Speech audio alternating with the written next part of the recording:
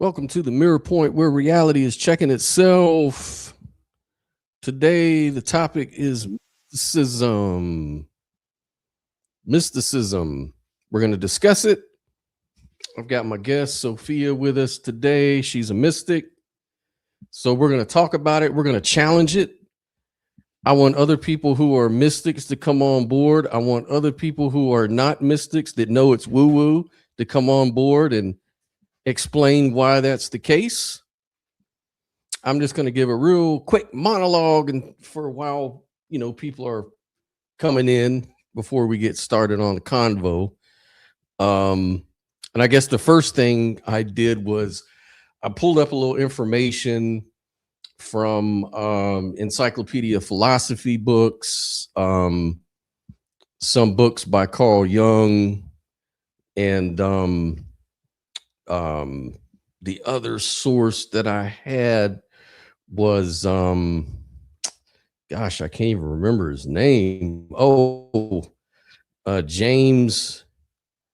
Oh man, how could I forget the very source I got it from? Anyways, let me not go on too long with that. But yeah, so I basically compiled a lot of information on it to try to research before I got on today.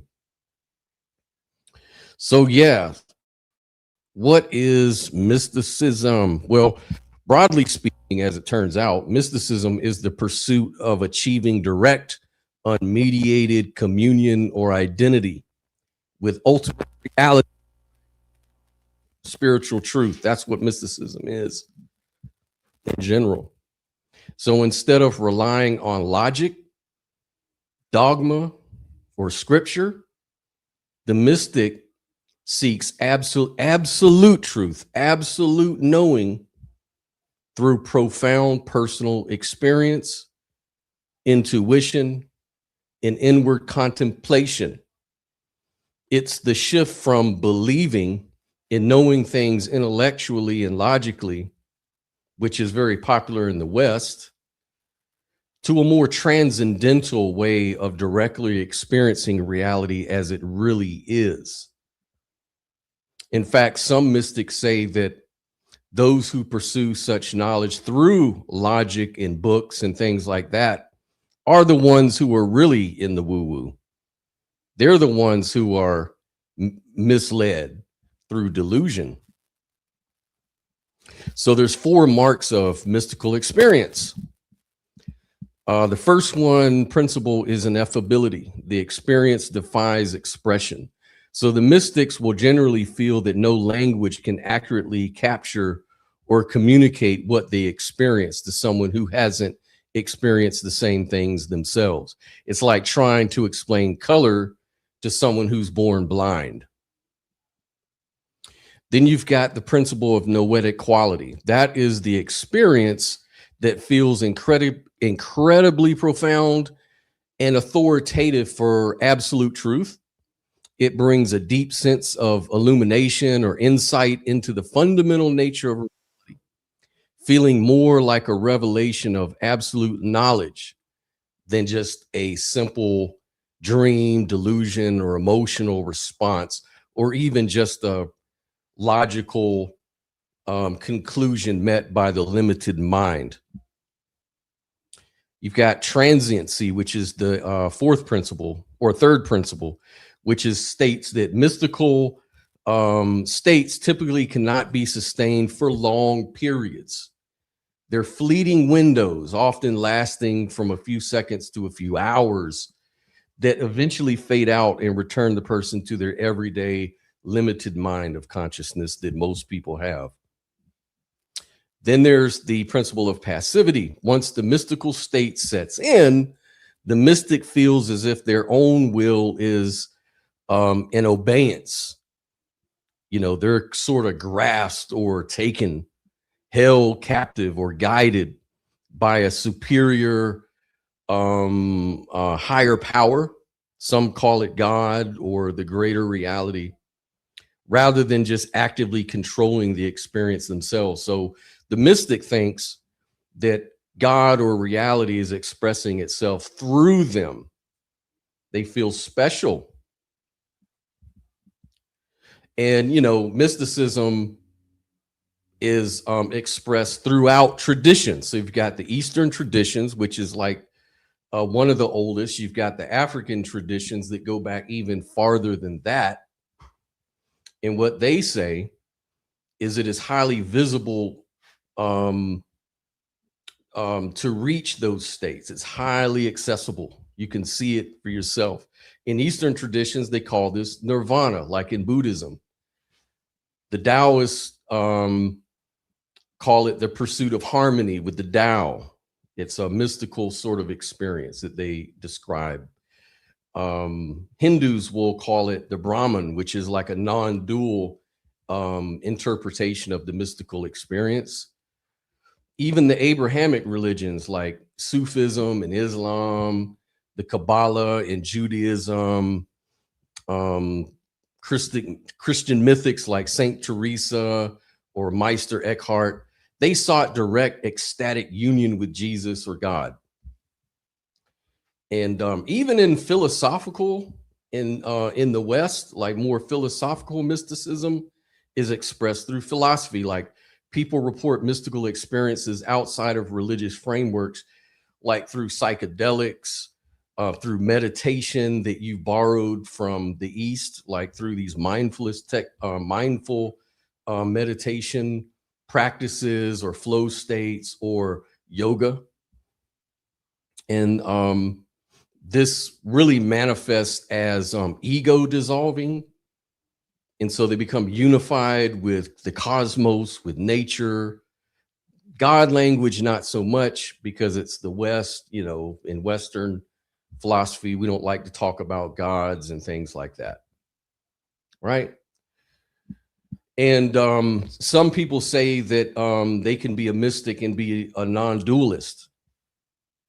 So ultimately, they may say that the common denominator in the vast majority of mysticism is the dissolution of the boundary between the subject and the object. That I agree with.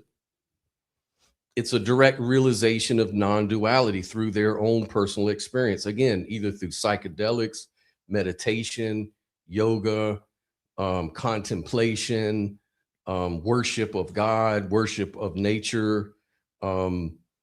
This even shows up in some of the pagan traditions, which is even older than Judaism and things like that. And they also have a kind of mysticism, which was rejected by Judaism later on as devil worship, because it involves numerology. It can involve what they say, evil spirits, other gods that makes Yahweh jealous. And so that's why paganism was sort of outlawed, where they worship trees. You know, in ancient Israel, there used to be trees inside the temple that people used to worship. And some scholars say that they borrowed this from paganistic cultures early on.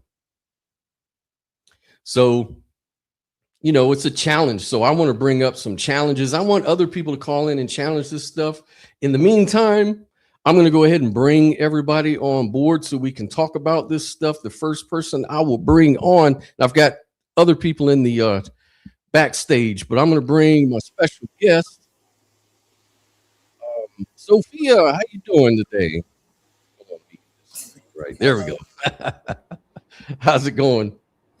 It is going great. Can't complain. Cool. So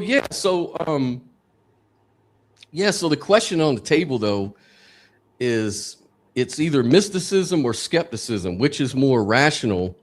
That's the question. Now, a lot of people have already reached out to me personally already this morning, and usually this comes from atheists, physicalists, materialists. Well, And they've said that it's a stupid question, because we all know, everybody knows, mysticism is bullshit woo-woo. So why are you even doing a show on that? We all know that. There's no such thing as that. And I told them, well, come on the show and bring your challenge. Me, I'm playing the agnostic. I'm sitting back just wanting to ask questions and learn more.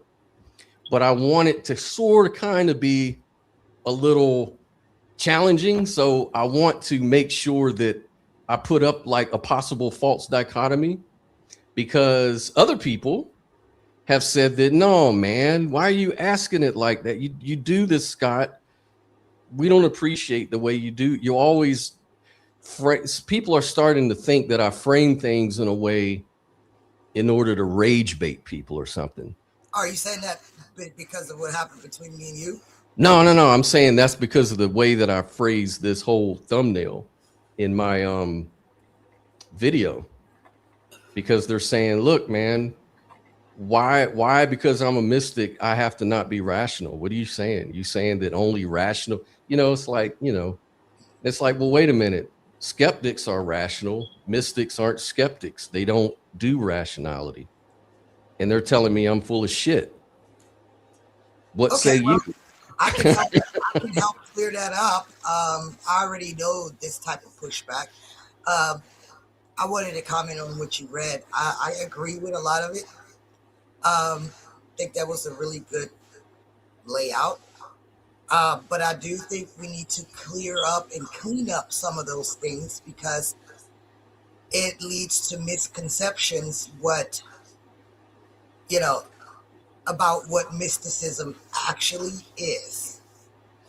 And you know me, I'm going to push back against the standard English definitions, because I don't believe that English is the final authority on the nature of reality, let alone ancient concepts that you can't just encapsulate in some simple English general definition. Mm-hmm. That has its limitations, right? So the surprise that I have for atheists, for example, is that the way that I'm going to present mysticism, it's purely biological. It's purely natural. There's nothing woo-woo about it. There's no such thing as supernatural or spirituality or any of that. When we use these terms, we're referring to terms that people had available to themselves before science was able to catch up with those things, before we had modern terms to describe these things, right? So when we're using these terms, they get dragged in the mud, and we automatically associate it with woo-woo. So if you will allow me, I will read my own little thing that I put together, just to shed some light on how I see mysticism, and then we can go from there if that's okay. Please do. Yep. All right. So, the Western misunderstanding versus natural law. The supernatural cop-out Western dictionaries and academic frameworks label mysticism and high-level intuition as supernatural or magical. This isn't just a shallow translation error. It is a profound lack of comprehension. When Western thought cannot explain a phenomenon, it outsources its ignorance by labeling it supernatural, as if it exists outside of physical reality. The reality of natural law. There is no such thing as the supernatural. Mysticism is 100% natural. It is a biological operational system interacting directly with the mechanics of the universe. Hello. Hello.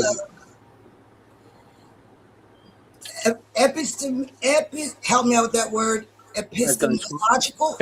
Epistemology. Epistemological flaw. Epistemological. Okay, got it. The English language was built by a reductionist culture that separates mind from matter, which you all know I don't do that. Therefore, standard English definitions are fundamentally incapable of accurately describing ancient unified ontologies. Trying to judge a holistic reality with a Western dictionary is like trying to measure a radio wave with a wooden ruler. Hi, Orlando. Long time no see. What? How's it going, Sophia? You all right? Yes. And hi, Robert and Nell. Hello, good to see you again. Yes. Good to see How's it you. going? I'm Robert from Skeptic Philosophy. Nice to meet you, sir. Very well. Okay. I'm sorry. I'm trying to not make this very long. I'm going to go pretty fast here. So I want to go into what direct experience actually means. The brain as a filter. The human brain normally acts as a reducing valve, filtering out a massive influx of universal data so the conscious mind doesn't go into sensory overload. The mediated life. Most people live a mediated life. They do not experience reality directly. They experience their brain's edited translation of it, filtered through words, labels, and social conditioning. The unmediated interface, which is a mystical or intuitive state that occurs when that reducing filter drops. You are experiencing the raw, unedited, foundational state of existence directly through your consciousness. So here I'm going to make the biological connection. Intuition and the nervous system. Grounding the woo, intuition is not a magical voice in the sky. It is a biological operational mechanism of the physical nervous system. The human antenna. The nervous system extends through the entire body, consciously scanning, calculating, and receiving data at a subterranean level long before the slow analytical brain registers a conscious thought. The scientific foundation. Modern neurological studies prove that highly intuitive people consistently make better life decisions. There's a study that was conducted on that. If necessary, we can pull that up, Scott, later. Their bodies process environmental data and trigger somatic responses, gut feelings, heart rate shifts, to navigate situations before the intellectual mind even realizes what's happening. Number 4, environmental adaptations, trauma and the advanced sensor. The pathology myth. Western psychology looks at a highly sensitive, constantly scanning state, labels it trauma-induced hypervigilance, and treats it as a disease. Evolutionary reality.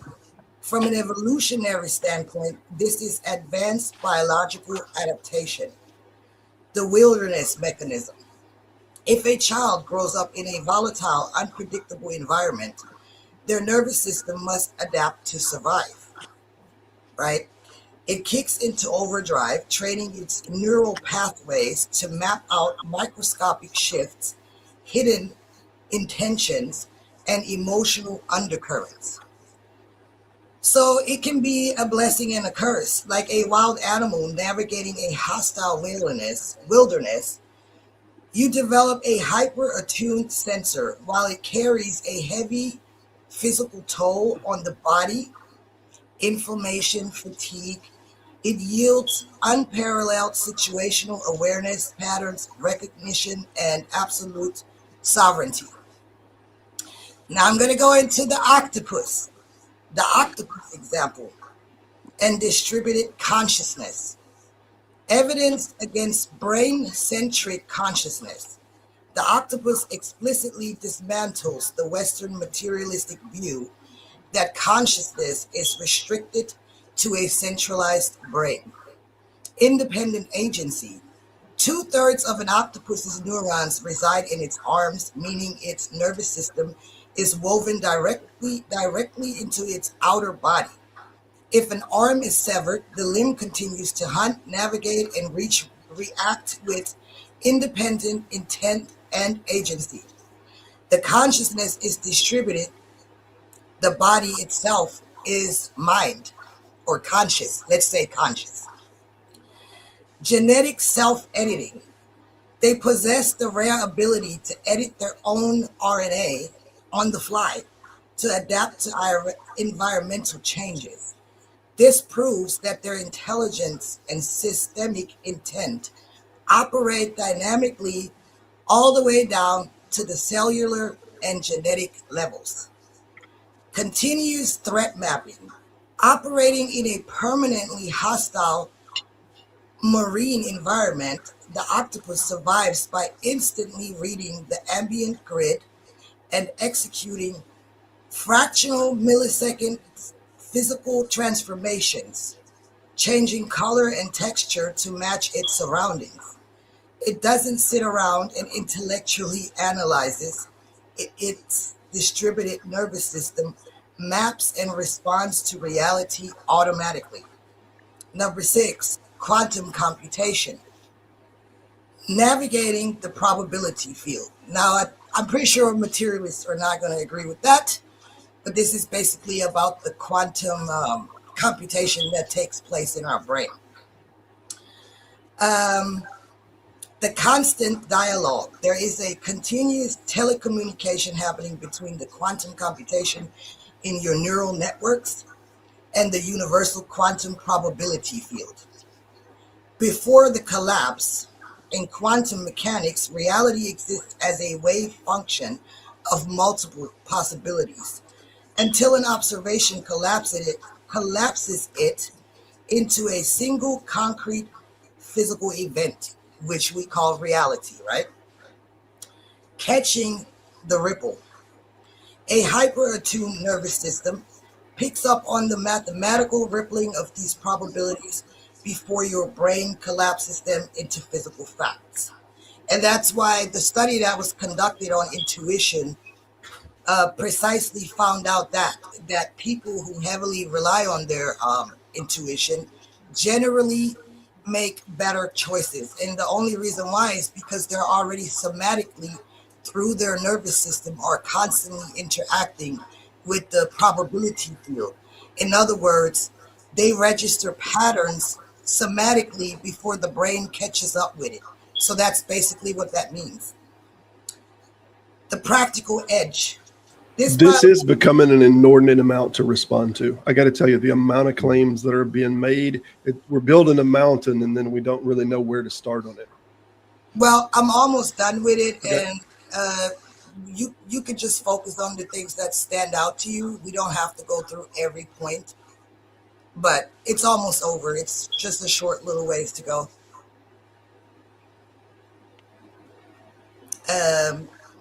Is that okay? Or do y'all just want me to? Yeah. What we'll do is we'll let you finish, and then I'll go around the room and let everybody respond to the parts they want to respond to. So I'll start with Arlindo, then Robert, then Nell. Okay. But, yeah. So, like I just said, this biological interface gives you a jump on reality. It allows you to anticipate contentions, read the room, and completely avoid destructive timelines before they manifest in physical space. And let's leave it at that.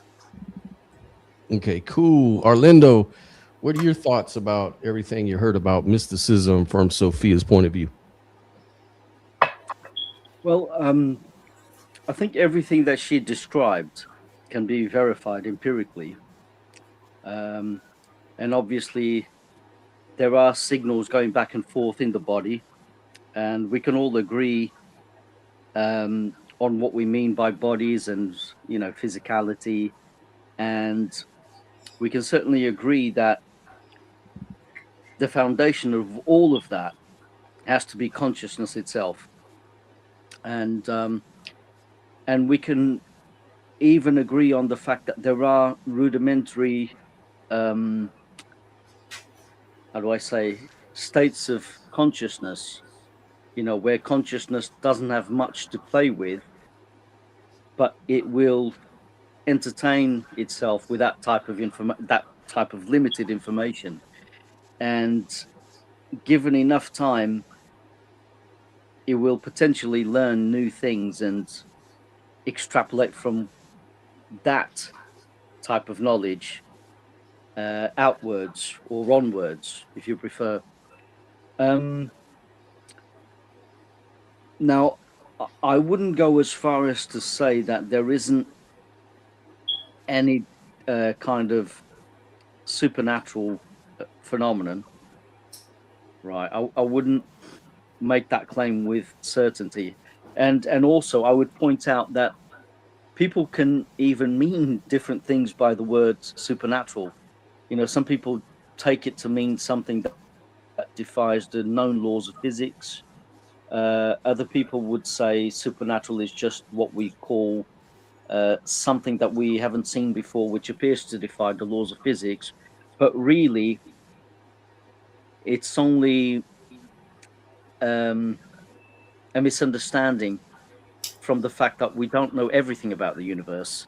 So anything that we come across which seems alien or appears to defy the known laws of physics, it's only a product of our limitations, really, in terms of knowledge. You know, if we don't know all there is to know about the universe, we can't possibly claim that we have identified a miracle, or we can't possibly say that, oh yeah, that is definitely supernatural.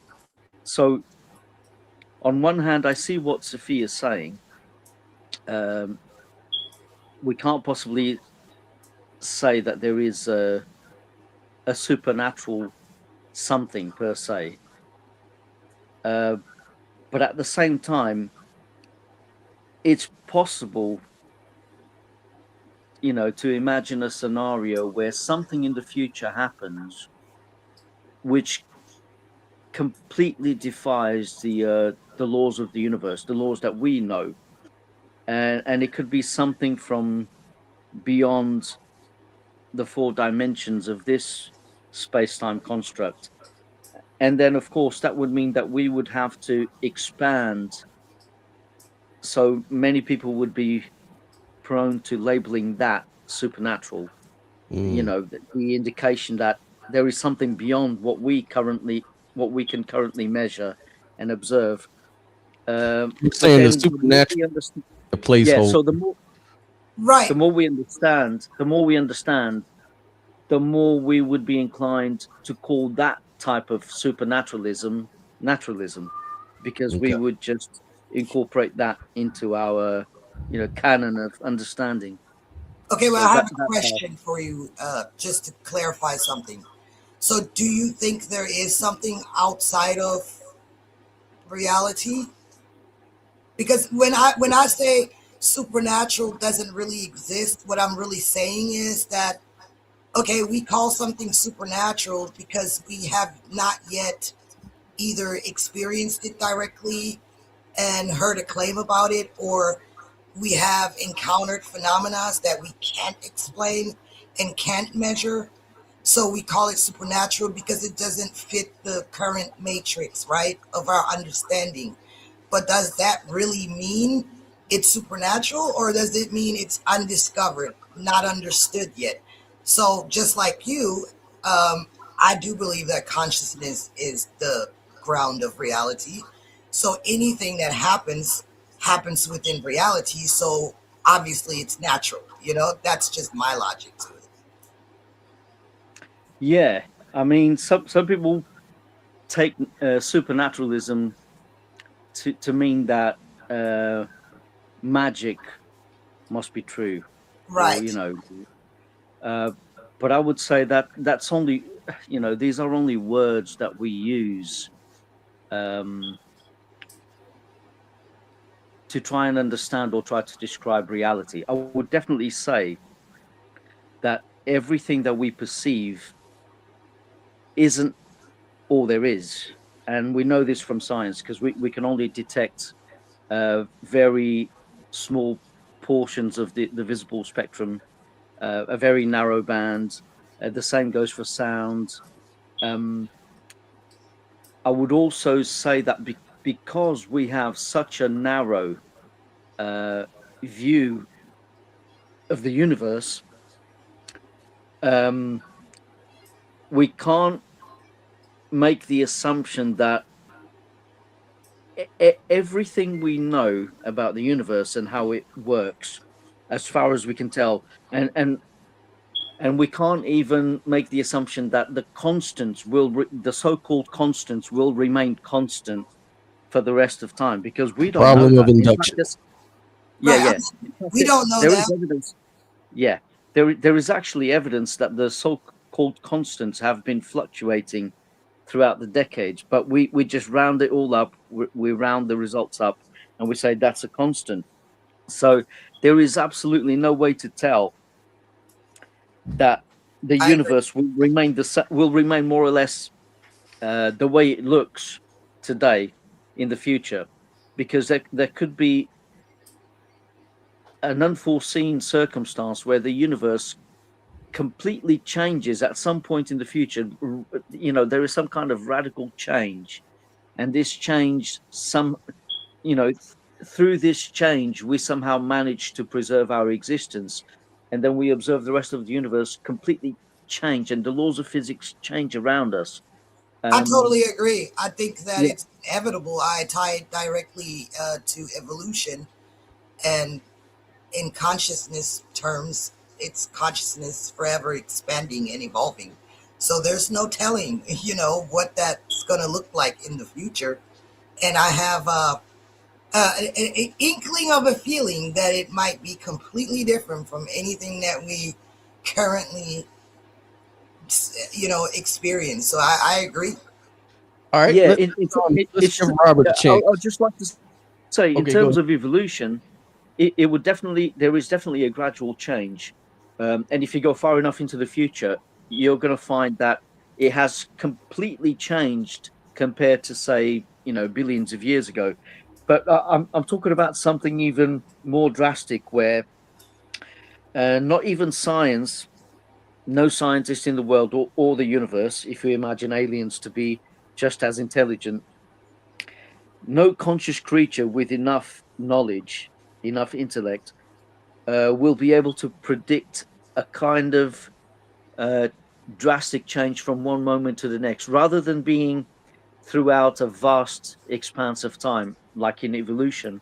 I'm talking about something drastic. I'm not saying that will definitely happen, but something drastic could happen, which means that the universe, from one moment to the next, say within a couple of seconds, will completely change, and nobody would have any idea how that happened, right?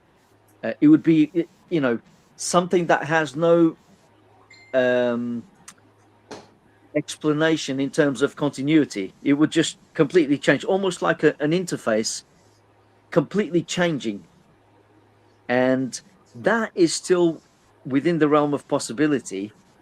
And at first, in the aftermath of that drastic change, so I'm not talking about evolution, I'm talking about Why a does complete that change. remind me of the scripture in the Bible that says our bodies will change in a twinkling of an eye?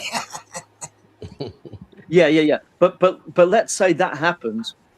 So in the aftermath of that drastic change, many scientists would obviously say we have absolutely no explanation for this. So it's possible that something beyond the laws of this universe, and it could mean that it comes from a higher universe, or metaverse, or a collision with another universe, has meant that our universe just changed. So that would be one possibility, one theory, one scientific theory. So many scientists would say we as of yet we have no explanation for it, but we can come up with hypotheses. But many other people would say this is a miracle, or this is proof of the supernatural. So the term supernatural would have to be a tentative explanation or understanding until we receive more information about what's really taken place. All right, Right. So yeah, Robert. we Go ahead. can't definitively say that something is supernatural, or Yeah. that something is miraculous. Yeah, Let's go let for it. everybody else get a chance. Go ahead, Robert. Yeah. Well, I just wanted to say, it seems like the beginning of the video was what is more rational, and everything that we've heard here so far, and the way that we communicate any information is by proposition. We make a proposition that X is true, and the problem with propositions just inherently is that they're. I'll give you a primary example. This water bottle. I can make several propositions about this water bottle that are factually true. I can say there's water inside of here. It's made out of plastic. It has a blue label and whatnot. Then I can go on and say this water is magical. This water is the spirit of unicorns. This water is an infinite list of things that are not true statements. So the amount of things that can be said about this water bottle that are true, they are finite. And the amount of things that are not true or do not represent reality, they are infinite. So this alone should give us some pause as to skepticism, because the amount of propositions that can be put forward on these individual things is infinite. Even more so, and let me take another item and I'll put it under the desk. We won't see it on the camera. Now I'm going to make propositions about this thing that we cannot even see. Now we can't even validate the things that are valid propositions and the things that aren't valid propositions. So now anything that I'm holding in my hand, what is the chance that the proposition that I make of this thing is correct or representative of reality? You know, and it doesn't matter what proposition I say. Let me say that it's metal or whatever proposition. It's just far more likely that it is not accurate because we don't have a way to falsify it. These are propositions that are built on the backs of intuitions, or they're built on the backs of things that people want to be the case. It was a comb, by the way. But all of these things, like, you can make these claims all day and you don't have a way to ground to say that there's a material way to test this thing. And I wanted to give you some pushback on the octopus thing, because everyone that talks about this, for some reason, they pick the octopus as far as conscious operations without being connected to the brain. But a brain inside of an octopus is not like mine and your brain. It has neurological clusters throughout the arms and throughout the appendages. And I think that's very telling that you wind up picking that octopus when that's the only animal that has neurons throughout its limbic system. So all of those neurological clusters are the same things that operate in our brain. And for you to say that it can move around and it doesn't have, well, yeah, it has neurological clusters throughout its limbs. So this is a perfect example of this consciousness is operating off of neurons. It just is. Right. But that was my whole point, that there is a biological component to that. And I'm saying that I'm not saying that a human being is exactly like an octopus. I'm saying that a human being, which is also a biological thing with neurons, has the potential for something similar. That's what I'm saying. And the reason I'm saying that is because mystics exist. People with hypervigilant nervous systems exist. People who make accurate, intuitive predictions exist. And how do we distinguish how they're making those predictions, though? How can we distinguish that from luck? The reason that I'm asking is because the intuition thing. I'll tell you that if it was just luck, it would happen once or twice, and that's fine. Okay, that might be luck. But if there's an established pattern, right, that we can measure in reality, would you still call it luck? It depends on the individual field. So somebody who does framing, or they do construction for a living, or they work in engineering, they might have certain geometric intuitions that are far greater. So when we're talking about shapes, will this go inside of there? These intuitions are built on a cluster or on a pattern that they have seen thousands of things, how they fit together. So it's not as if it's something that is related to that they just have more connection to something. The connection that they have is they have more past history with geometric shapes. And subsequently, but that's a memory of events. That's not anything that's not anything that's supernatural. When I hear consciousness said, I think about a dance. Like, can you describe what it is that is a dance? It's not material, right? It's just a set and a series of patterns of movements. So if we would to think of a specific dance, whether it's the Black Swan dance or whatever we want to think of, when we see that dance pattern move throughout its series and hit these different points, we say, aha, that is X dance. it may very well be the case that our neurons fire in a sequence that create a particular thought. But this is just a neurological firing pattern. It's a specific dance that creates that pattern. Well, I see you nodding, but it seemed like what you were selling was not quite as close to this. It was a little more mystic and a little more. Hold on now. I wasn't selling. Before you jump in, I'm going to take your defense. I just wanted to say the reason I'm nodding is because I think what Sophia is actually doing is she's sort of demystifying mysticism for us. So that's what she's doing. So I agree with you. It's not you guys are kind of agreeing with each other. I wasn't selling anything. I'm not trying to sell woo. That was my whole point, that if your nervous system adapts differently from the next person in a hostile environment, you're going to have a different type of intuition from a person that, let's say, always lives in comfort with a white picket fucking fence, because you won't need to rely on those pattern recognition detective skills because you're always safe, right? Right. It seemed like you were talking about a different kind of substrate or something. Whether we call it spirit or whatever, I didn't know if that's what we were talking about. It doesn't seem that that's a thing that we could test or prove some other substrate. I think you're probably talking about when I went into probability, right? A little bit. The quantum, right? Mm-hmm. Quantum field. But I mean, the quantum field is still physics. It's a real thing. And so I honestly, all I'm saying is that as human beings, as living human beings, we're constantly interacting with the quantum field.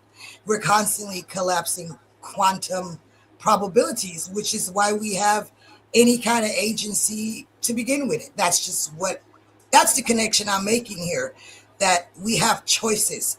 We get to choose whether to go left, right, or whatever, right? But it's still limited based on those probabilities. That's all I'm saying.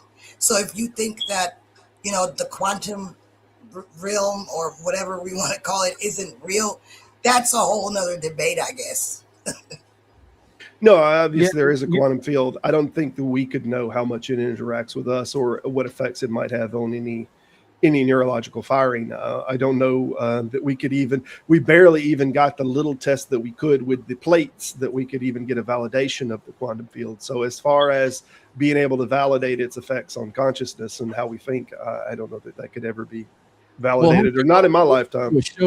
I'll have to do a show on quantum biology at some point, which talks about like photosynthesis effects and the quantum entanglement with was it DNA evolution and olfactory smell experience. There's a lot of quantum effects in biology, but I don't know if that's really meaningful in this conversation. I don't know.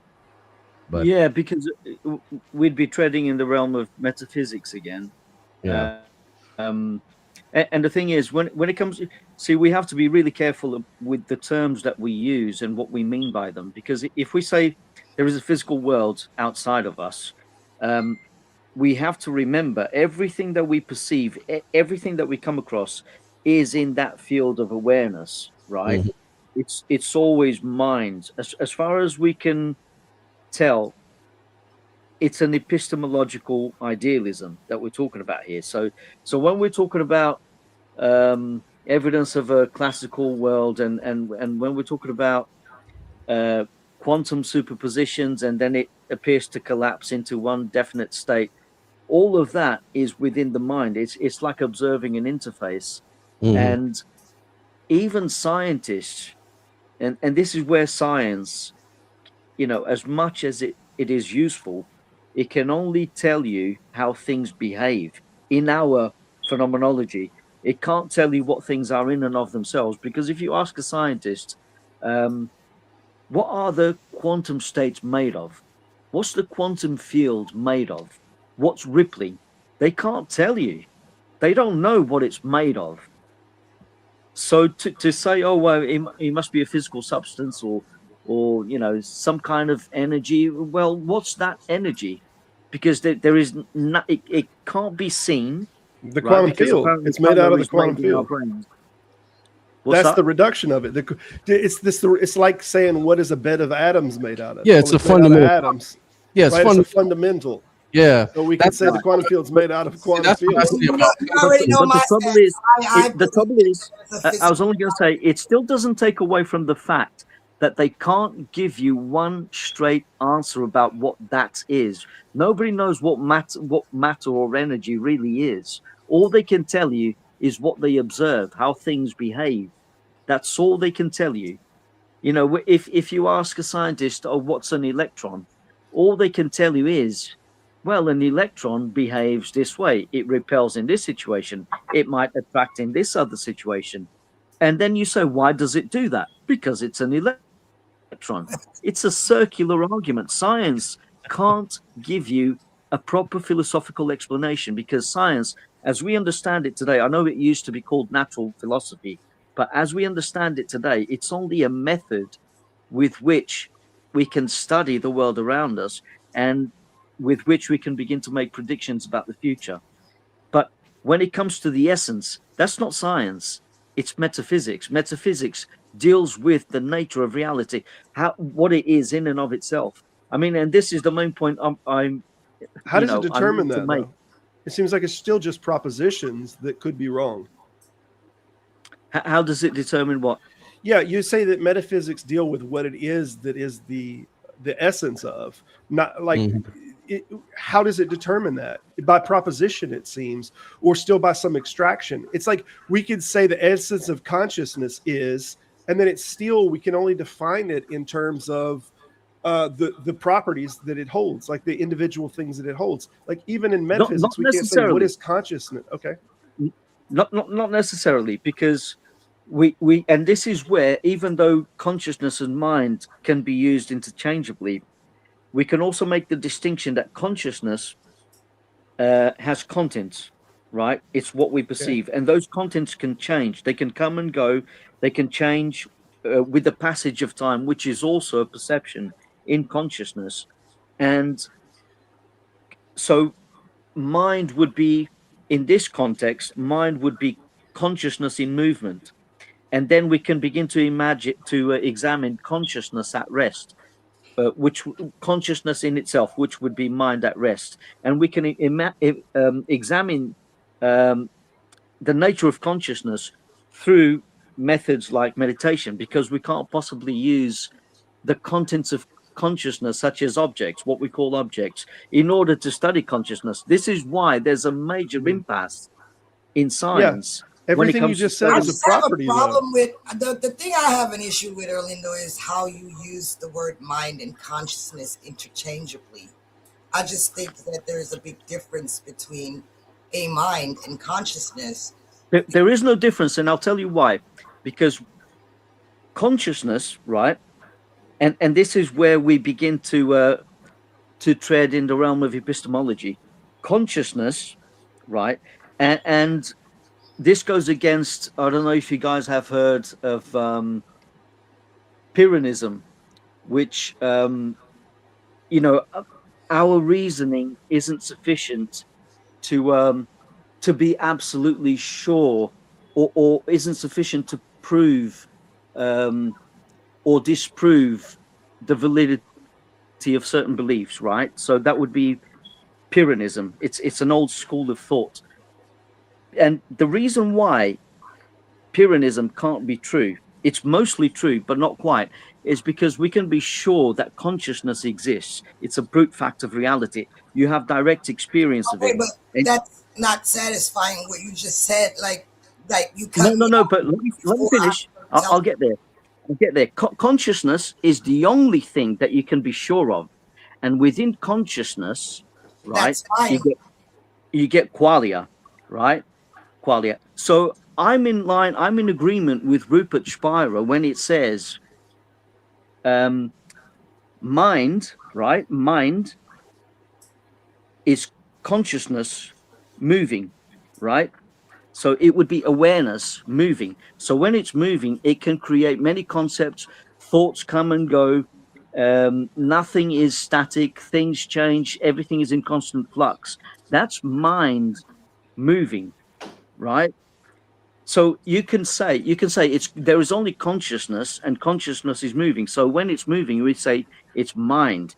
So just like we can say there's the mind of a human being, there's the mind of a lion, Hey, let there's a me monkey clarify mind. in between because you're saying a lot. Just let me intercept just a little bit, please.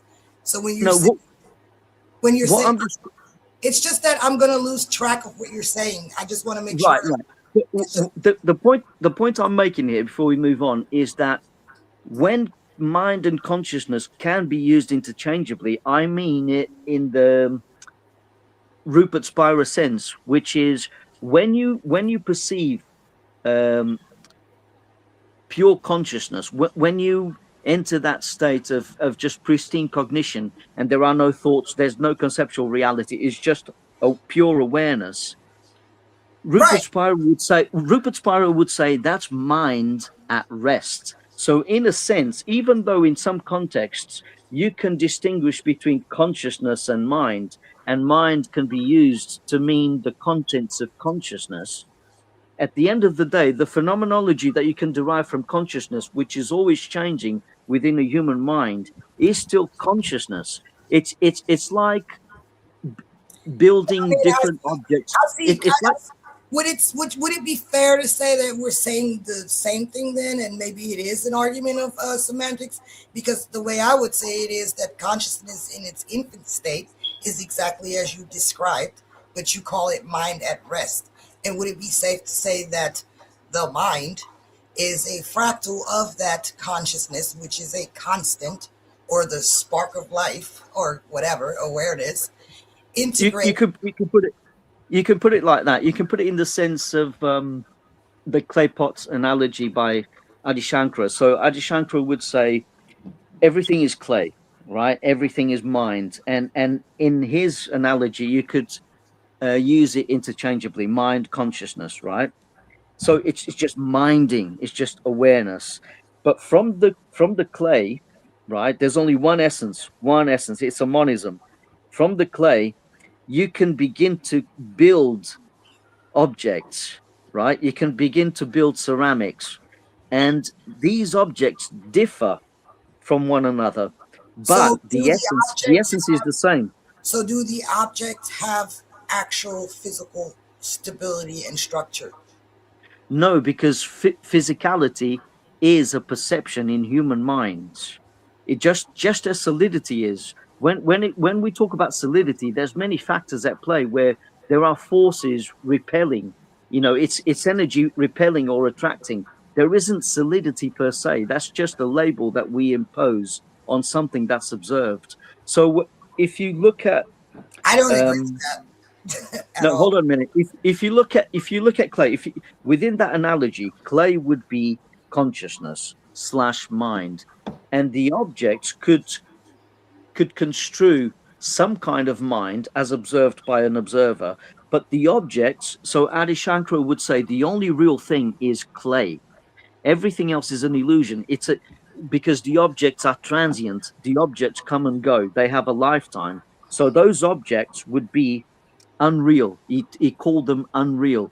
But the only true reality would be the clay. There is only clay. If you take a step back, there is only clay. And with that Right, but I don't analogy, and I agree with know that. analogies can only take you so I don't far, agree with but that because with that analogy, I don't see how that can be reconciled. Like how you can justify a physical rigid structure I, of I'll tell rule. you something. You can reconcile that view with physics, because even physics would say to you that everything, absolutely everything in this universe, is just quantum foam. It's just that quantum foam is fluctuating.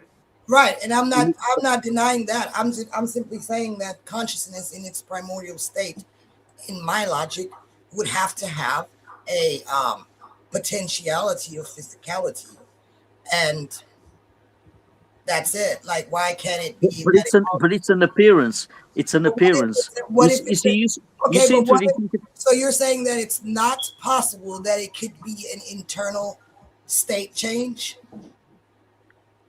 no consciousness consciousness can dream up many realities, right? So And it would dream up shit like cancer and war and all of that out of all the things it could dream up. yes, and I'll tell you why. Because there are many more experiences to be had within the context of, say, war. Because if everything is a bed of roses, I'm telling you now, it has limited itself to just say that again, Robert. All of these are propositions that you cannot demonstrate, like consciousness in clay. Like, what does that even mean? Like that to me is not even what do you define consciousness as that clay can have? Like, all of our words are to represent as I said before, reality, and this is not this. There's no characteristics here. As I said before, that's an analogy that Adi Shankara came up with thousands of years ago. But I'm telling you now, or centuries ago. But I'm telling you now, right? Analogies can only take you so far, because analogies are not supposed to be absolute. They are supposed to have explanatory power. Yes, that's right. And the thing is, you're saying to me, what exactly is consciousness? Mm-hmm. Well, how does this relate to clay? How does it relate to clay? Well, in an idealist framework, if you imagine consciousness to be something like clay, which is the only true essence in the analogy, there is only clay. You might get the illusion of several objects, but at the end, it's just clay taking different forms. So but we don't call that consciousness. It's clay taking different forms. Like, I don't understand why we're getting the definition of consciousness put onto the clay. I don't understand. Are we trying to define consciousness in this sense, or the properties of clay? Like, to associate the two together when we don't have the behaviors that are generally attributed. But the analogy is pointing to the fact that you only have evidence of your mind, nothing else. Sure. Everything appears in your mind. Your consciousness right now is taking many forms. This is why in Buddhism they say consciousness is formless, but it can adopt the illusion of many forms. Right. Do you see what I'm saying? But how do you know that? How do you know that nothing else physical would exist when your mind stops? I mean, nothing disappears just because your mind. That's not my claim. That's not my claim. When my human mind stops, when I die, when anyone dies, we can see that the world goes on, right? But we're talking about personal minds here, right? Right. But even on okay, but even on a larger scale, just let me get this point out. Even on a larger scale, let's say there is a mind at large. Why is it so hard to believe that consciousness has the potential of physicality and has an internal state change and can actually physically express itself? Why is that? I'll tell you why. How do you know that's not true? I'll tell you why. Because that proposition is absolutely unfalsifiable. You cannot be sure that there is something beyond mind that exists outside of it. And on top of that, as the materialists claim, it begets the very thing that you are, which is consciousness. Okay, and this is the reason why Bernardo Kastrup. This is the reason why. Let me just finish this point. This is the reason why Bernardo Kastrup said that Kant's transcendental idealism isn't really idealism. It's actually very different from what Hegel proposed, what Bradley proposed, his absolute idealism, because he posited a noumenon. He posited a noumenon that exists beyond the phenomenon. All you have evidence for is his phenomenon, but you don't have evidence of some kind of noumenon devoid of mind, which exists outside of minds. Because everything that you perceive is through your mind. You are misrepresenting Kant's argument. I'm just going to tell you now. He said the noumenal and the phenomenal, and he said that the noumenal was the thing beyond mind. I didn't misrepresent it at all. It is the thing in of itself. Whether you call this beyond mind or whatnot, that is the thing that we're interacting with. Now, I think you might. No, but he said we had no access. He said we had no access to the thing in itself. That implies something beyond mind. I'm sorry to tell you, but he was wrong. And it's not ideal. Even though people call it transcendental idealism, it's not idealism. How is he wrong for proposing that there is a thing beyond mind? Is that why he's wrong? Because he proposed there's a thing beyond mind? He's wrong. He's wrong. I'll tell you why he's wrong. He's wrong in affirming with certainty that there is a noumenon beyond the phenomena, that there is a thing in itself which is not accessible to mind. What is the substrate by which I communicate with you? That undercuts his argument, right because now. he's Is my got no mind evidence. interacting with your mind? Or how is this interaction happening? How are we doing this? Is it two separate I'm not sure. I'm not sure what you mean, because this interaction is happening within our minds. Right, it is happening within our minds, but how is my thoughts getting to your thoughts?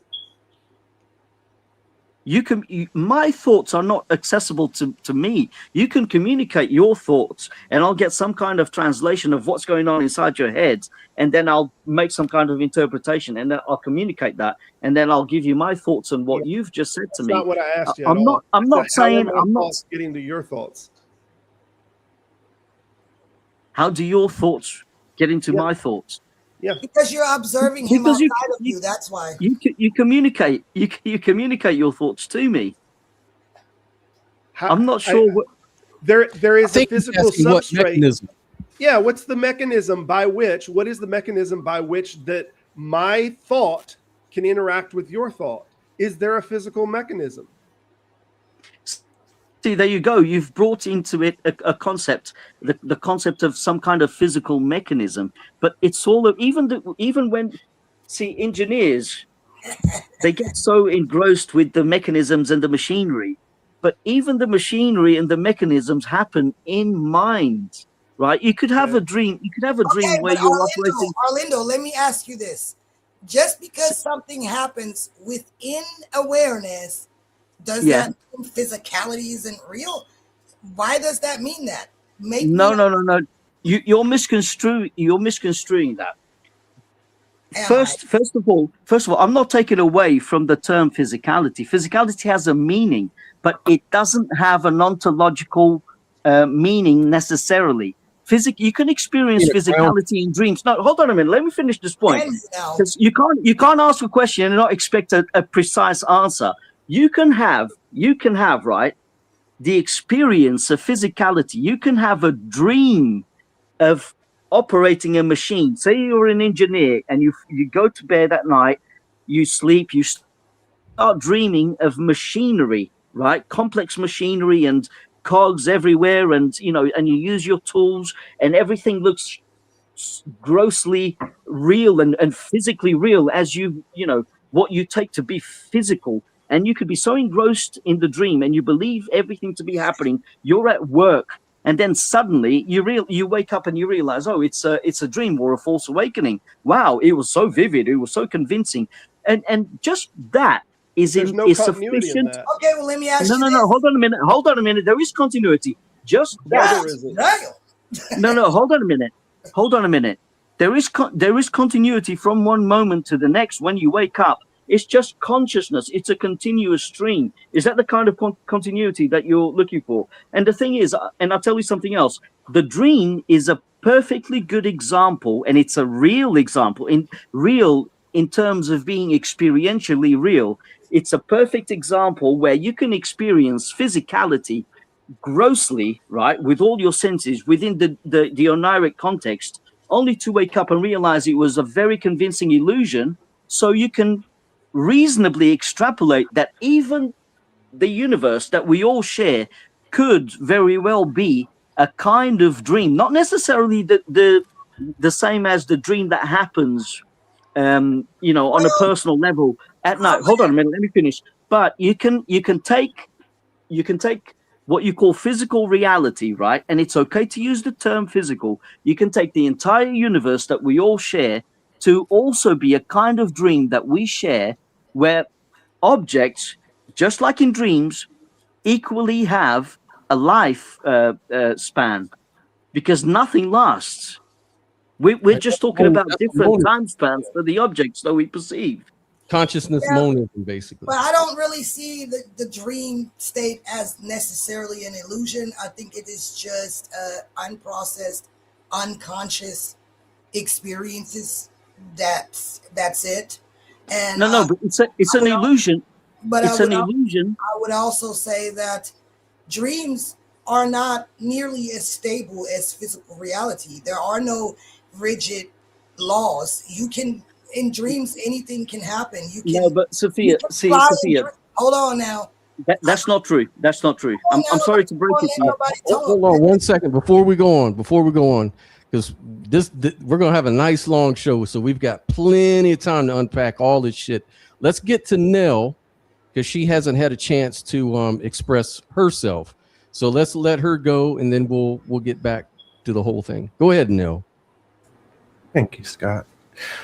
And so, yeah, let's back that up a little bit. And I want to get back to discussing mysticism and what all that entails. And so there were 3 points I wanted to bring up, and that seems to be, so, you know, the surface level criticism I've come across when it comes to mystical experiences, that, you know, it seems to be shaped by cultural context, you know, shapes how the mystical experience is interpreted. But if we look at it a little deeper, what I've found is that there seems to be a phenomenological core, such as, you know, the dissolution of the self, heightened awareness, and the sense of oneness, which seems to appear across, you know, many traditions, you know, in multiple religions and different philosophies. So I was just wondering, like, does this phenomenological core point to anything true? That'd be my first question. Then my second one is, so there seems, you know, how is it that, because there seems to be, like, you know, just like with religions, there seems to be, you know, many charlatans. So what are good ways, like, if you're a mystic, what are some ways of, like, trying to distinguish between a mystic that another, you know, mystic who might, you know, be saying something false, you know? So, you know, and then thirdly, and Scott could maybe help with this one, is, like, what are, like, you know, because Sophia mentioned, you know, this is all stemmed in biology, and so I was wondering, like, if there's any, like, what are the scientific, like, studies that have been done that focus on mysticism, or, you know, psychological studies, you know, like, could we shed some light on, you know, what those bodies of knowledge have to say? Can you repeat the last one again, please? The last question. Oh, just, you know, what are the, you know, even though the science is limited and, you know, can't give us all the answers on mysticism, like, what can science, or what has science or psychology and different bodies of knowledge, you know, what have they revealed to us about mysticism? So I agree. The last one, leave it for Scott, because he knows all the stuff about that. He's been through all of that, and he probably remembers that better than me. But I would say, as a mystic who experienced these things, it just comes down to pattern recognition, like reading micro expressions, and they're just very intuitive, educated guesses. And what basically happens is your brain can form an image of that pattern detection, and you may have a very vivid vision of a future event. And if that event actually happens that way, you could safely say, this really happened. You can say it was a coincidence, you know, if it happens once or twice. But if you can actually track that in real time, then I would say you have a real mystic on your hands.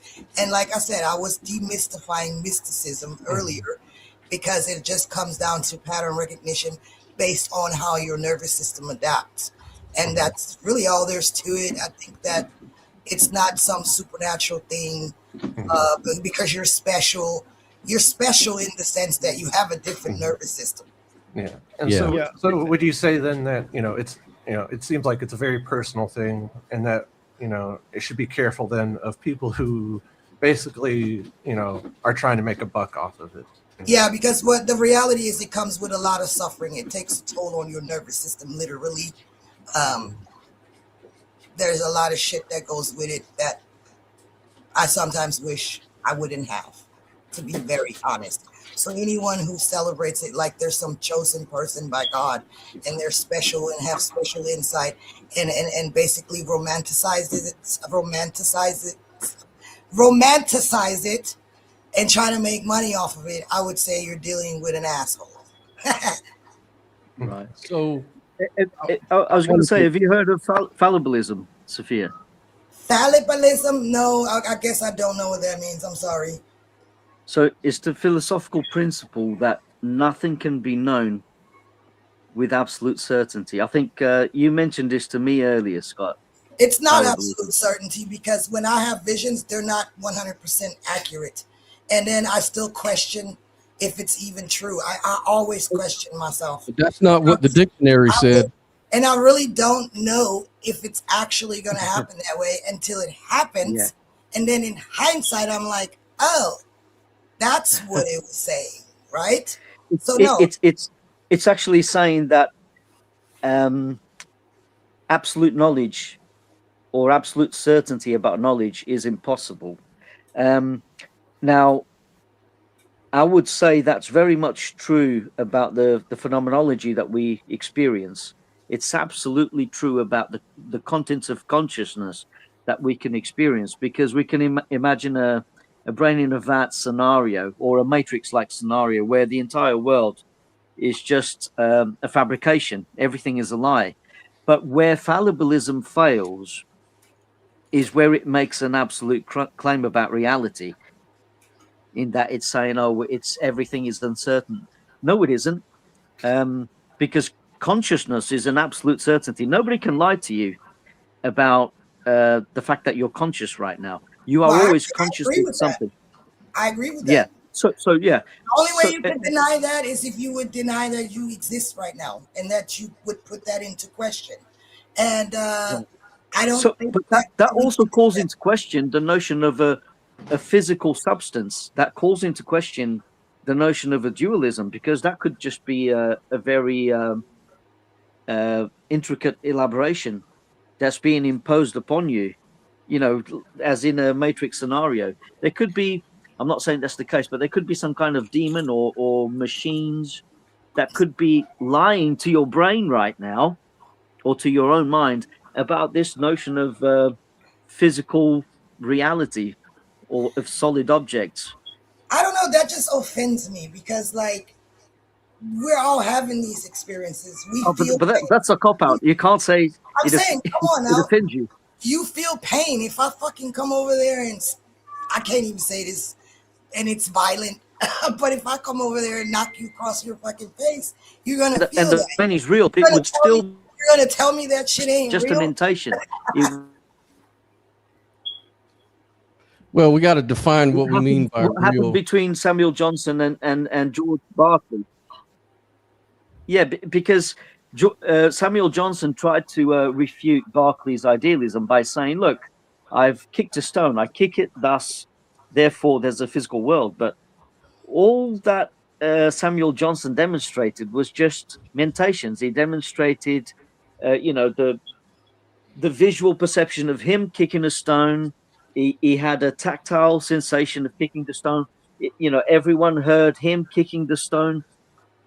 All he provided was evidence for mentation. This has been validated as an appeal to stone argument. I don't doubt the appeal to stone thing. The problem is, the thing that you're defining, it has no. It's like having a word that has no practicality. If we don't mean something by physical, then the word has no practicality. But we do mean something. No, but you can use the word physical. Arlindo, if you know this or not, you cut a lot of people off and you talk a fair amount. So okay, fair enough. But I'm just saying, I did make it clear before. I did make it clear before that you can practically use the word physical. There's no problem with that. I'm just saying it has no ontological I'm going to jump off weight. here, y'all. I'm going to eat some food. I'll talk. No. Go on. Go ahead.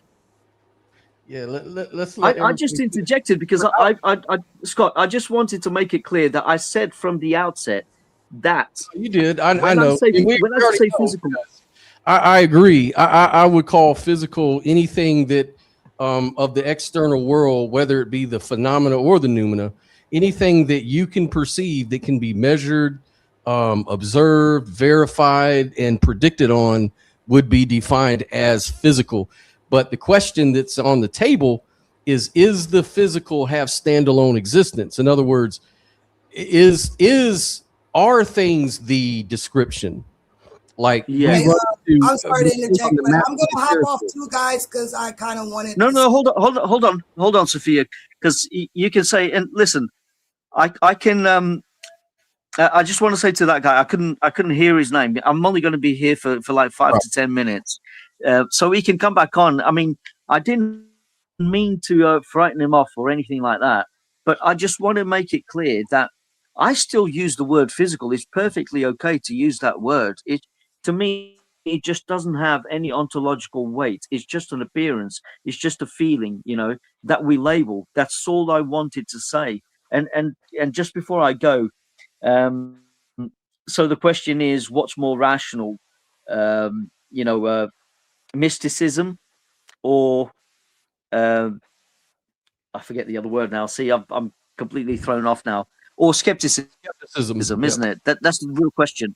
Yeah. So I think both of them are useful, and both of them are rational in terms of trying to learn something about reality, right? So when on the side of mysticism, we basically what we're doing is we're taking direct experience seriously, right? In a sense, we're studying what consciousness can do.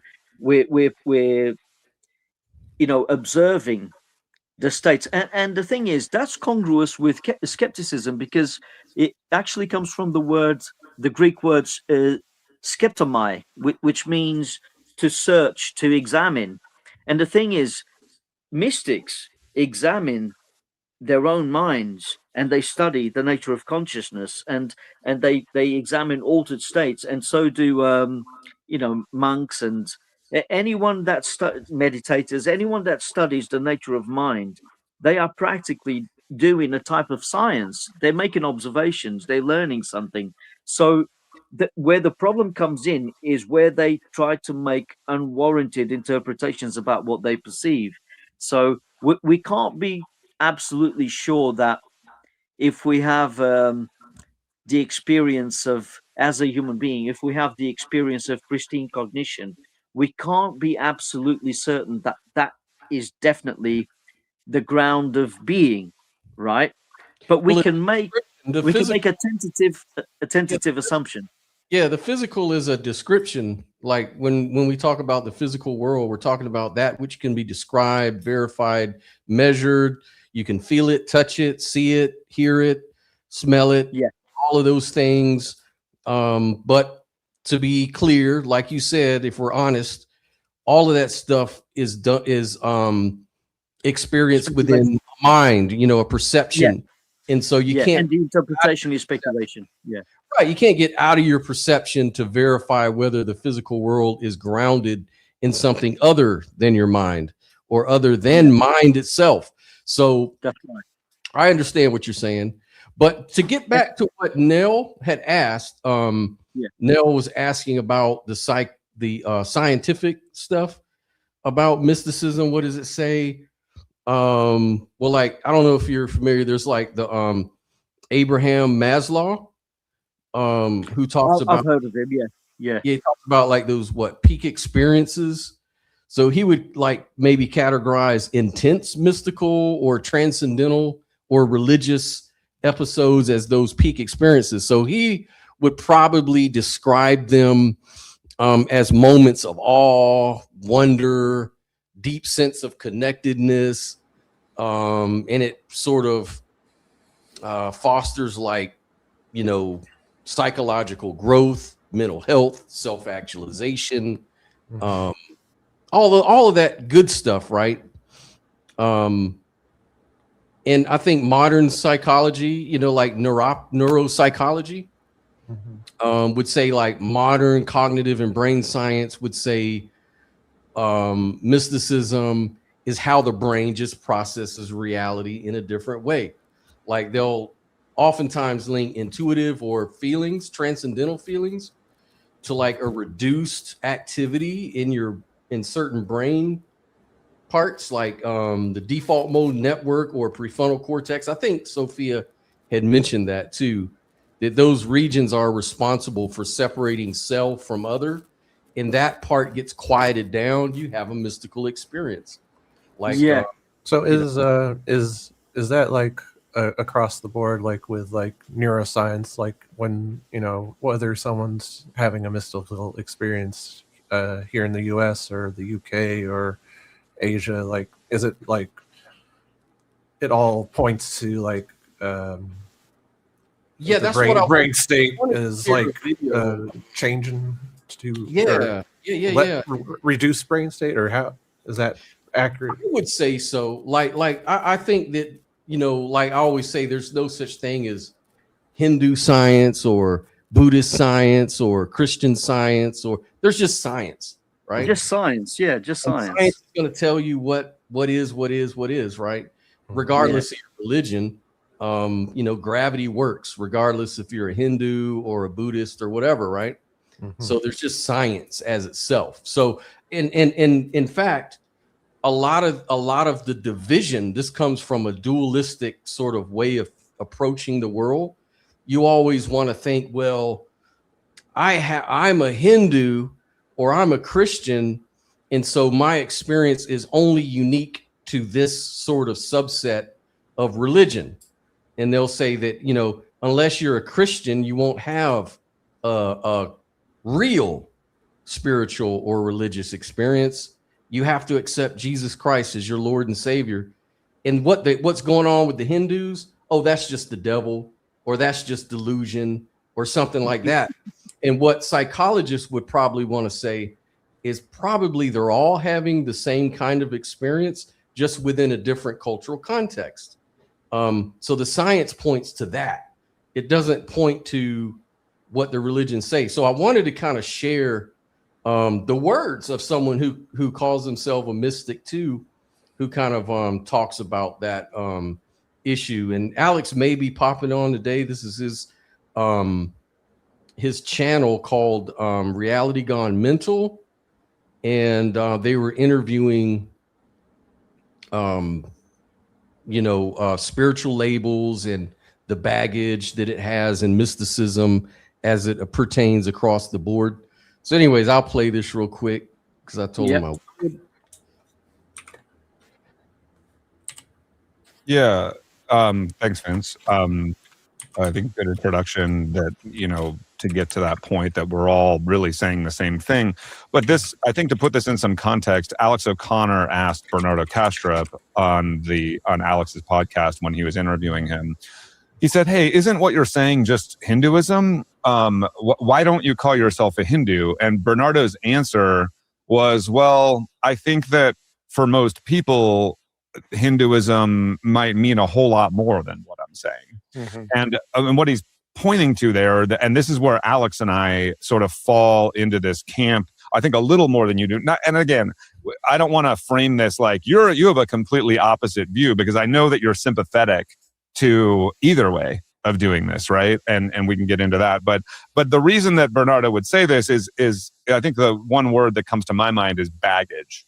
I think that Bernardo doesn't want, regardless of what he might think of that label, he knows that somebody else may ascribe a whole bunch of beliefs to him if he uses the label. So I think just to frame this conversation, you and I have had many conversations over the years about the sort of pluses and minuses of tying the view to a specific label or a specific tradition. Right. I agree. So the pluses are, well, there's a lot of pluses, but one of them is what I just mentioned, right? So if someone tries to say, this is just new age, you know, you're coming up with some new age garbage, I don't care about this crap or whatever, you know, you have a leg to stand on. You have you can stand on the shoulders of giants. So in that regard, there's also, you know, the Indian culture.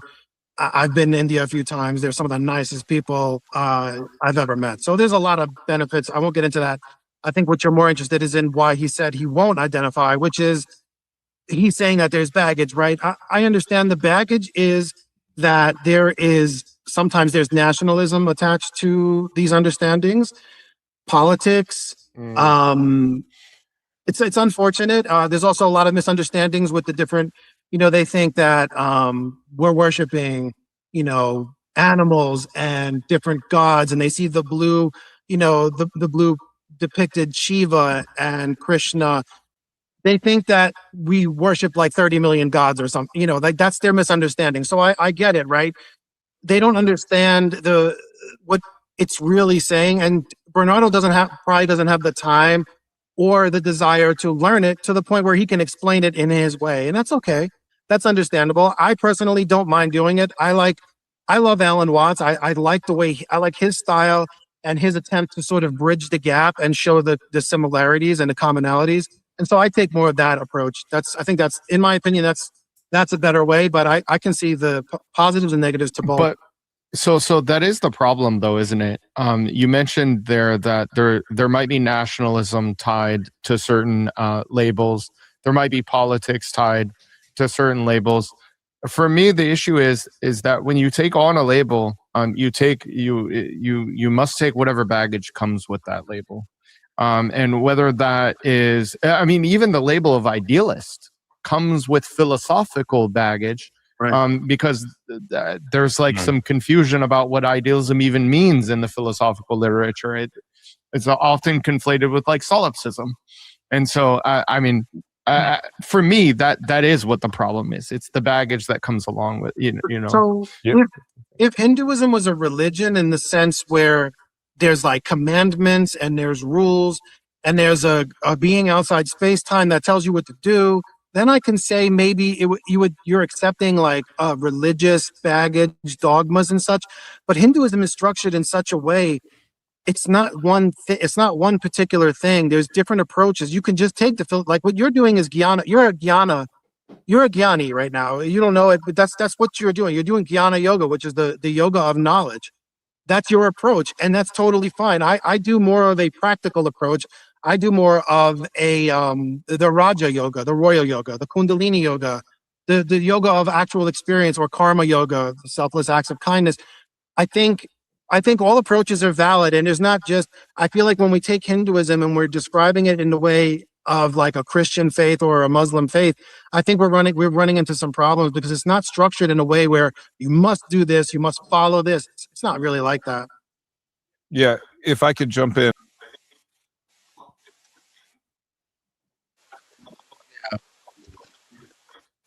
So yeah, just making the same point, you know, that these sort of experiences, or, you know, spiritual experiences, mystical experiences, religious ones, whatever, however you want to define it, happens across the board.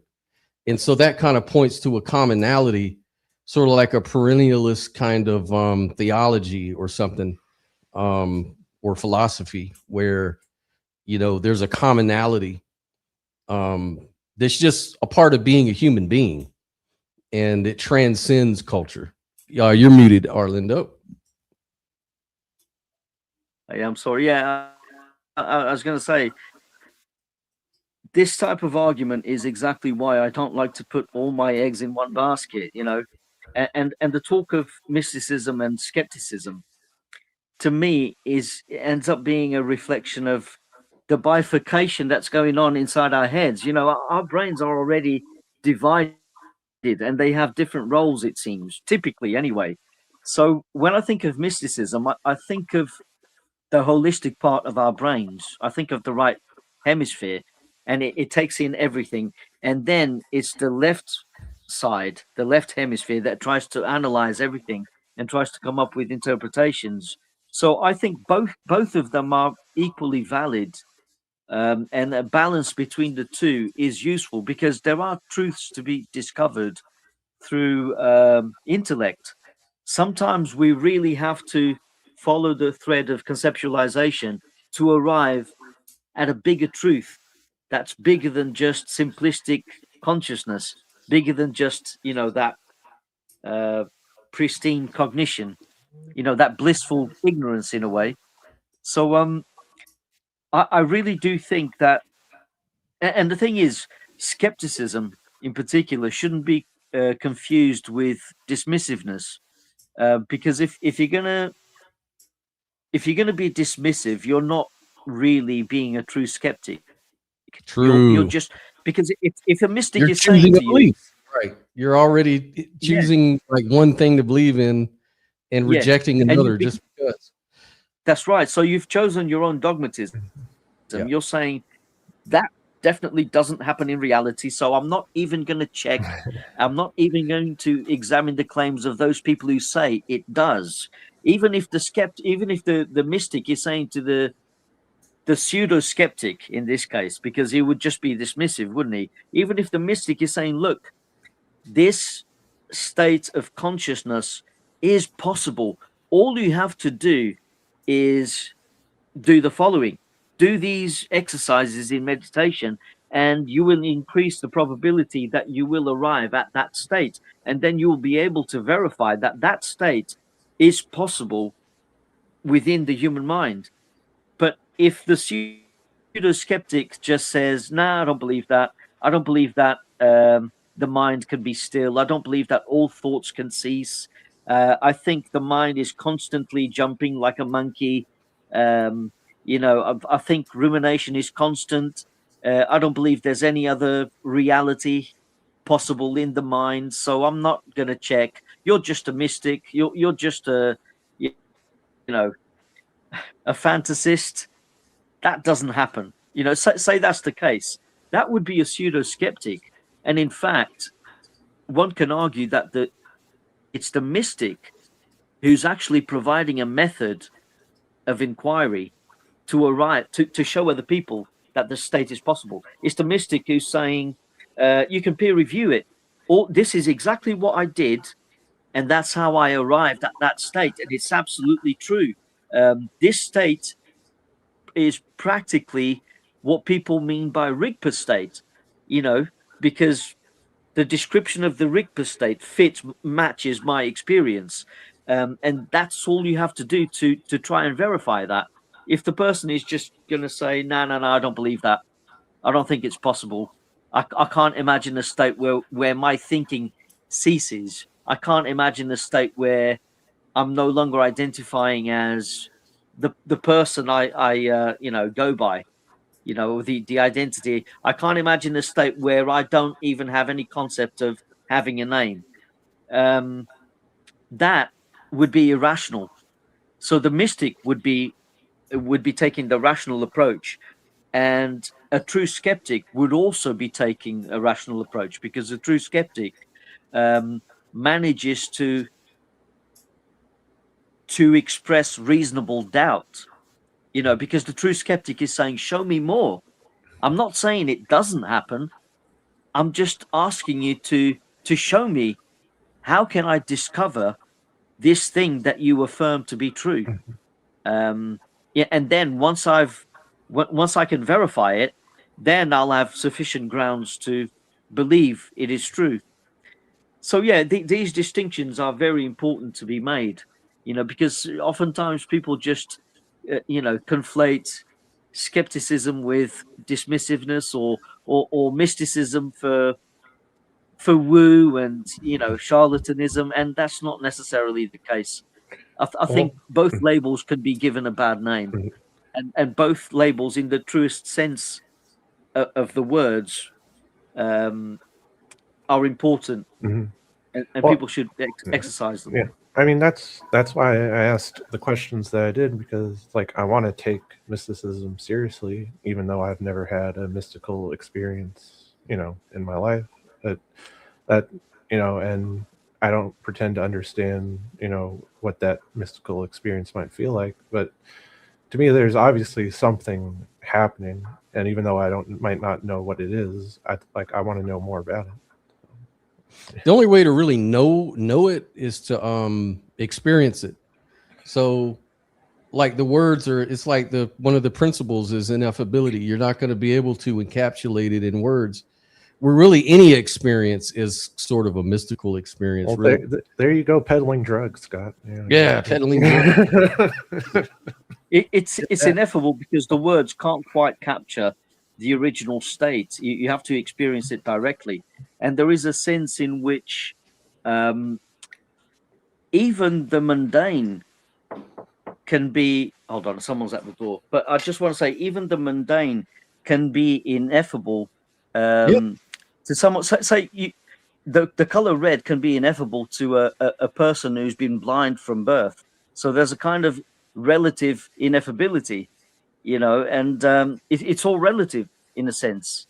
And it's the same with mystical experiences. In order to really get them, you have to be an experiencer of the mystical yourself in order to be able to understand that kind of red, Mm-hmm. Anyway, I'm going to go, Scott. But yeah, it's been interesting, and I hope that the people are frightened away find a way to come back, because it wasn't my intention to offend anyone. So yeah, I just wanted to make myself clear, and I wanted to communicate what I made clear from the outset.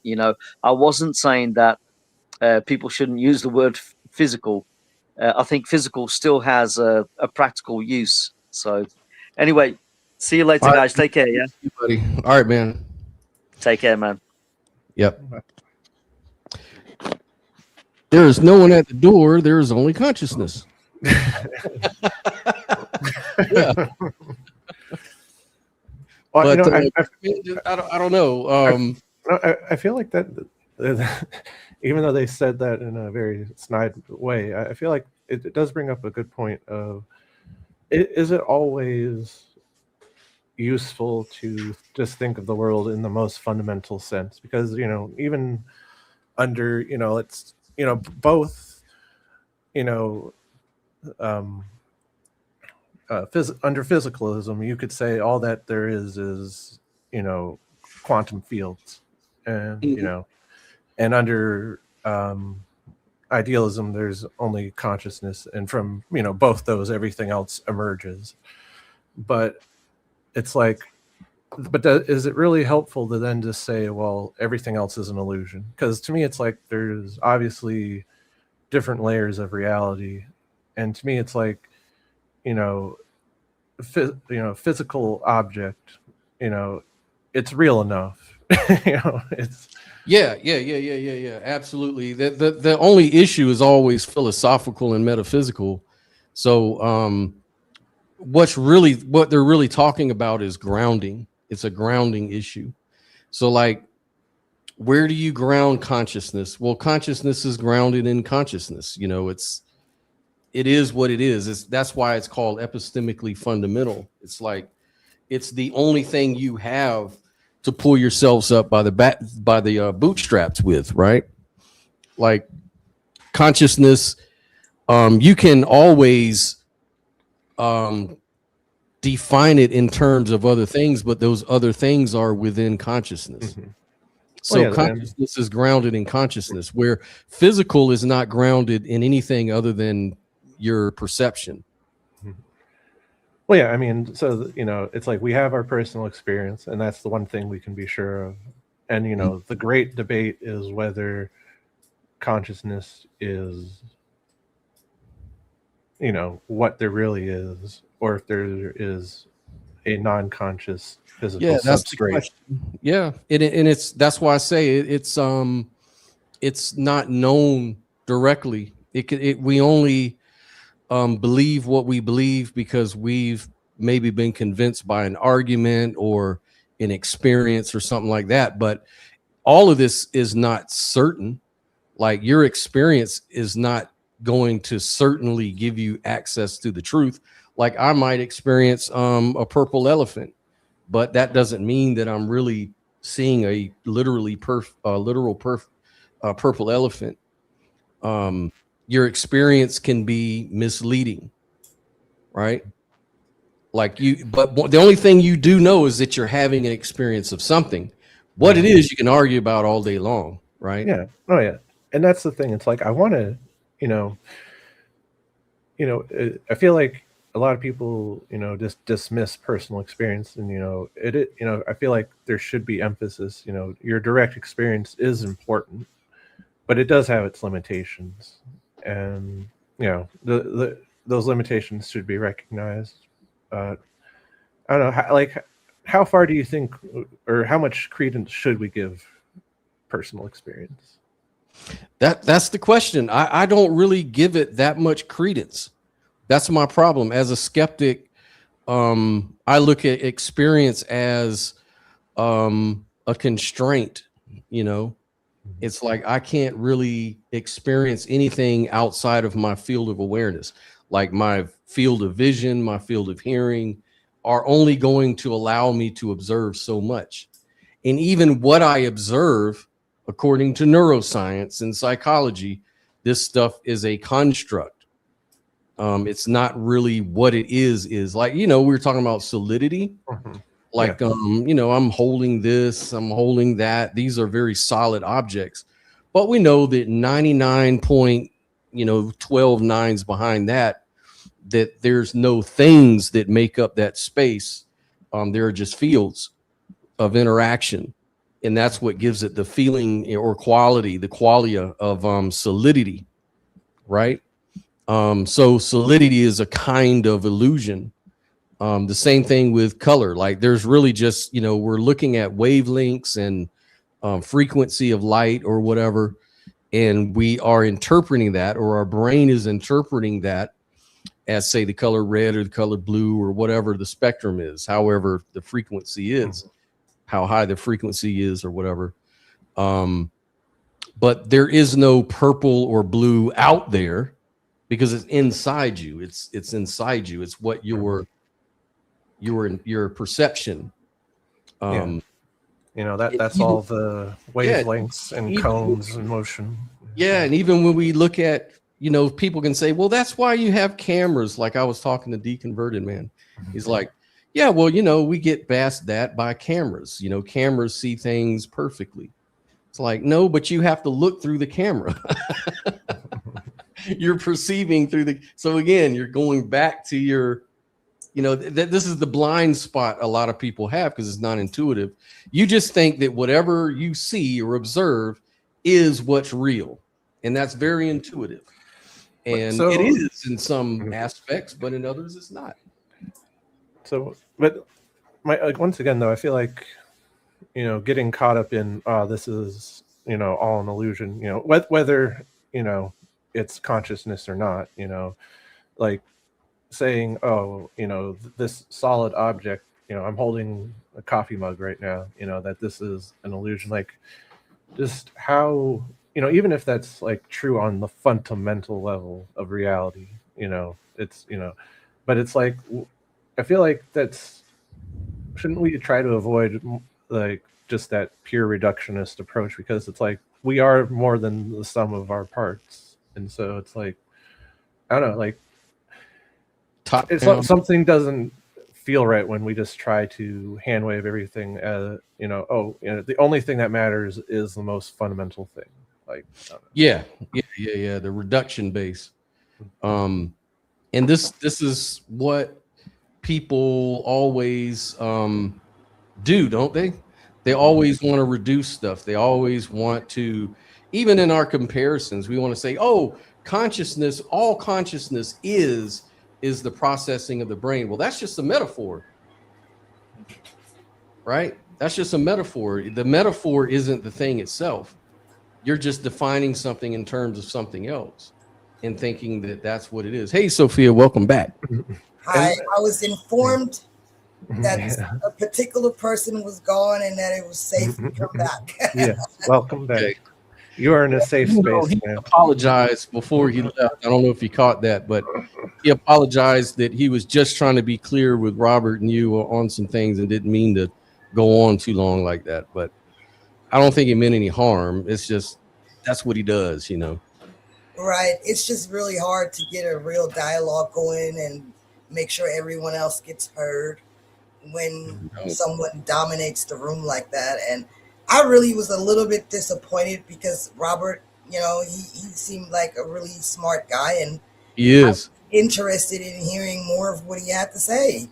And anytime he joins the show, he always drops jewels, man. That guy is like really good. Hey, the knoll behind the grassy man, Mr. Paul, how are you doing? Bonjour. I'm doing as well as the football is doing, which is currently undecided. It looks like it's going. It looks like it's going to penalties probably, and I'm going to be having heart problems most likely. But I wanted to call in anyway, even though I'm a bit distracted by sports ball delirium. Just because I thought, if I miss the opportunity, I might regret it, And I've checked in a couple of times to see what's going on in the conversations here, but I don't have a full grasp of the whole sweep of it. I've been in and out. Well, what say you then? Let's do a reset. What say you? Do you think that? What do you lean towards, skepticism or mysticism? or is that? I'm setup question. I'm greedy. I'm greedy. So if you ask me if I want peas and carrots, I'm probably going to say I'll have peas and carrots. The thing is, you can get moldy peas and moldy carrots. So I think there's rationality and irrationality in both directions. I think we're talking about a 4-quadrant situation with all quadrants populated. So there's such a thing as irrational skepticism, in my view, and such a thing as rational mysticism. And both the other quadrants are populated too. So to ask the question we're trying to ask would be a very complex thing to balance. You'd have to get a lot of sociological data, I think, to try and determine, which has the greater balance. Well, I watched Zahir before I did the show to get his input, see what he says, and he's a self identified mystic as well, and he says that basically skepticism. No, he says you don't arrive at mysticism through the rational mind. He said that's the wrong tool. He says that's just a tool you use for other things. And people, especially in the West, he said, think that because it's been so good at making technology and medicine and other things, they think that it's the tool to use for everything. Like a hammer sees everything as a nail. As a matter of fact, if you were to use the rational mind, you would literally explain yourself away as a mystic. Right. That's what he did. He's going to talk you out of it. Exactly. That's the conundrum, right? So I agree with that. And I also agree with Paul. If you're so skeptic that you just can't be open-minded to anything that you don't understand, then that also becomes irrational. And then at the same time, like we said earlier, you can claim to be a mystic and make straight up nonsense statements and make yourself this special chosen one, right? And that's also irrational. But I did want to point out one of my main problems with not Arlindo as a human being, but some of his ontology, it kind of sneaks religion into the back door.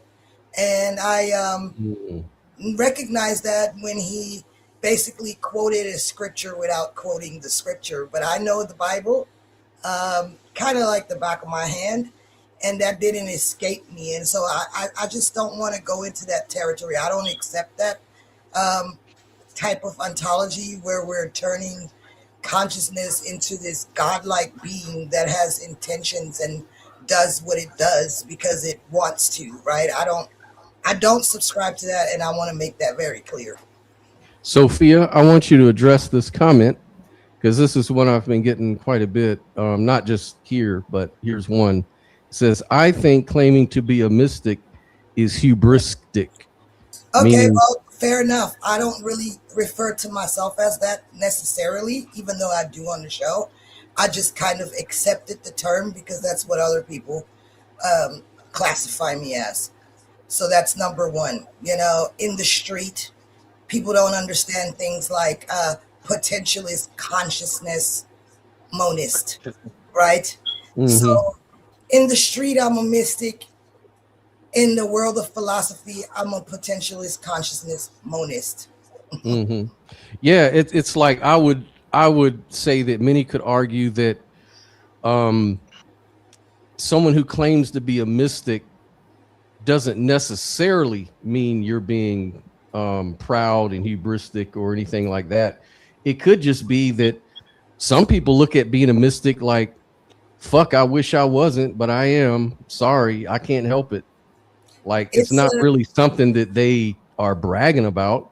Like it's almost like saying, well, I think that people who call themselves educated are hubristic. It's like, no, that's just what it is. You know, it's not. I don't think it's helpful to call oneself educated because it implies that the process is over and that you're no longer open to learning. And I think that's a problem.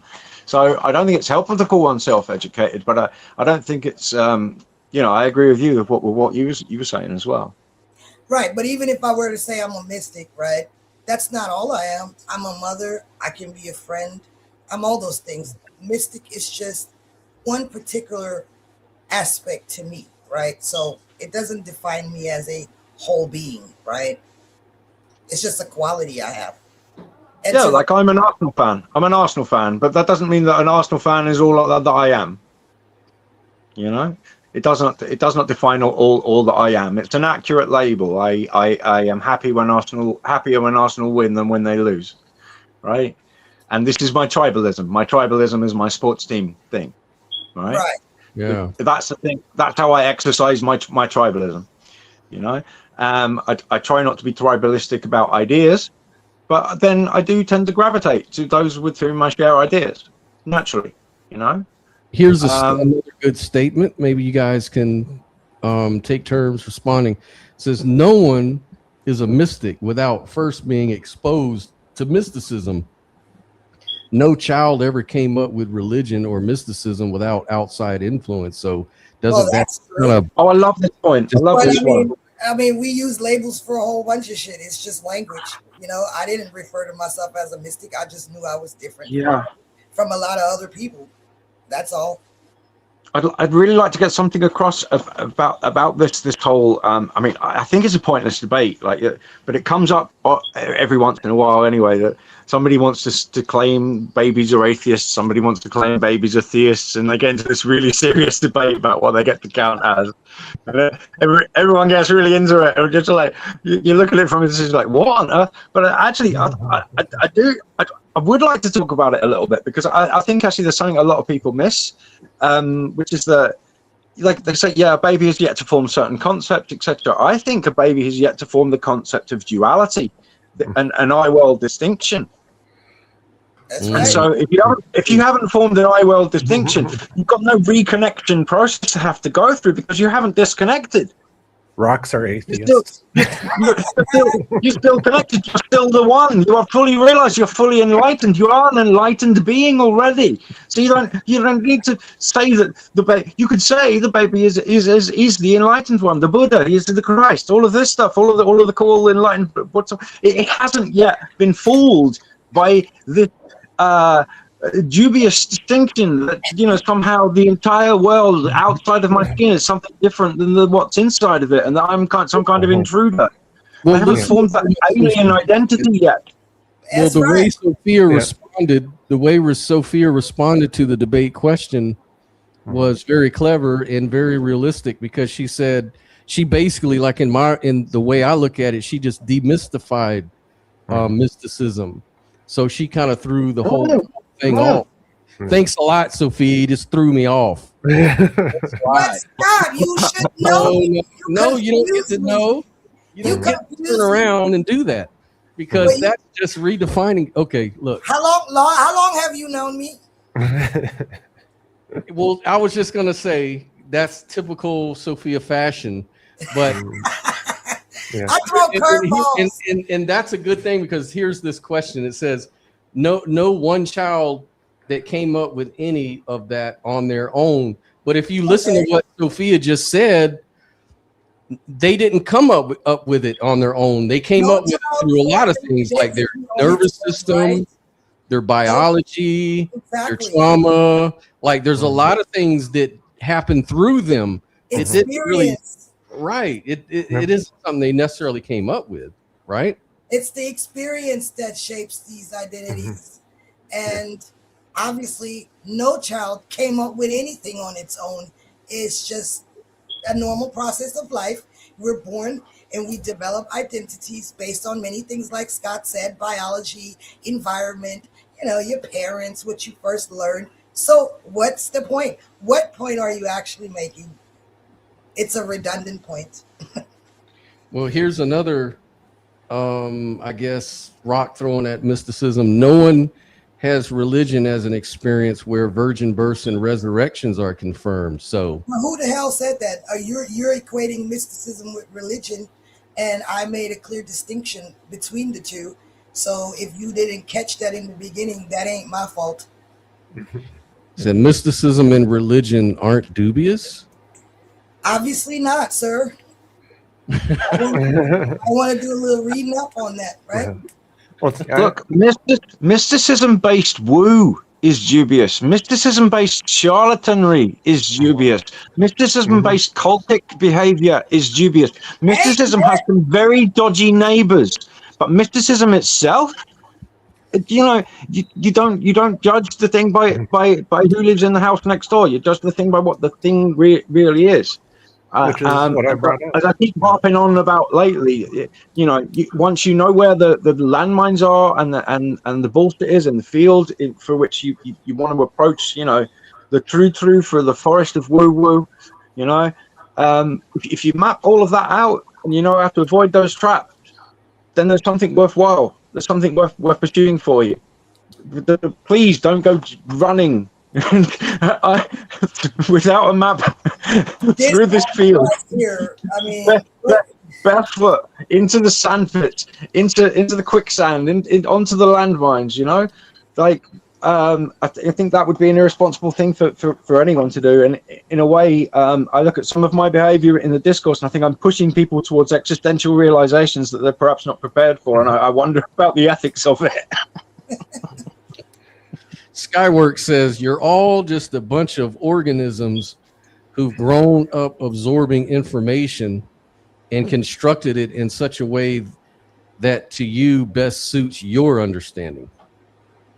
This is an anti-specialism argument. It's an anti-specialness. The theory which makes you less special is more likely to be true. This is the heuristic that they're using here. Go ahead. I think it's orthogonal, isn't it? Isn't it completely orthogonal? How special it makes you feel? Doesn't it? Doesn't it have absolutely nothing to do with it either way? So you don't necessarily want to favor a theory because it makes you feel special, but also why would you favor a theory because it doesn't? Yeah, this theory is more likely to be true because it makes me feel like dirt. Okay, wonderful. It makes you feel that you don't matter. Why is that important? Why is that a theoretical virtue? It's not. It's not a theoretical virtue either way. It's got nothing to do with it really. Maybe it has something to do with like an aesthetic sense. Maybe it's part of the baggage. And aesthetics can be part of a theoretical virtue. The elegant component. It can be. Paul's on fire today.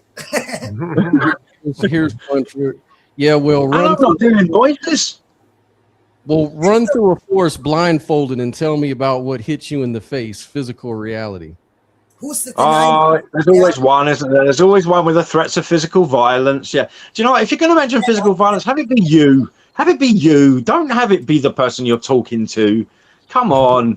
Is a piano going to fall on someone's head in your example? Make it yourself. Goodness sake. I'm so guilty. Put yourself in danger for a change instead of your philosophical opponent. That's so cliche. Oh, yeah, what if I hit you with a hammer? No, never mind. What if I hit you with a hammer? Let's put it that way round. Yeah, Sophia, why don't you, how do you explain? That's true what he's saying, and I tend to do that too. Honestly, you're right. If I'm going to make an example like that, I should use myself. I agree. I will definitely work on that. Sorry. I got a to run, but I did want to ask one question to Sophia before leaving. Because, and this is a personal question, because it's like when it comes to, our experiences and how they transform us, it's like when I, learned that, that I was, trans, that transformed my entire way of thinking about the world. And so what I wanted to ask you is, how did your mystical experiences transform your world, your way of thinking? Well, the way it transformed my world, it made me very isolated. It made me feel like I can't really be who I am without being laughed at or ostracized. And that was really my experience. So in all reality, in all truth, it led me down a dark path, drug abuse to try to numb the feeling and numb the experiences. And it took pretty much half my life to say, fuck it, this is who I am. This is the only way I can be sovereign. It's the only way I can exist, or I'm going to die. And I mean that literally. And so I just had to embrace it, knowing that I'm going to be rejected, knowing that I'm going to be ostracized and all those things. And that's not to play the victim. It's just that modern society, sees things very differently. And it's just, it's a systemic problem. And with that being said, it's been really tough. But at the same time, there's a good quality to it, because it's helped me raise my children in the way that I need to. It's helped me be resilient in the way that I needed to. It helped me adopt in such a way that I can navigate life with a lot of clarity. And it can get lonely, but it's a two-edged sword. And the clarity that I believe that I have because of it, I feel like I can give that back to the world in my own way, and give support to people who may go through the same thing. It is a personal experience, and I think it needs to be validated, and we should all kind of support one another. And Amen. so that's kind of what it does to me. It makes me more empathetic. It makes me feel more connected to everyone else. And I don't take things as personal as I used to, because I just see it like it's not someone else's fault that their nervous system didn't develop like mine, and that they didn't go through the trauma that I went through that forced my nervous system to develop that way. So they just don't know. So the only thing I can do is help them, be supportive, and not take it personal when they don't understand me, and keep it moving.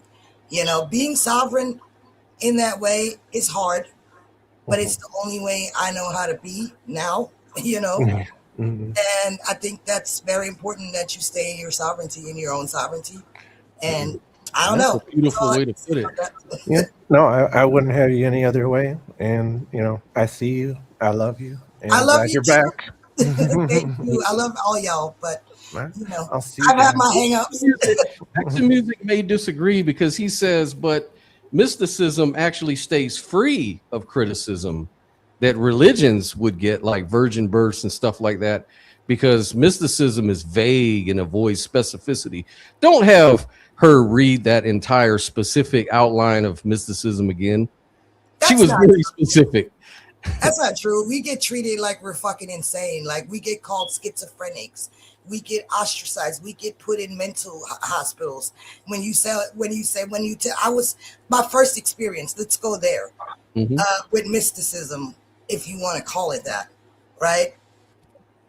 I didn't see my grandpa much because I was in foster care and my mom had died and everything.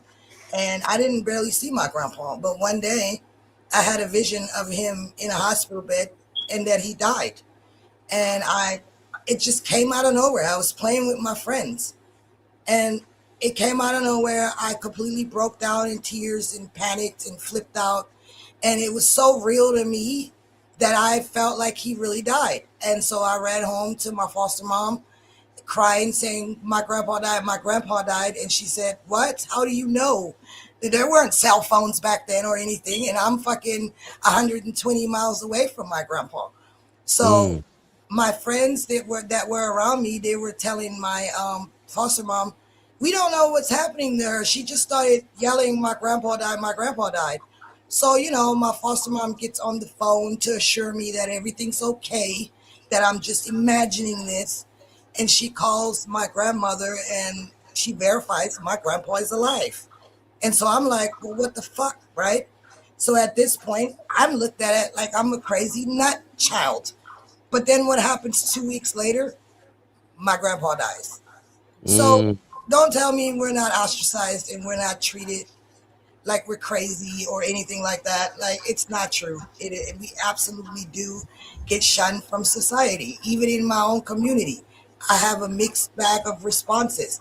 Some people completely respect me as an elder and they see my clarity, and other people call me a fucking witch. You know what I mean? Well, see, my grandma, who was German, I think she kind of looked at my mom a little bit suspicious, because my mom Hawaiian, but my mom had mystical experiences too. Like when her mom died, she woke up in the middle of the night crying and screaming, woke us everybody up, and she says, I know my mom's dead. And everybody said, no, just go back to sleep, Mosh, everything's fine. But then 5 minutes later, my aunt Lahua called and she said, yeah, mom just passed away like 10 minutes ago. So my mom knew. And, you know, it's those kind of things that makes my grandma, who was German, she don't understand that kind of stuff, you know. Yeah. And maybe it's like, look at it like a cultural bullshit thing. But my mom did not choose that. I know that for 100% fact, because my mom didn't even know what mysticism was back then. She didn't even have a word for it. It was just something she knew or whatever. And it's Have you heard of the latest schism in the spiritual community, the spiritual feminism? What's that? There's a bunch of spiritually inclined folks, and they're mighty miffed up about the patriarcho-normativity of the fact that we even speak about mysticism all of the time. That's very, very patriarchal. There's no mention at all of mysticism, you know. And so they're upset about this, and this is the impending schism. It's the same kind of schism what happened to the atheists, remember? Yeah. Some time ago, there was some, was it feminism that was the hoo-ha there? Well, there's something else that I've observed, and I know, Sophia, we kind of went through this together because we kind of observed it and talked about it. But when it comes to this spiritual community or mystical community or whatever, a lot of people seem to be very weird and narcissistic and kind of out there, and they tend to be very judgmental and very I don't know. I don't like to overuse the word narcissist, because these days it means just about anything you disagree with. But there's nothing more cringeworthy than spiritual one-upmanship. The spiritual one-upmanship community. Oh my God! What is it? What are you not getting that you're engaging in this? You know, I am more egoless than you, sir. Okay, are you really? Yes. Oh, yes. My ego is so much more egoless than your ego. Yes. That's right. And like, it's so easy when speaking at all with any kind of spiritual awareness to look for the half truth in it to criticize, rather than to look for the nugget within that you can actually say, oh yes, I can see where you're gesturing it, and that's correct, you know. And it's actually very easy to do this. At the same time, though, right, you also have it on the flip side that if you have any kind of self-awareness about yourself and know yourself, you easily can also be labeled as a narcissist. Like, how dare you know yourself? How dare you? You know what I'm saying? And it's like, what the fuck? Can we find a balance here? Well, look, I could give a TED talk on my weaknesses. Okay. So I don't think a narcissist could do that. I don't think a narcissist could. That's right. You're not going to I could quite easily make a 10 to 15 minute TED talk on my weaknesses and challenges. You know, I say that I can use the R word because I am an R word. All right. My retardation is not my IQ, but I am a retard. I'm a certain kind of retard. You know? Well, I have my own mental problems. I have an ADHD brain, so like I'm fucked all the way up from the floor up. Well, I have this to dyslexia. me is a kind of retardation. It's an executive retardation, no? I'm Plus, retarded. I I have don't give a shit. acute PTSD that I was diagnosed with. So, you know, combine those two things and you have a whole fucking hot mess. You know, Well, I have I forgot to dyslexia. compute. I used to read things backwards when I was a kid, so I would spell things like if you asked me to spell like cat, I'd spell it TAC. Like I was dyslexic, or I still Do am. that too, though. Like, what the hell? Yeah, like I see things different than other people. You know, I very wouldn't do it all the time, but sometimes I did that too. I would like literally read words backwards. Is that a disorder? I thought that was just something No. you play with as a kid. Yeah, it's called dyslexia.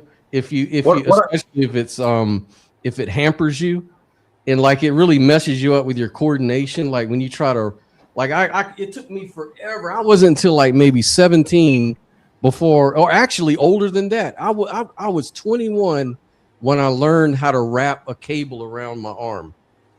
Like, cause I got thrown into a job because I was looking for a job when I was 20. And I started working as a landscaper with a team of landscapers, and I worked with fucking people that were in prison. So we dig holes out on the highway together, and it was very manual work. And I didn't have any skills in that. Like unless I focused on one thing, I could never really figure it out. So I was really good at martial arts and tricks, like on a trampoline. I could do backflips and all kinds of weird flips, and I could do a lot of really what most people would think are complicated body things to do, like kick real high, do spinning wheel kicks or whatever. I was real good at that. But ask me to roll a wire up, forget about it. I couldn't start a fucking lawnmower. I couldn't fucking I couldn't tie my shoe until I was like 12 years old. So I because I would always do it backwards. I'd always get frustrated and quit. But you know what? That actually kind of reminds me a little bit of autism. Like you might be on the spectrum, because that's kind of how my son was. The very simple, practical things, it seemed like his common sense just went completely out of the window. But then when it came to like complex things, that shit was easy as hell to him. And I was just like, hold on, what's happening here? And that started with him very early, and he's on the spectrum. He's got Asperger's, so maybe I probably do. It wouldn't surprise me. They didn't test for it back then. My mom did put me in for testing because at the school people started saying something's wrong with that boy.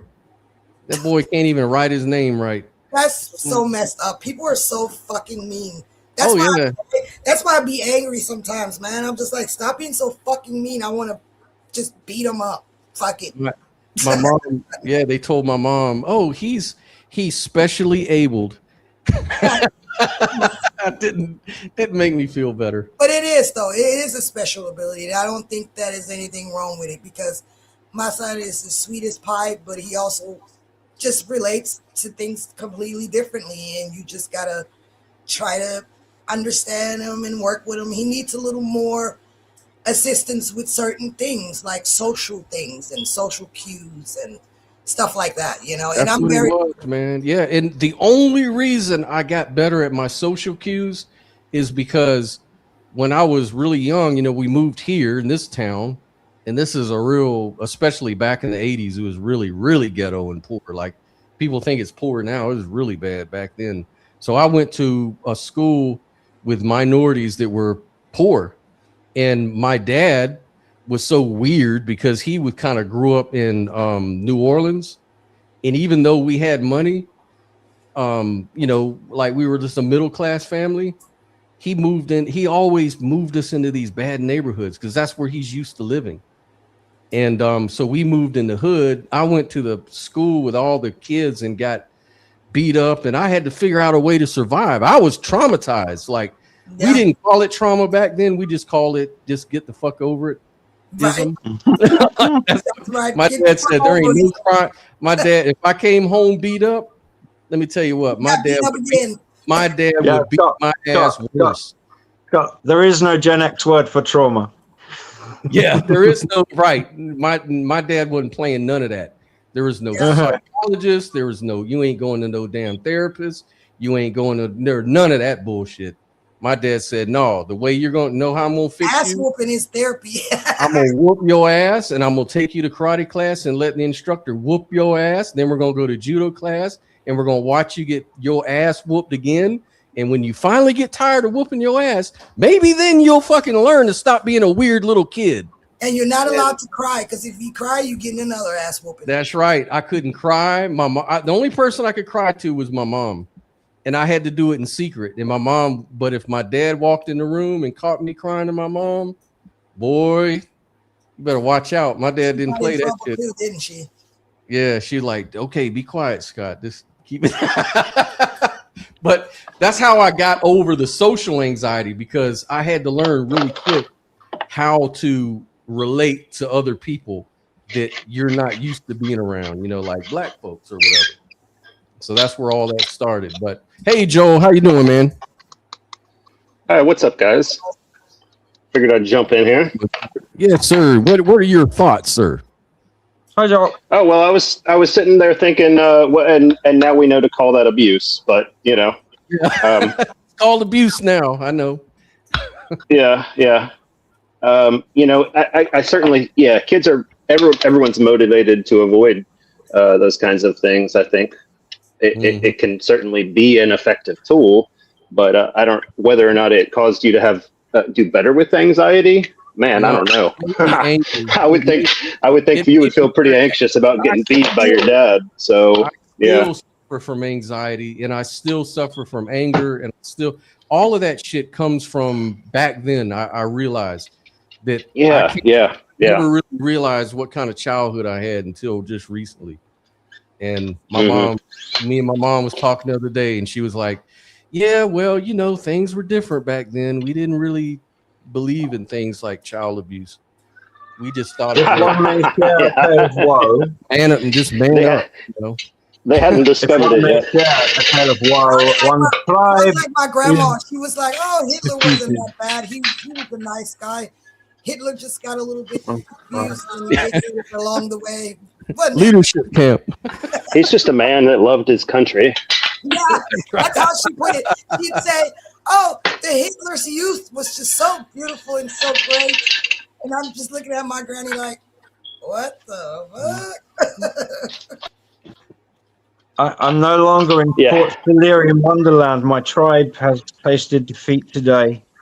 And although champions of England, champions of Europe was not to be, the French champions emerged victorious on penalties. And it's going to be one cup paraded on the bus tomorrow, not two. So sorry to hear that, Scott. I thought I'd share my tale of woe. Sorry to hear that, Paul. Thanks. I appreciate it. I do. I appreciate the validation. I expect as a Brit, you're used to it, though, right? Haha. Well, actually, the British clubs generally have been more successful in Europe than my particular side. Liverpool have won it, Chelsea have won it, United have won it, some more than once, you know. And there's even clubs that here are considered much smaller clubs than Arsenal that have actually got their hands on the big cheese Europe-wise. We've won minor European trophies, a couple of minor ones, but we've never got our hands on the big one. And so we're 0 for 2 on Champions League finals as of tonight. 0 for 2. Yeah, I grew up playing soccer. I love soccer. I don't follow too many of the leagues. Every once in a while, I'll tune in. Yeah.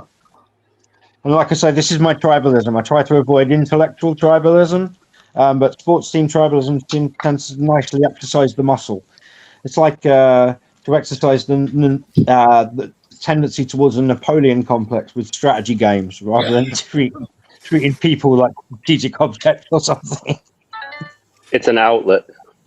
Yeah, it's an outlet for human, for what may otherwise be problematical human tendencies towards tribalism. I think it's a way to exercise it. There are other ways. It doesn't have to be a sports team thing. There's other ways to to do it. Well, what do you think, Joel, about the mysticism versus skepticism? Do you have any thoughts on that? Well, I heard an interesting. I think someone's point was that they don't necessarily have to be one or the other. A lot of people who end up believing things about mysticism probably do it by way of being skeptical of other things that they started out believing. But I think maybe there is a point where someone would say, well, at the point that you start believing those things about mysticism, you know, the skeptic is remaining unconvinced, and we should probably be careful not to try to fight, you know, over the ground of who's really who's skeptical. The real ground is about, you know, what things are justified and what things are not.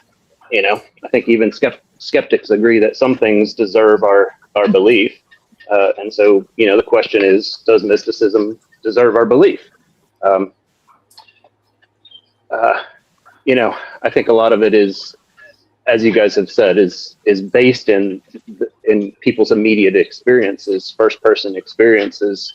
They're all the kind of things that are necessarily not going to be, you know, able to be, you know, studied or, you know, shown to someone else. So it's kind of one of those things. I think Nell had said something, and I've said similar things. I accept the idea that people may have had certain experiences that warrant them believing things that I don't, because I haven't had that experience. But I can't be convinced by that. You know what I mean? Yeah, and I understand that. And, you know, I'm not saying it's the same thing, but it just, for some reason, it reminds me of something like, say someone claims that they are, you know, even though they're a male, but they feel like they identify as a woman, you know, the trans thing. You would, you know, some people say, well, that belief is ungrounded.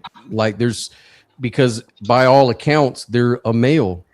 You can look at their physiology, you can look at their, you know, whether they are a male or not. And if it turns out that they're a male, then it seems that that's just their imagination, you know, and until I'm convinced otherwise, I'm just going to think that they're welcome to their belief that they're a woman, but observation and science shows me that they're female or male rather.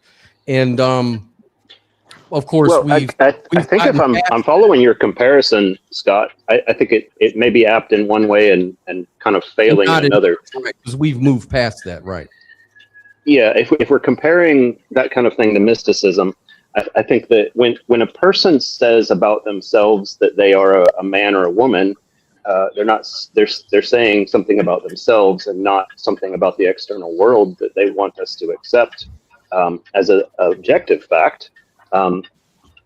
And when someone says, hey, you know, I kind of had a vision that let me know, you know, XYZ thing about the universe, you know, and about how we perceive it and all those kinds of things, they are kind of making that external claim that is in a different category, and therefore, you know, going to,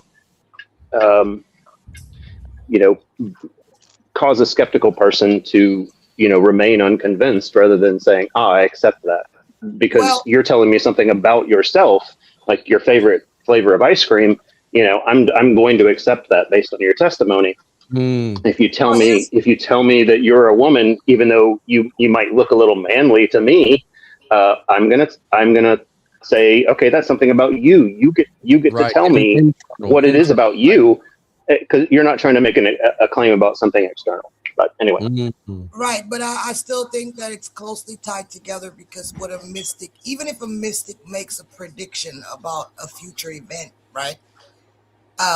It's still how a mystic experiences it within himself. So he's still just telling you about their own experience. Now, whatever it's claimed happens or comes true or not, you know, that's up to the future. And that's where me personally, I think I'm not here to convince anyone, not me personally. And I think that a lot of trans people should also take that to heart. You know, they don't need to convince anyone. It's about what they're experiencing. Now, we can be respectful, though, to one another and say, I don't experience that, but if you say you experience that, I got to respect it. And as long as what happens to me or what I experience, as long as I'm not taking that and imposing that onto you or your personal life or try to oppress you with it or hurt you with it or anything like that, I think we could just all respect each other, right? Oh yeah, yeah. I mean, I hardly think that you are trying to impose your views on anyone. Yeah, and I think that's where we just got to draw the line at that point, because we all have different experiences, and we're not ever going to agree. You know, everybody's not going to be on one accord at all times. It's just not going to happen. No, Yeah. no. And my mom, you know, like I said, she and you know, the only reason we knew is because we had to be a part of it. Like, she would just break down and cry because something bad was going to happen, and it got to a point where, you know, we just kind of like looked at it like a clock, like, uh-oh, mom's crying. What the fuck's going to happen now? Sure enough, some shit that she claimed, here it is. And she didn't want to ever talk about it to anybody. Like, she never tried to talk about this shit. Like, yeah, that's true. I can kind of relate to that with my kids. My kids they see the signs too when I'm having certain experiences. And, you know, mainly my middle son, he'll ask me, Mom, you had a dream again? Mm-hmm. Yep. He'll see me sitting there spaced out, Yep. you know, trying to analyze what just happened or what I just saw. And he knows the face, basically, right? And man, it was so funny because when I was in Germany, and it was so funny, I was telling a friend of mine who had dropped me off at the house what was going to happen, but I had got jumped by like 4 or 5 guys in Germany at a nightclub, and they beat me up pretty bad, right? And yep, Germans will do that to your ass. Yeah. And the people that beat me up were like Germans and Turkish people. Like, it was just crazy. And so I had like really scars all over my head and stuff like that. But anyways, I said, man, as soon as I get home, mom's going to be crying. She's gonna be swollen. Sorry. And they're like, why is that? Your mom wasn't in the fight. And I was like, no, she has a reaction whenever something bad happens and she feels like something bad's happening. Her lip used to swell up. That was one of the signs we knew some bad shit was going to happen. Sure enough, we opened the door and there she was. Her mouth was all swollen up. She's like, wow, that's crazy shit. Come here. What happened? Like, she was all swole up and everybody was like, damn, you were for real about that. That's crazy as hell, I swear. Yeah, it is, man. It's really weird, man.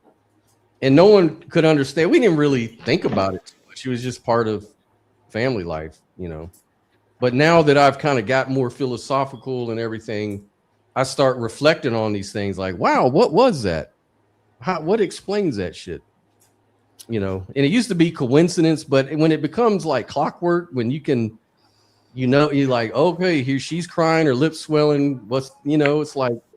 I wonder if she had an unknown allergy to something, or if she had some kind of habit that she would engage in whenever she feels nervousness or any type of somatic feelings. Because the way that it works for me, right, I like my nervous system is basically trained to detect danger, so I call it an alarm system. And that's just how it trained itself due to my environment when I was growing up. So when, let's say, there's a person that I know or a person that I've engaged with, and they have like bad intentions, obsessive type of thoughts, you know, or bad intentions towards me, it kind of trips the wire, right? And then I will get like somatic feelings. What I mean by that is they're like subtle feelings that I feel in my actual body, such as heart flutters or something like that, which can make me feel like I'm going to have an anxiety attack, depending on how strong it is. But then somatic feelings. Did you say somatic? Yes, somatic. So okay. When that happens, I might get nervous and smoke a whole lot of cigarettes, right? Back to back to back. And I do this subconsciously. And so I was wondering if she had some kind of habit when she started to get these somatic feelings. Yeah, that's a good question. I'm gonna ask her about that Whatever today. she did maybe made her lips swell up. Maybe she started biting her lips real hard, like start biting her lips where they became raw or something like that. So it's not that the somatic feelings made her lips swell up, but something she does during that process. During that process, yeah, that makes sense. That's a real good one to ask, because and she'd only have these sort of all of these things that happen to her only happened within her children and other things and it wasn't good for my marriage when I first got married because I'm all happy and all this, and my mom was like always crying. And she didn't really necessarily cry on other people, but I was like, well, why are you crying? And she's like, I don't trust that. I just don't trust her, Scott. I think she's got bad intentions. I just feel it. I feel something wrong. And I used to, and then my wife at the time, she resented my mom because of that. And she says, oh, your mom just don't like me for whatever reason. Maybe she's racist or something. Or of course. And it's like, my mom's like, no, I'm not racist. I'm Hawaiian. Like, I'm not hating on, and it's like, there's all these things, people could not understand. And this is what I'm saying about at least understanding and respecting mystics in the same way that you respect like transgender people, gay people, stuff like that. I know that you don't have to accept that what they predict or what they say about reality is necessarily true, but at least respect that something's going on that makes them different that we need to understand. Yeah, and I think can I ask you a quick question, Scott? Yep. Just want to ask you a quick question. Go ahead. Just want to say, do you think that the word helps? The word mysticism. Do you think that helps? Is that a good word to even use? Yeah, see, that's the thing. Like, that was my point with my opening statement earlier. It's just kind of like the word God. These words, unfortunately, have been dragged through the mud because they're always associated with woo-woo, fantastical shit, right? Well, it's like somebody was saying, demystify the mystical, and it's a great turn of phrase and everything, but it does kind of highlight what kind of associations there are with that word. The mystical is, mysterious to most of us. Right, and that's why that's how I am with the word God. I just don't really use the word God because of that same issue. And, I don't really throw myself around as a mystic in real life at all. You know what I mean? It's just that's what people call it because they think I'm mystical, And so, I do get that, really, we should actually probably use different words and just start talking about these things differently. I would like to see us be more careful with the word religion also. And it seems to me at the moment there's a very specific legal criteria in the United States for what qualifies as a religion, and that none of these criteria have anything to do with the original etymological religare root of the word religion. Yeah. Where we're talking about binding, we're talking about reconnection, we're talking about something connective, something restorative of connection. And I just wonder how much might change if the tax exemption system of the religions in the States actually had a banding system where you actually had to show that your organization was a certain amount, had a certain amount of alignment with something unitive and something that's restorative of connection and harmony, right? I wonder how much might change if, in order to qualify for your full tax break, you have to actually show that your organization is religious in the original meaning of the word, not just that it does a tick boxing exercise. No, I agree with that. We could just spend our life reclaiming these words, right? Which is still going to be hard because so much damage has already been done. So I get caught between should I try to reclaim these words, or should I just try something different? You know, I don't know. Well, not to be pedantic, Paul, but just because I'm interested in words. Not that long ago, I heard someone pointing out that the word religion comes from a word that really meant practices. Like, your religion wasn't what you believed; it was what you did. It was, sacrifices and other rituals that people would carry on that were really seen as part of their participation and duty as part of the societies that they lived in. And in a lot of cases, it was just combined with kind of what we would think about religion, which is, kind of believing in this God or that God and what they want you to do. I think for most communities, that was definitely a part of it. But the word itself comes from that root, that etymological root that's more like practice than it is. But I'm glad you brought that up, Joel, because the whole thing about the rituals, I'm glad you brought that up, because I think we can also get a little more clarity and understanding about that as well. Rituals basically are just things that we do as humans. We all have some kind of ritual. You know what I mean? And we do this to express. Yeah. Rituals transcend, religious or, things like that. We all have rituals. Right. So I think personally that the problem comes in that when we're institutionalizing things, right? And that's kind of what I have a problem with, is institutionalized religion, when it's forced upon, the people. Some mystical aspects have had label changes. I'm just looking this up because I was just kind of interested. Like in 1799, there was an English physician. His name was John Haygarth, and he wanted to challenge the miraculous claims of Perkins tractors, which was like a mystical practice back then for supposedly drawing out disease from yourself and making yourself feel better using the power of the mind. And it was effective, and it was kind of mysterious, but this English professor pointed it out and said that basically healing was entirely driven by the patient's positive mindset.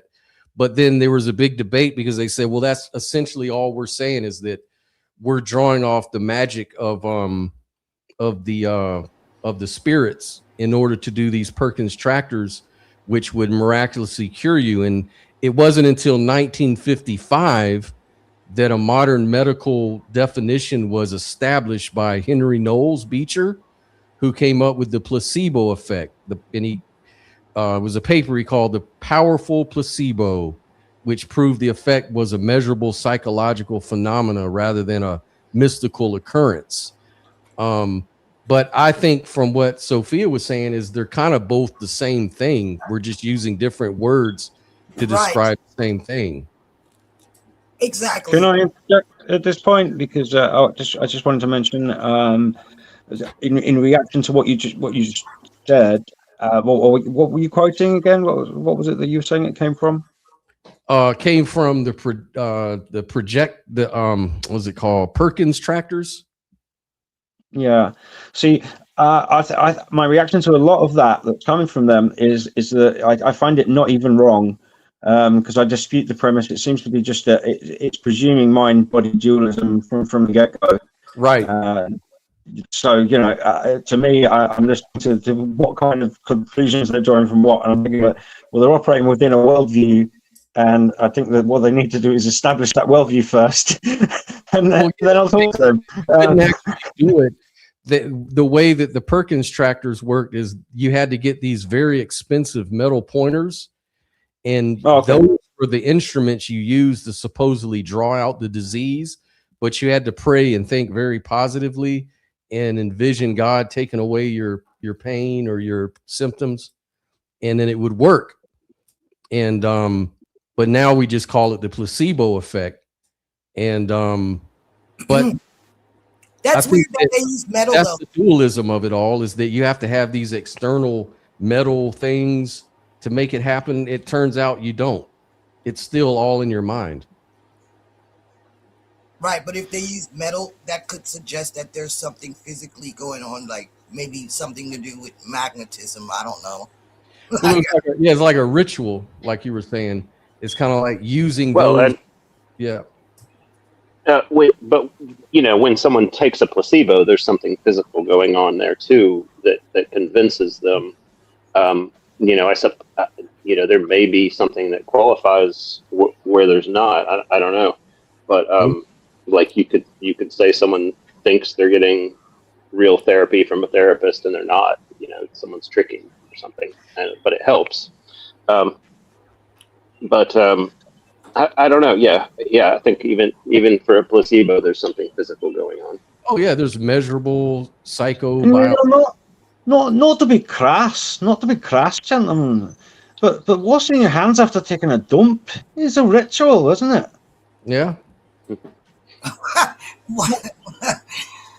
to be crass. I plead the fifth. I promise, no more voices. No more voices. The 9/11 denies. These non-dualists are not having any of this two bullshit, okay? We're not having any of it. We are non-dualists. We're not having your two bullshit, all right? We're not accepting it, all right? You can take your two and you can shove it where you do your two. You got one team, but there ain't no one team. And replaced it with what happened to one team? One team. What happened to one team? Here's one very funny motherfucker. Yeah. Well, Scott, you want to hear something mystical though? Yeah, please. So I had the somatic feeling, right? Mm-hmm. And it was intense. And I was like, well, what the fuck's that? And then I sat there, I processed it. I said, God dang it, Arlindo's going to be on the show. And so I started talking to my Gemini, and I was like, man, I just had this feeling, and I just know Arlindo's going to be on the show today. I got proof of it. And guess who was there? And that shit gave me anxiety. Really? Wow. But I think that was good though. Non-dualists need to practice non-dualism. So we can squash drama, man. We can build bridges. We can deal with our dualistic relational issues. But I mean, at the end of the day, we're all brothers and sisters, man. Like objective ethics says, fam. That's true though. I mean, it really is. Man, why not? That's why I'm like, we're getting too old for the drama and the bullshit, man. We can just look at it, just shift it. It's just dumb. It's just words. It's just noises we make out of our mouths that don't need to make us feel anything, At the same time, I got to protect myself against certain energies that don't. I am having a drama from watching the Champions League. Thank you very much. The Champions League is giving me enough drama today. It's just a lot to absorb sometimes, and I'm not. If I abruptly leave or anything like that, it's just because I can't really deal with that energy at that moment. I got my own fucking problems, and that's to protect myself and everyone else. It's not personal. I don't know if you saw, but I've been having an ongoing dispute with this atheist debater called Deconverted Man. And Deconverted Man saw something I said, and so he made a video about Alex O'Connor, shitting on Alex O'Connor about a video he made called the triangle experiment, where he challenges physicalists. If you say everything is just in the brain, then where is the triangle I'm envisioning? Can you open my brain and tell me where it is? Where is the physical triangle in my brain? which it sounds stupid, of course, but that's the whole point. Is he's trying to make a point that, you know, people will talk about neural firing. That is the triangle, and he's saying no, that's just a correlation. So it goes into all that stuff. Anyways, I made a comment on the video of his critique of Alex O'Connor, because he was saying, oh, Alex O'Connor is making a fallacy. No one thinks that there's a physical triangle in anybody's head. Why does he keep on shitting on physicalists and materialists? We don't say that. So his whole thing is dumb. And so I was trying to correct him, and I was trying to say, no, he's just trying to make a rhetorical point. He's not really claiming or saying anybody's claiming that. He's just and that a rhetorical point. be specific, to get specific about what Alex is doing. He's targeting a specific strand of materialism. He's targeting our identity theory. He's not targeting. He's not, and because you can split it up so that you can target first epiphenomenalism, then emergentism, then eliminatism, and then identity theory. And if you do that, it's sort of like a divide and conquer sort of approach. So to suggest that he's trying there to take on all of materialism with that, you're just trying to make it do what it's not purposed to do, you know. Yeah, and so this is the whole point I'm getting at. Is all I did, I wasn't trying to pick a fight. I was just trying to make it clear. I was trying to clarify, because I think I watch more Alex O'Connor content than he does. So I think I know a little bit more of what he's trying to say. But anyways, he said, no. And then it turned into, you're just a woo peddler like Alex O'Connor. Y'all are into the woo-woo. You're really just a Christian. He called me a Christian. He said, you and Alex O'Connor are just Christians, but you're too embarrassed to say it. And because out of your narcissism, you protect yourself, but you want to keep peddling your message anyway. So, but I see beyond that, you know, and I was like, dude, you're making all these claims and you don't even know the fucking thing about me. And so he said, no, let's do a debate. I'll debate you on Alex O'Connor. I'll debate you on, and I said, well, I don't even want to debate on Alex O'Connor because that's just a stupid point anyways. I said, I'll debate you on physicalism. If you want to talk, you've said a whole lot of shit about physicalism that just don't even make sense. I don't even know where to start because you said so much. So he said, send me an email. So I sent him an email. What did he do? This motherfucker went and put my email on blast for everybody to see, and tried to say, yeah, see, this is our neighborhood madman. That's what he called me, a neighborhood local madman. Mirror point. I so find he that doxed you. Yeah, he got all these people against me. So then when it came time to the debate, he says, well, what evidence do you have to prove that physicalism isn't true? And I was telling him that, you know, well, there is no evidence that physicalism is either true or not true, or idealism are true or not true. It's a metaphysical argument. And he says, see, you just admitted you have no evidence for your position. So basically you have a position that you can't even justify. So I'm not going to debate you because you're not even in my league, little boy. And then he put that out on his video. That just sounds like a lot of ego. Yeah, there's a lot of bullshit. And then so, you know, like, yeah, it's like now he's got to the point where he blocked me because I responded to his video with my video. And, you know, it just goes back and forth. And I'm like, dude, I just want to have a discussion. I don't even want to do this dumb back and forth. Let's just have a discussion. It'll make great content for my channel or your channel. We can do it wherever you want. And he was like, no. He put that on video and he was like, see, this is what these trolls do.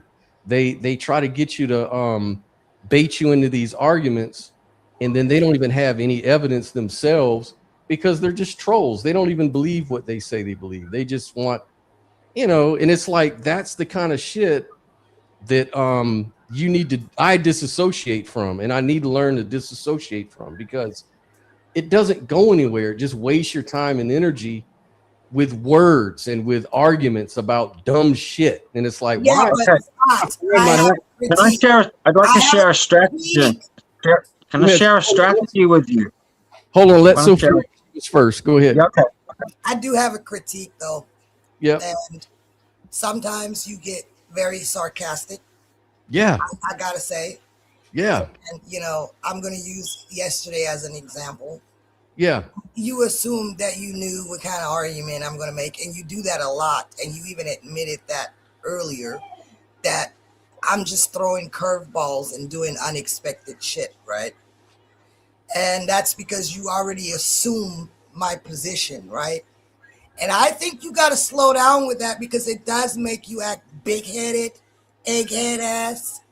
Because what you do after that is like, yeah, I already know what she's going to say. So, yeah, I got this in the bag. And then you formulate your little post with the crying kid and the crayons talking about words hurt.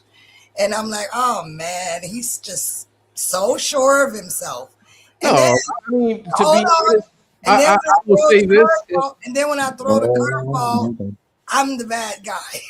No, you're not a bad guy at all. I don't think you are at all. I see. I am very sarcastic, and I do a lot of. Do you understand where sarcasm comes from? Do you understand what the root of sarcasm is? I am Gen X. That's what we do. We're too much like that, and I noticed that around. It's not just me. It's a lot of people in my age group. We do that kind of bullshit. That's so what Nell, and actually I credit Nell, because Nell saw the whole thing, and I asked Nell, I said, well, I didn't mean to offend. Do you think that I was being offensive? I thought it was just funny. And they were like, and she was like, well, the thing about that is that a lot of people, number one, if they don't know where you're coming from, it looks like you're very like clickbaity and very you're being humiliating people. Like you're trying to make yourself up here and other people down there. And I'm like, oh, I didn't know that. So I changed that picture because I didn't understand. I did try to tell you that, Scott, and you weren't listening to me though. Like, no, I thought you were just fucking with me. But it took another person to step in, but I was telling you that very calmly, and you weren't trying to hear it, and you just kept going and going with it. And that's kind of, I'm just saying that's, I'm not saying I'm perfect. I'm not saying I haven't done this shit, but I'm trying to be self-accountable. I'm trying to recognize that I also can have an ego streak. I'm a very masculine type of chick. And, you know, I'm not saying that I don't sometimes do that, but I'm really trying to be self-accountable, and I'm just asking you to do the same and do a little bit of self. You got my word. You got my word in public. And you know what? Don't think for a minute I'm ever mad at you or resentful. I do that as a game and a fun, and I'm not mad at you at any way. I'm German. If you telling me you resent me and you use that word, I'm gonna hold you to it. I don't resent you. I feel like I like to. I'm argumentative and I'm stubborn, and I have a lot of problems with that. But I'm a work in progress. Okay, we all are. As long as you can say that, we're good. Just like, and I'll back off. You know, from now on, let's hit the reset button. Give me another chance to come at you better. Okay. All right. I appreciate that, and I appreciate that very much. And likewise, I'm gonna try to do better and not be so forceful. But just to explain, not a cop out. I get overwhelmed with feeling like I'm being attacked, right? And that makes me feel a lot of anxiety, and then I go into protector mode. And because I had to live like that all my life, it's not that I'm trying to hurt you or cut you down. It's I do this out of a defense mechanism, because I think that the only way I can protect myself against you is if I cut you down, right? Yeah, I get it. I'm the same way, and you know, I came up the same way, and it's so stupid, because it's like I think to myself, oh, man, I'm a fucking grown ass 50-year-old man. What the hell am I fucking acting like I'm still that kid? Like, but it somehow it haunts you. It's like it comes in your trauma, behavior. Scott. It's just trauma. Like, there's nothing wrong with acknowledging that. It doesn't make you any less of a fucking man. It's because I'm gonna tell you. Can I tell you the truth? I'm gonna admit something to you right here. I wasn't gonna say, but I felt really horrible when I saw that you said that I was being immature, because I realized I must have offended you. And I had to talk to my mom. I mean, I felt really horrible about that because I was like, man, I had just made up with Sophia. We had a really nice show the other day, and now I thought we were having fun with the little tiny little debate back. You know, I'm like trying to inch my way back into us having some, you know, some spicy things we used to do, but I think I overstepped or I did something wrong, and I feel horrible because that's really not what I meant to do at all. And I'm trying to like still play and say, oh, you're just being, but it's not carrying over in that way. It's not that you did anything wrong. It's just, it all started when I read that article, that Substack, and, you know, I had just rolled out my modified essay. I had just rolled it out on your show. I hadn't talked with anyone. I hadn't put it on my channel, nothing. And I developed a specific jargon that describes my mechanism. And so I saw it in your Substack article, and I was like, what? Like, did he just collapse my mechanism into physicalism to make a point, to show me that, my model could very well also just be physicalism? Not saying that you believe that, because I also realized that you still meant the position, and I was right about that. You admitted that. But then you just kind of went all overboard with saying that I'm accusing you of plagiarism and I need to check my ego and all that. And I'm saying, look, we are all on these panels all the time. Me and you brainstorm with each other all the time. We watch each other's content, and it wouldn't be a crime if you know, subconsciously got influenced by something. I'm not accusing you of plagiarism. I'm simply saying I recognized my jargon in that article, and you went immediately to attacking me and saying that I'm in my ego, laugh emojis, and come off your high ass ego. I wasn't saying that. I'm not saying that. I'm just saying, like, I recognized my work. That's all. And then it kind of went from there because you got like super defensive. And I did, man. Because I don't. One thing I don't do is if I borrow something or an idea or something, I'll definitely give you credit. But I didn't even know that stuff was even similar to yours. So I was really miffed. I was like, the hell is this chick talking about? You used the exact phrasing. And by the way, thank you, Scott, for the opticians thing that I saw where you credited me on that video the other day, actually, for doing just the thing that you just said that you do. You know, I was pleased to see that. In fact, I had a little trouble finding the timestamp. I think I might need it in order to be able to point like a potential agent or potential publisher to something and say, look, you know, there's some record out there that some of the work has value. I was going to steal that. I like it. Thank you. I wanted to acknowledge Robin. I'm sorry. Yeah. Hey, Robin. And Sophia, he came up. I don't know, maybe if you were on that show, but Paul had a really good analogy of the optometrist, and I'll let him describe it. But I use it now sometimes when it's appropriate. Yeah. Go ahead. Tell Sophia about that. Okay. Optometrist. Let's say someone is trying to understand your consciousness first position. Okay. But they're trying to understand it through the lens of their own commitments to their own worldview. So in other words, what you're saying doesn't make sense because consciousness can't be fundamental if it's emergent.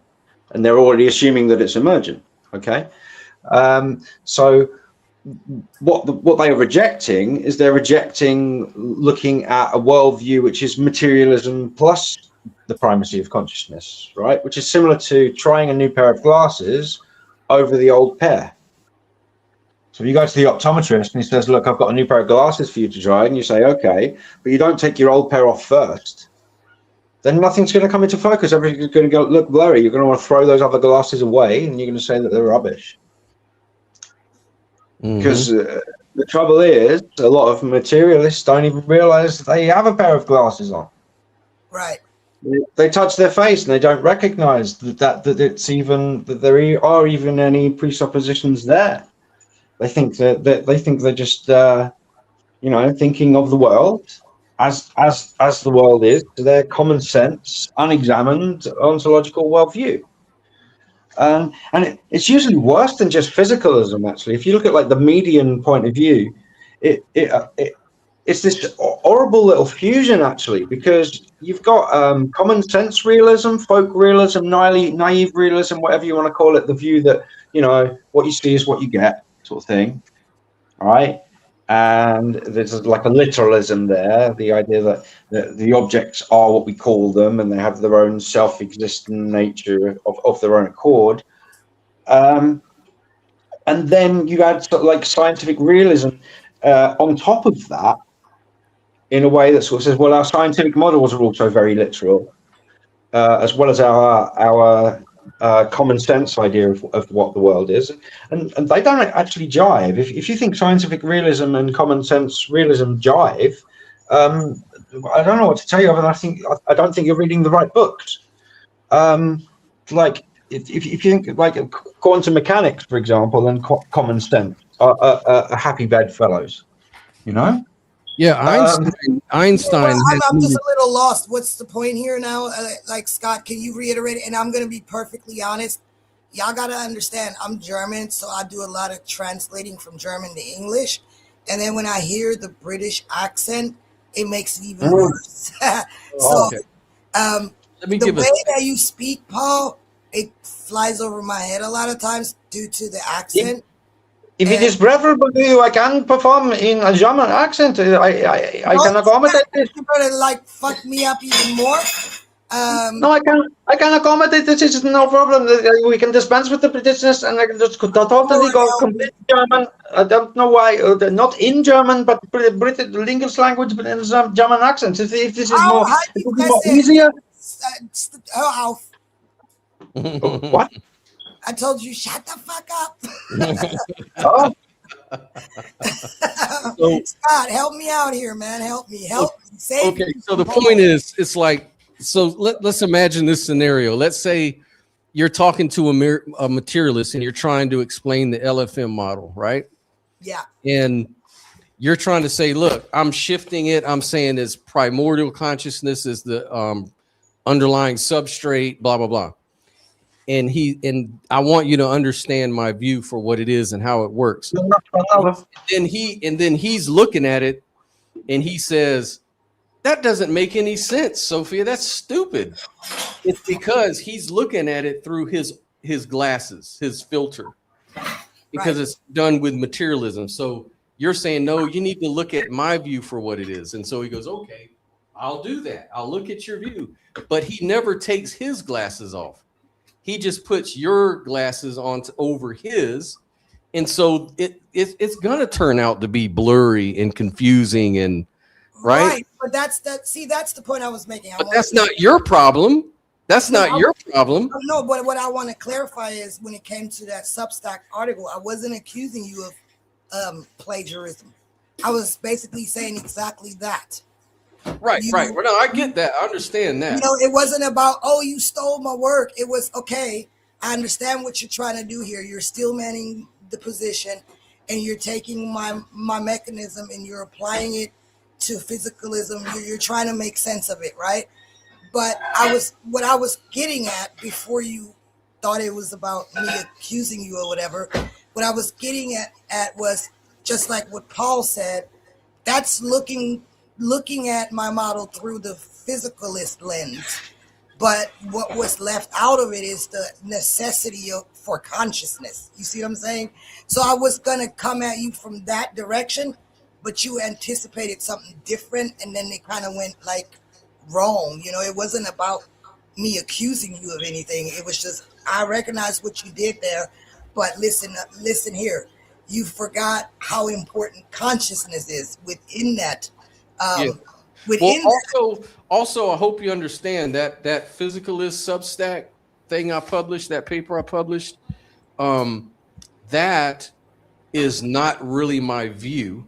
Right. I said that's why you still made a position. I knew Right. that. So, Like that should have let you know. I knew that. you knew that all along. Okay, gotcha. And so I don't know why you didn't get it, because I made that clear. Oh, nice try, Scott. You still meant the position. Oh, I see what you mean. what you Okay. did there. So I could have just either said either yay or nay, and you wouldn't have cared either way. So you were Right. just looking at, So okay. I think you just kind of took it wrong this time. Yeah, I did. I took it wrong. Definitely. I thought you were trying to attack me for stealing your shit. Yeah. And I was trying to tell you, no, man, I don't even hold this position, Sophia. This is just right. something. And I knew that. I said that right away. I'd like to know. I'd like to know what the two of you would think if I said I have a way to get someone to explore a consciousness first perspective without all of the usual defenses going up. Would you believe me? Say that one more time. Yeah. Say that again. I have a way to get someone to explore a consciousness first perspective without all of the usual defenses going up. Would you believe me if I said that I had that? I mean, if you're saying it, you must have tried it out before. So yeah, probably.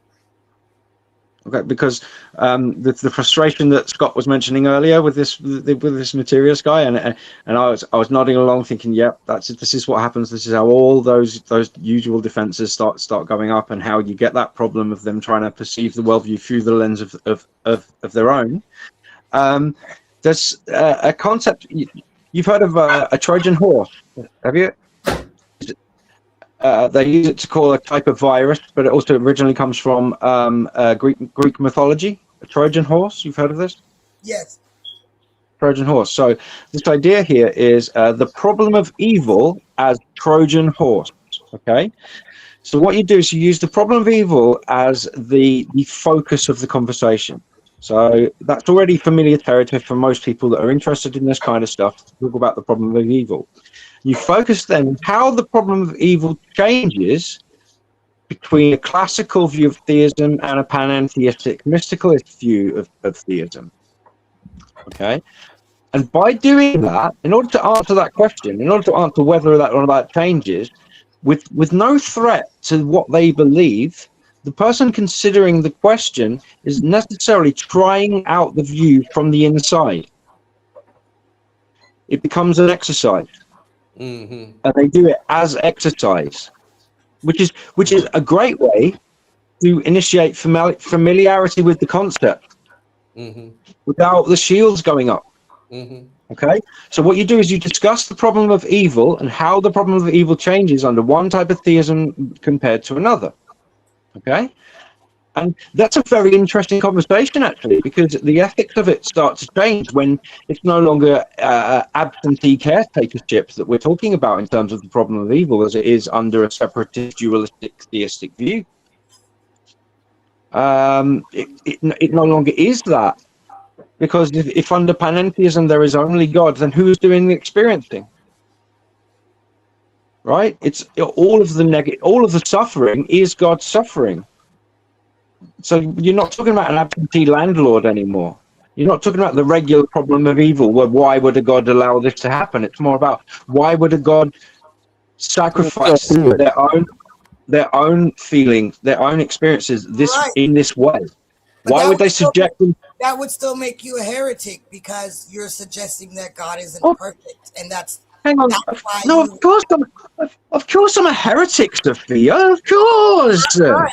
If I take any label and wear it with pride, it is heresy. You know, I am a heretic. Absolutely, 100%. Right, but my point just because I'm not an atheist doesn't mean I'm not a heretic. Goodness sake. Okay, Paul, I get it, but like my point is, that's that's a good method you explained, but it's not foolproof, because you're still gonna run into freaking pushback with a dogmatic Christian. Oh, of course, but I'm talking more about as a Trojan horse for the atheist materialist whose walls go up when you mention non-duality and this kind of view. You know, they have the defenses on such high alert that nothing gets through properly. But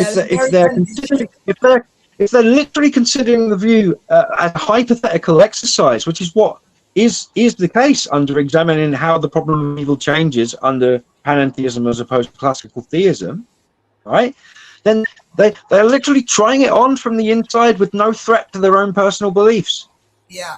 And so they're exploring the idea, and so you can have, as part of a pedagogical system, you can have an entire lesson plan for this particular discussion, right? Where then in the next section in the scheme of work, you then build from there. You then say, well, you've now explored this, and you understand the what part.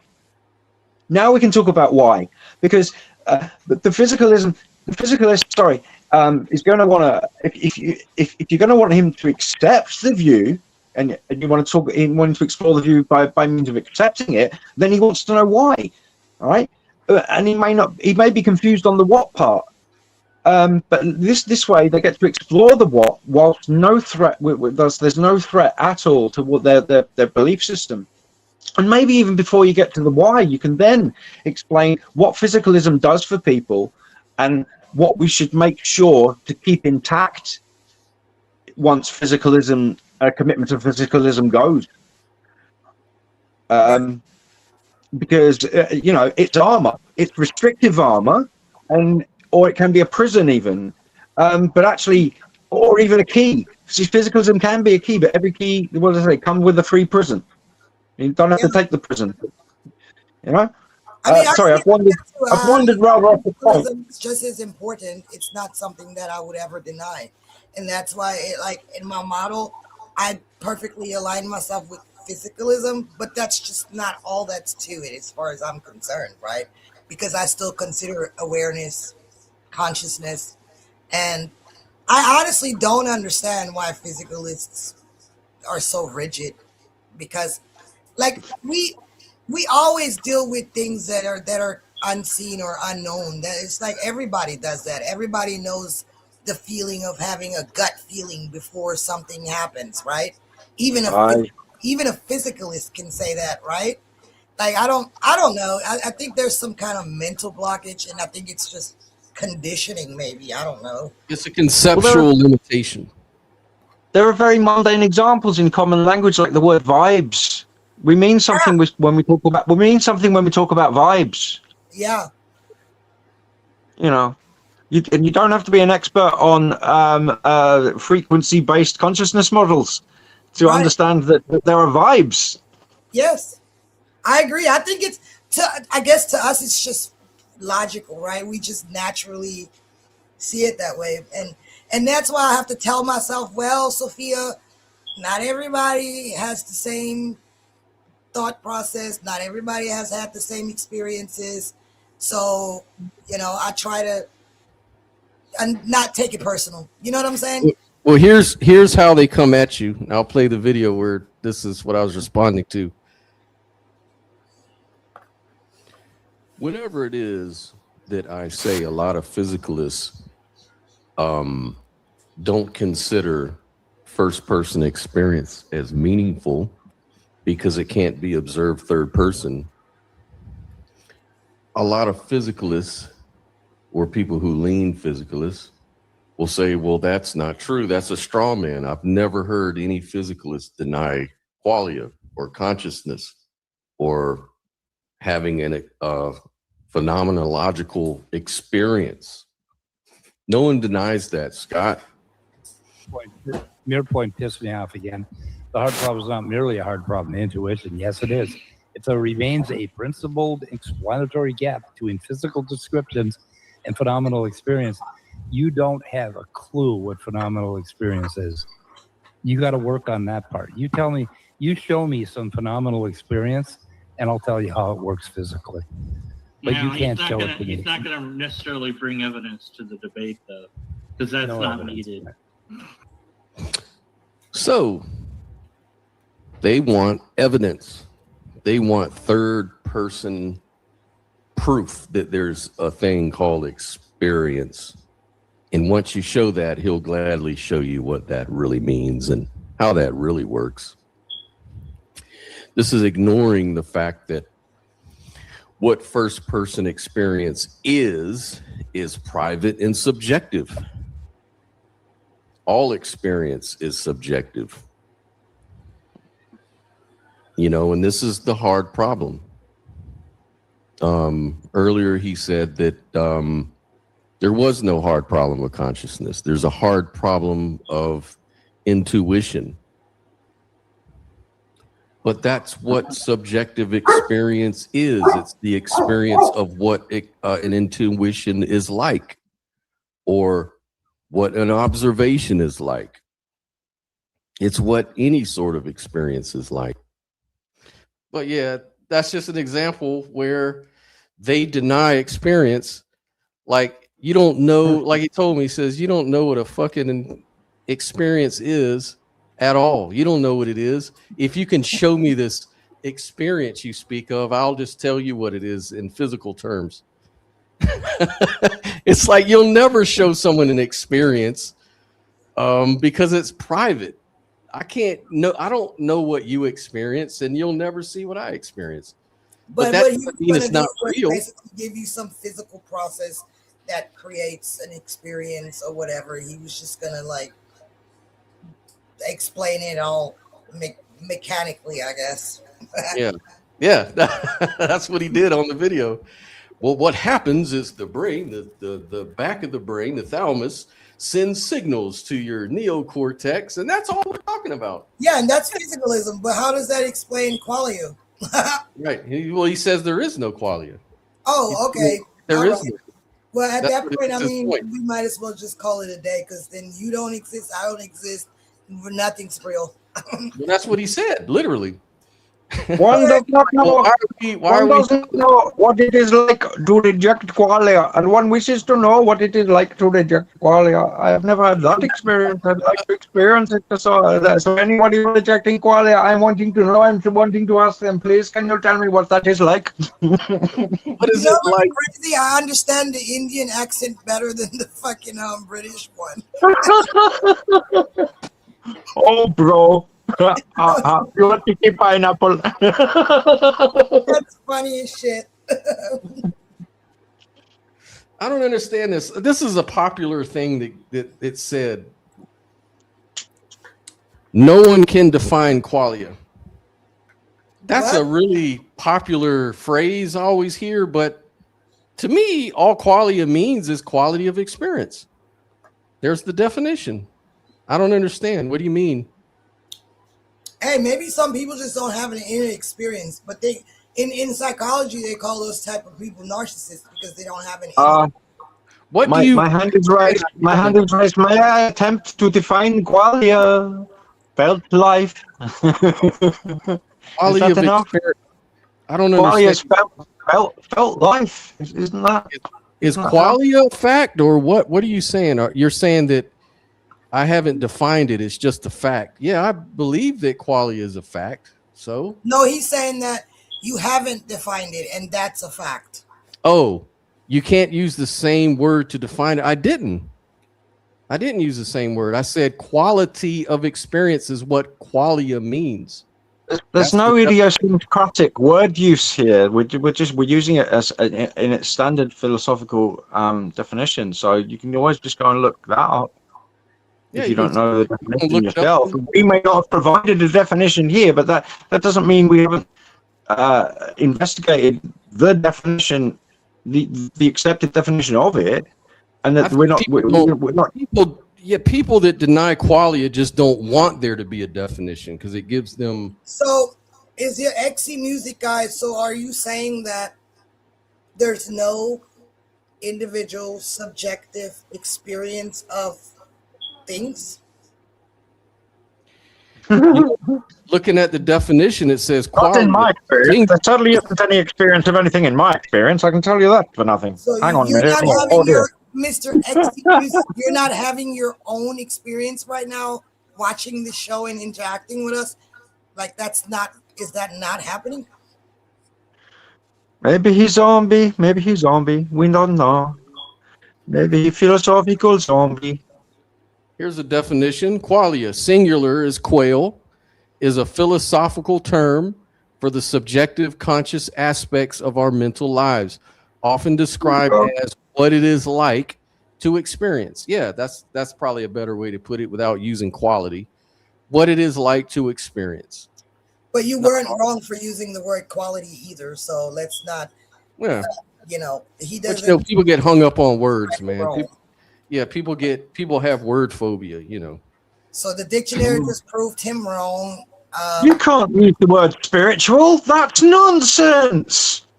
Yeah, they use words to shoot down the fact that you're using words, because words don't mean anything. They're just metaphors. But they're using words to make that point. Yeah, I mean, we have to use words. We have to use something to communicate. Now, I do agree that English may not be the supreme ultimate god of words, right? And I will push back against weak-kneed definitions. I like that. I love that. I told you I like that. I laughed on that when you said weak-kneed. But at the same time, we use words for a goddamn reason. So let's not pretend like they don't mean anything. It says, X Music says, no, you use a single word as the basis for an entire imaginary belief system. What imaginary belief system? What are you talking about, dude? X Music loves to present the contrary. Then we are at least agreed, if nothing else, that there is imagination. Are we not? And that's an experience. Even that's an experience. So we're at least agreed, if we agree on nothing else, that there is imagination.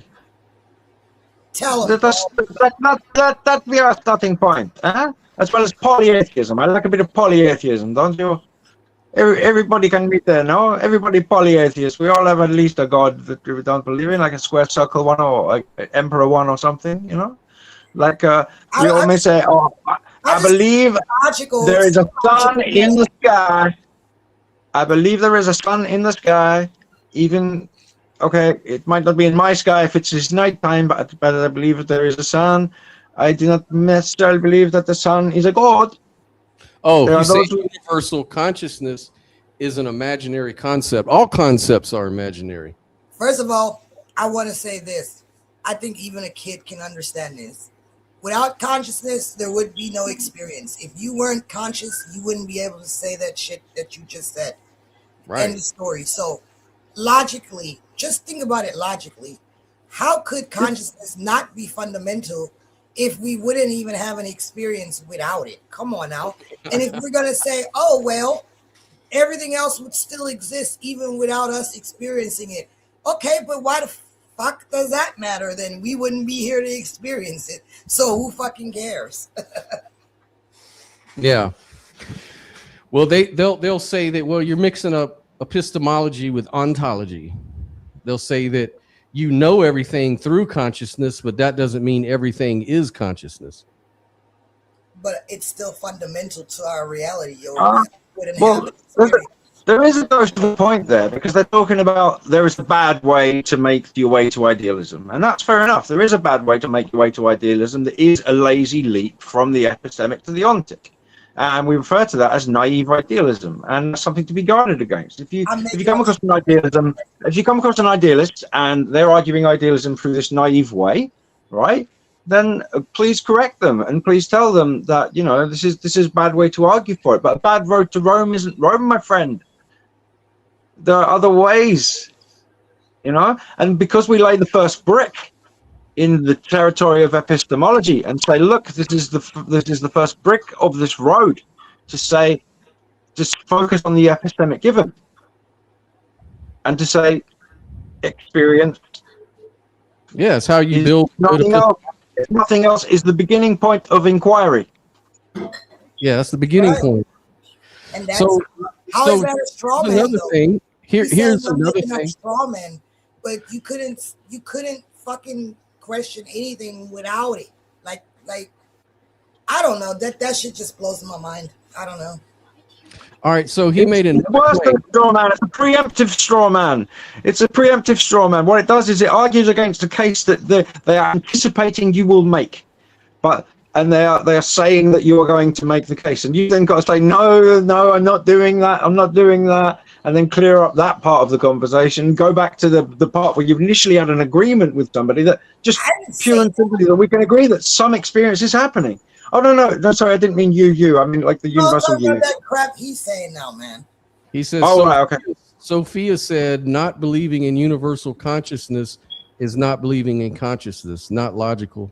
When did I say that, man? That to me, that does not even sound like me. Did I say that? No, you said that consciousness is fundamental to reality. Reality is known through your mind. So consciousness is prior to mind.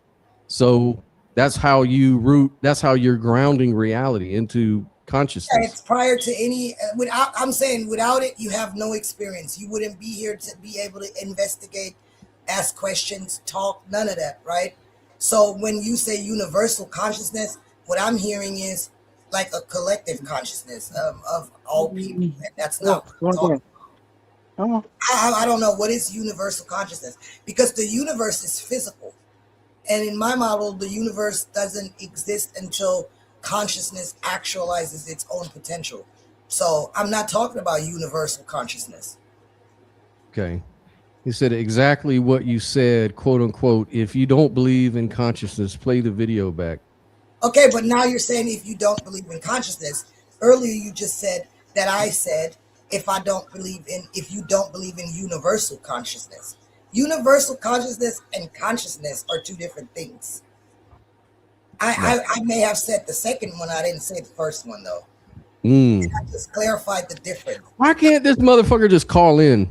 Consciousness is just consciousness. In my model, that's just primordial potential in its infant state. But universal consciousness refers to the universe, and the universe is physical. So Hey, you two, what's that thing they do with the circle of chairs, and you can sit in the middle? He did say that. Go back. You can pull up the comments. He said that I made the claim that if you don't believe in universal consciousness, you don't believe in consciousness. Pull it up, Scott.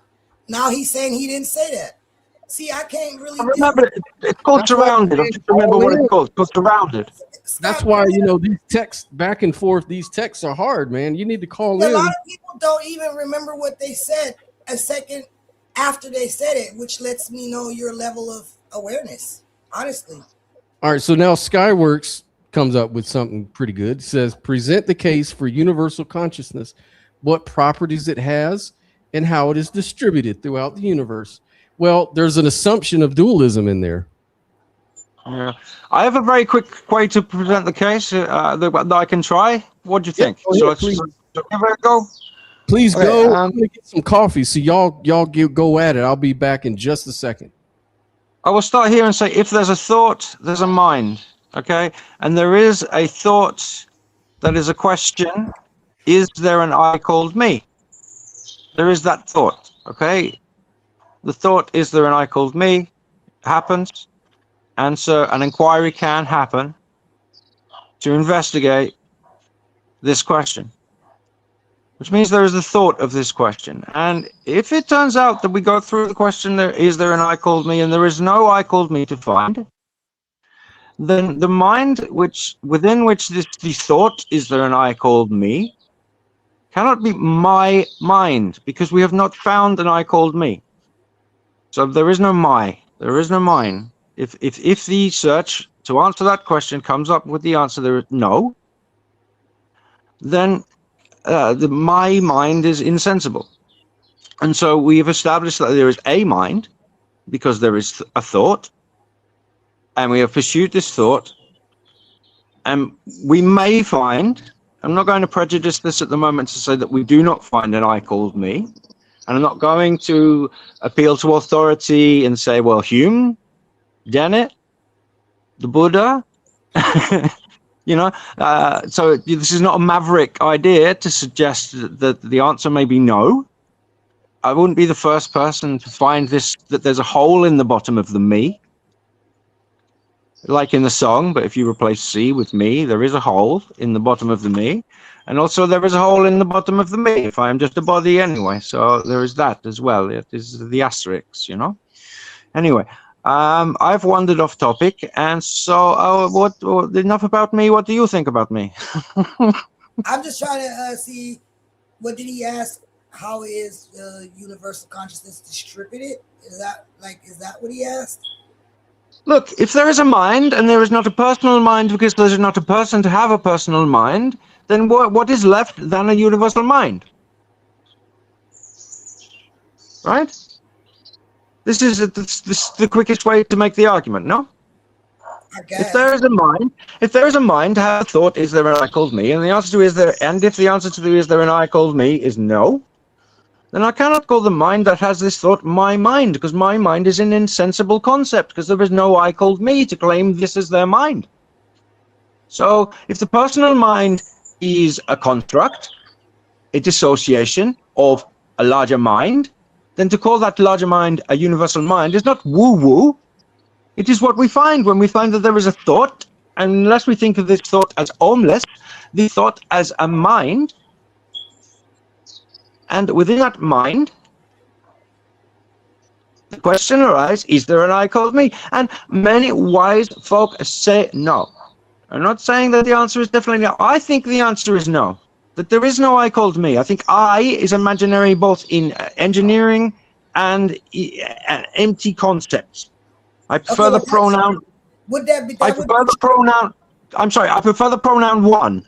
But now I will let you in. I'm sorry. No, I get it, but that would be strict idealism, right? Is it strict? I don't know. How strict is it? I see it slightly differently. I mean, I do believe in the one, right? I just think there's a real mechanism that takes place that results in the physical reality, and that's how it's distributed in my understanding. You know, I believe that there's primordial consciousness in its infant state, and I compare it to an infant. When an infant is born, they have no concepts. They don't know what's right or wrong, any of that, right? They're just having a very basic awareness.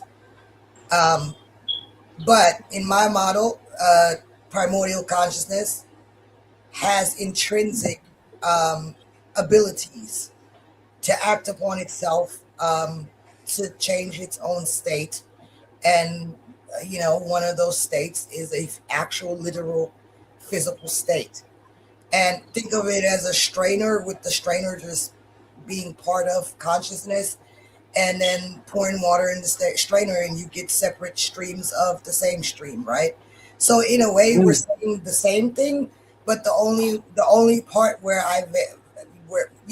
we differ a little bit is that I think I rather think you speak of proto-physicality of a kind.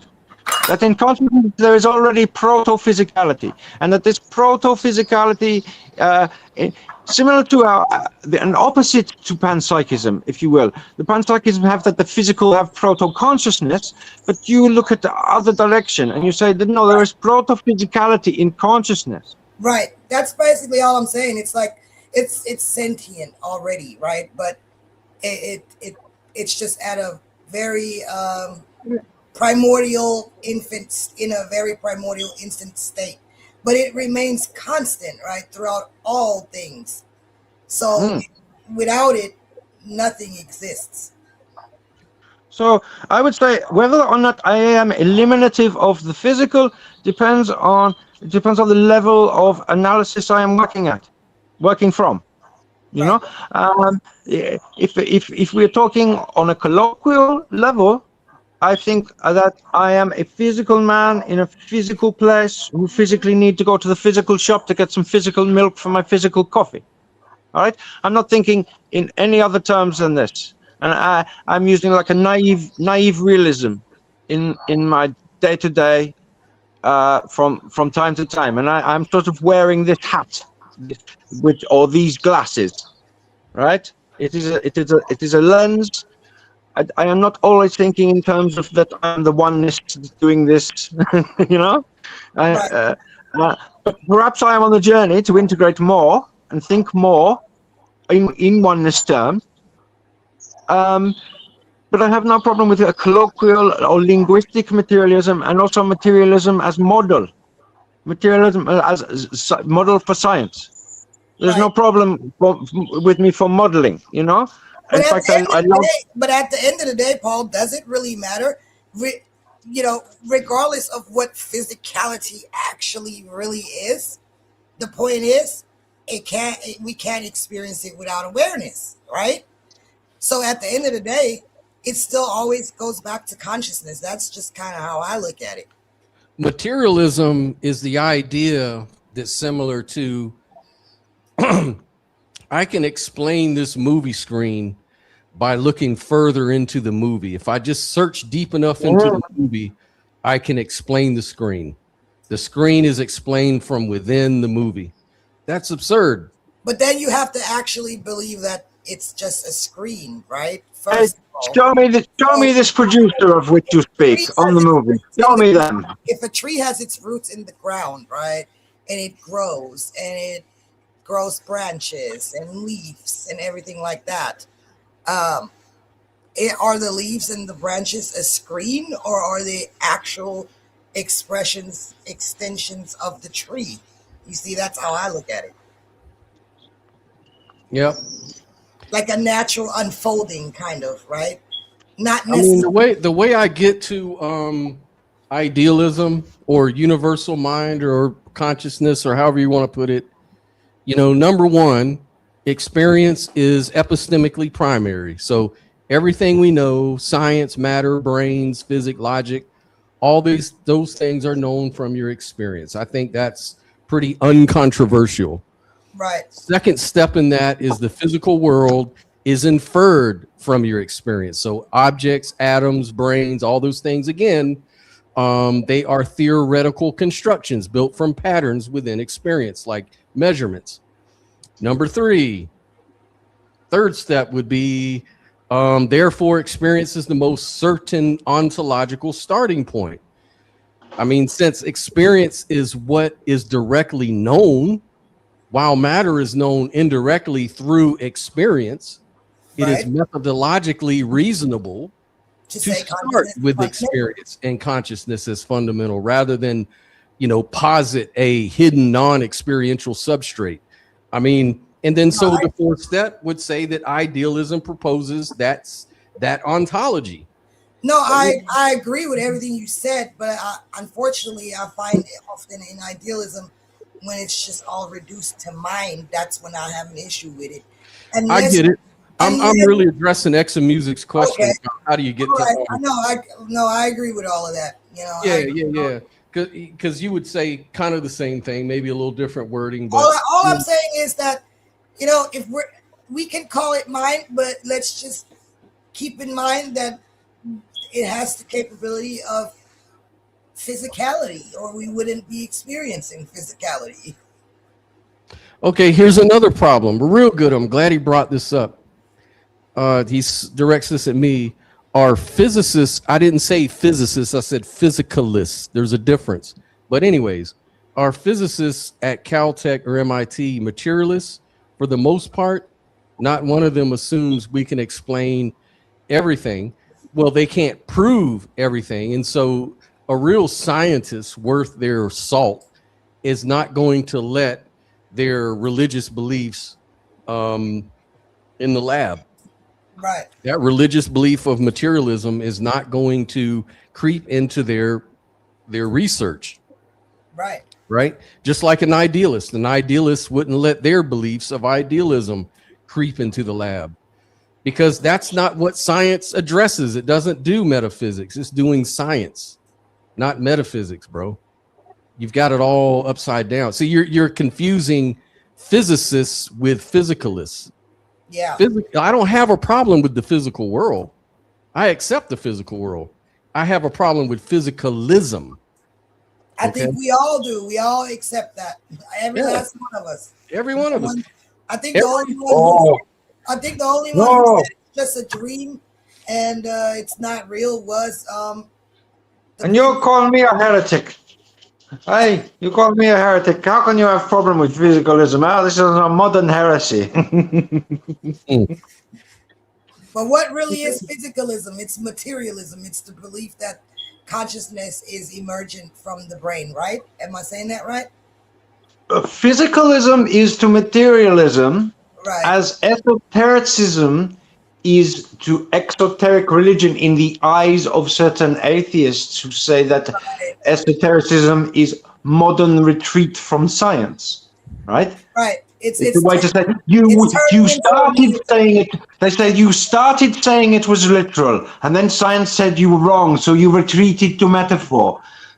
Materialism to physicalism is a bit like this. It is physicalism is a retreat of materialism. It is to say there is something transcendent, there are transcendent laws, there is something non-local, there are non-local fields. Okay, and to make these moves from materialism, from further and further from folk realism, okay, and then the common folk, they have this confusing mishmash where they have the folk realism and they have the materialism in the same basket, because the materialism retreats up into the physicalism or the material physicalism, you know, and they are doing the retreat dance that they are accusing the religious of doing when the religious say, no, I don't like the West. The other religion have gone. What we call religion now has gone the wrong way. I prefer the old school, the mystical, religious, connective, unitive school of religion. And then, you know, this reformism is rebuked and said, oh, no, you are not reformist. You are DIY theologian, stoner theologian. You're making new things up because science, you're just being new agey and shit, right? You are retreating the ideas. No, this is not what is happening. It is a retreating of ideas. It is a retreating back to good ideas that have been stolen and misused. Good ideas that have been stolen and misused. Religion contains a very good idea. Right. But it is a golden ball in a stack of balls. Oh, and by the way, religion, it is a stack of balls, yes? This is a good question, and it exposes a problem in my semantics. Again, semantics gets in the way. He said define experience. Is it visual? Is it auditory? Is it smell? I meant to say awareness, not experience. I'm sorry for that, because experience is in awareness. So experiences are visual, they are auditory, they are feelings and all of that, thoughts, inferences, but those exist within awareness, not within experience. Experience is the thing that we're describing.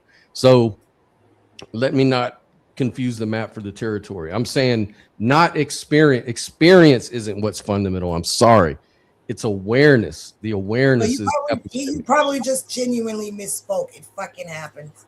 Yeah, well, that's what I'm saying. You know, these things, it's so weird how one little slip up can throw everything off, and the next thing you know, you're accusing each other of shit. So that's why you forget that's the one downfall with language.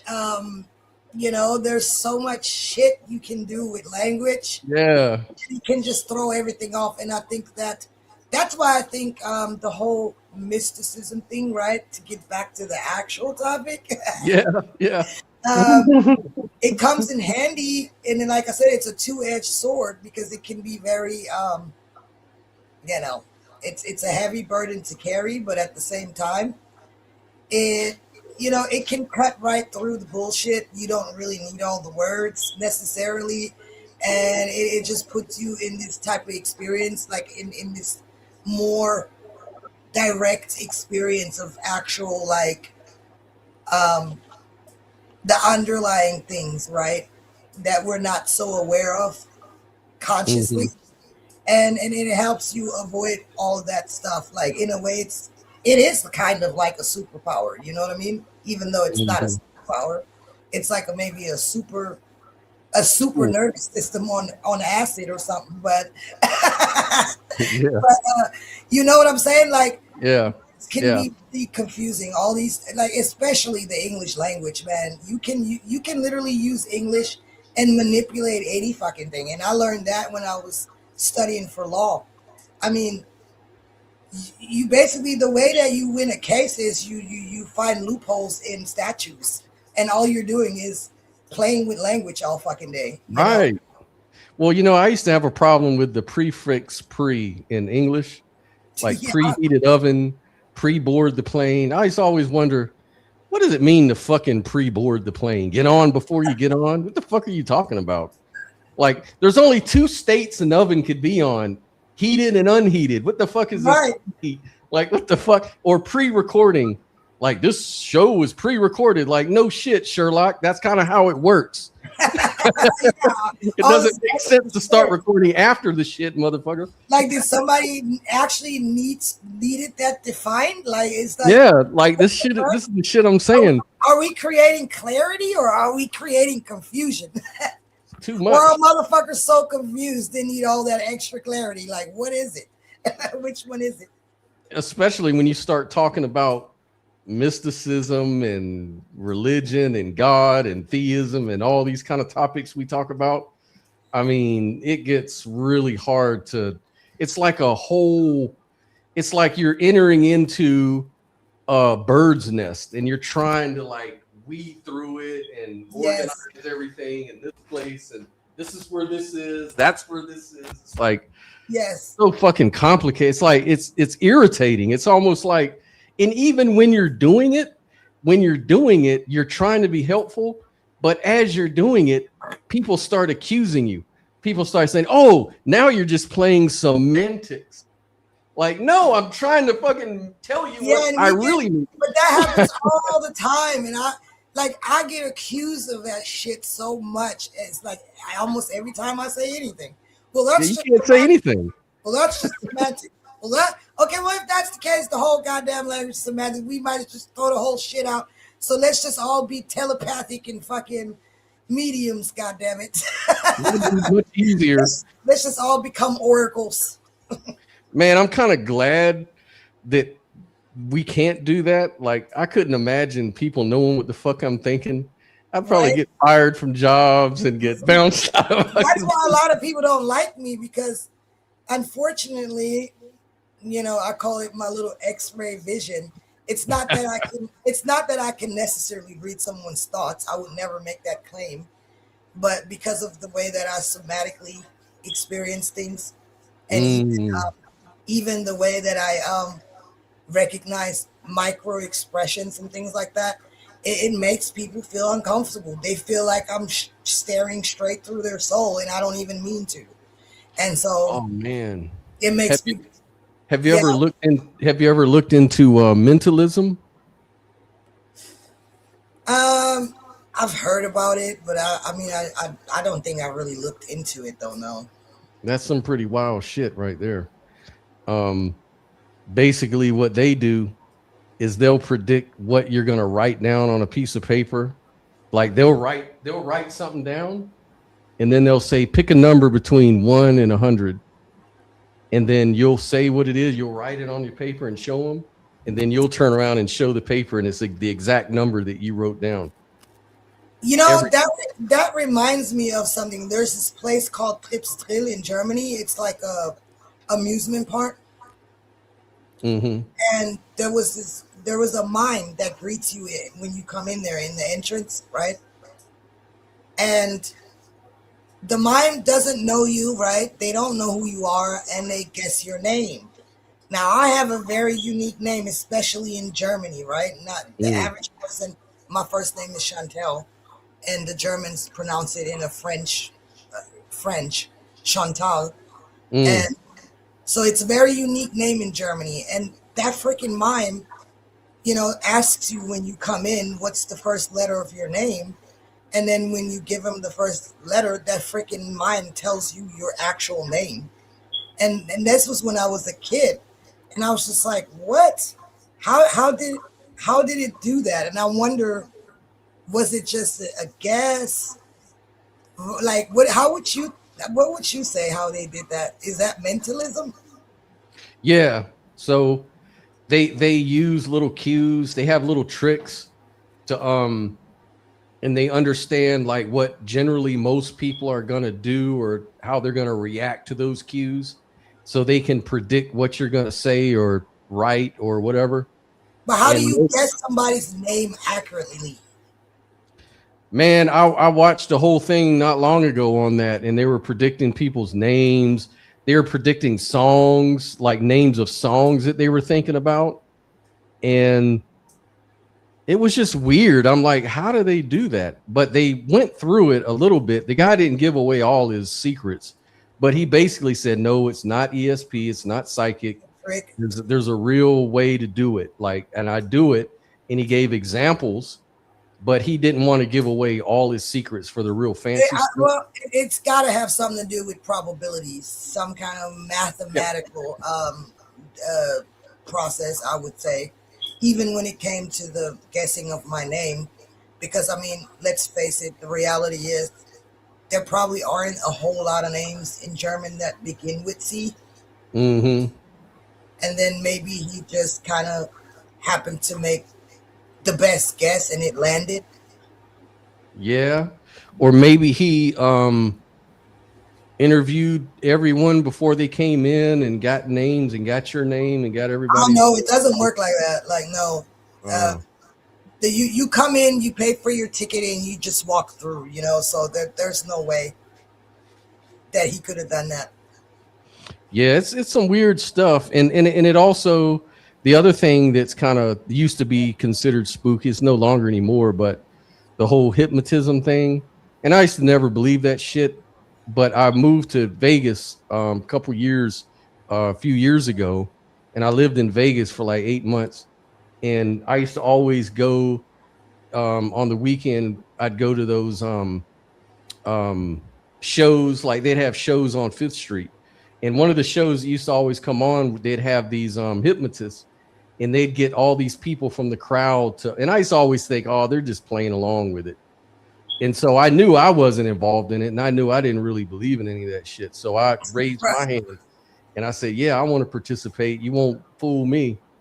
Next thing you know, that motherfucker got me running around and saying, doing this and doing that. And I'm like, what? You mean I did that for real? Everybody's like, yeah, man, you were like, I was like, no, I didn't. They're like, no, you fell asleep, dude. You were doing all that shit. That's like, crazy. wow. I don't think I've ever experienced No, I've never experienced hypnosis. I mean, I listened to like a guided meditation, and I was actually shocked at how fast I fell asleep. But that's about the only thing I've ever experienced, you know. But that's crazy. But I believe you have to allow it. So they told me that, you know, don't resist it. You have to. I'm asking for permission. So I'm not going to do this against your will. It ain't going to work if it's against your will. You have to give me the benefit of the doubt and just go with it. And I'm like, okay, but I don't think it's going to work, but I'll go with it. I'll go ahead and follow your shit. And sure enough, it worked. And it was really weird, man. It's like he first started off like, just relax, just do this. And I did it, you know, breathe heavy. Okay, I did it. Close your eyes. Okay, now raise your hand. Now your hand's going to get real heavy and you can't even pick it up. And sure enough, I'm like, what the hell? My hand just went down to my side. And it's like, now when you try to pick your hand up, it ain't going to work. And sure enough, I couldn't pick it up. And I'm like, damn, this guy's got control over my mind. I think it's the power of suggestion. I thought it was like a power of some kind of Holy Spirit, but that's the way it feels. It feels like there's a spirit over you that they've controlled you, man. But it's power of suggestion, actually. It's just your own mind. You've given permission consciously, and then your subconscious does the rest for you. That's kind of like DMT. Like, you know, there's a common misconception that everybody who does DMT is going to have an actual experience. That's not actually true. There are certain people who will not let go, and they just will not have that experience. And it's very true because I've seen it several times. And, you know, I thought that too. Oh, well, anybody that does the right amount and the right dose, you know what I'm saying, is going to obviously have that experience. But there are some people, they are very resistant to any type of, you know, perspective change, if you will, that it does not do shit to them. That's why it's good to demystify stuff. Like when you're demystifying mysticism, it helps people to understand, because like for me, if nobody really demystified the whole hypnotism thing for me, I would now probably start believing in the supernatural or something like that. Because I'd be like, wow, I experienced it firsthand. Somebody controlled my mind. So now And I you can't believe in deny it. spirits and whatnot, right? Yeah. But when someone told me how it works scientifically, then I was able to understand it a little better, you know? And Right. so kind of like it's the same thing you were doing today.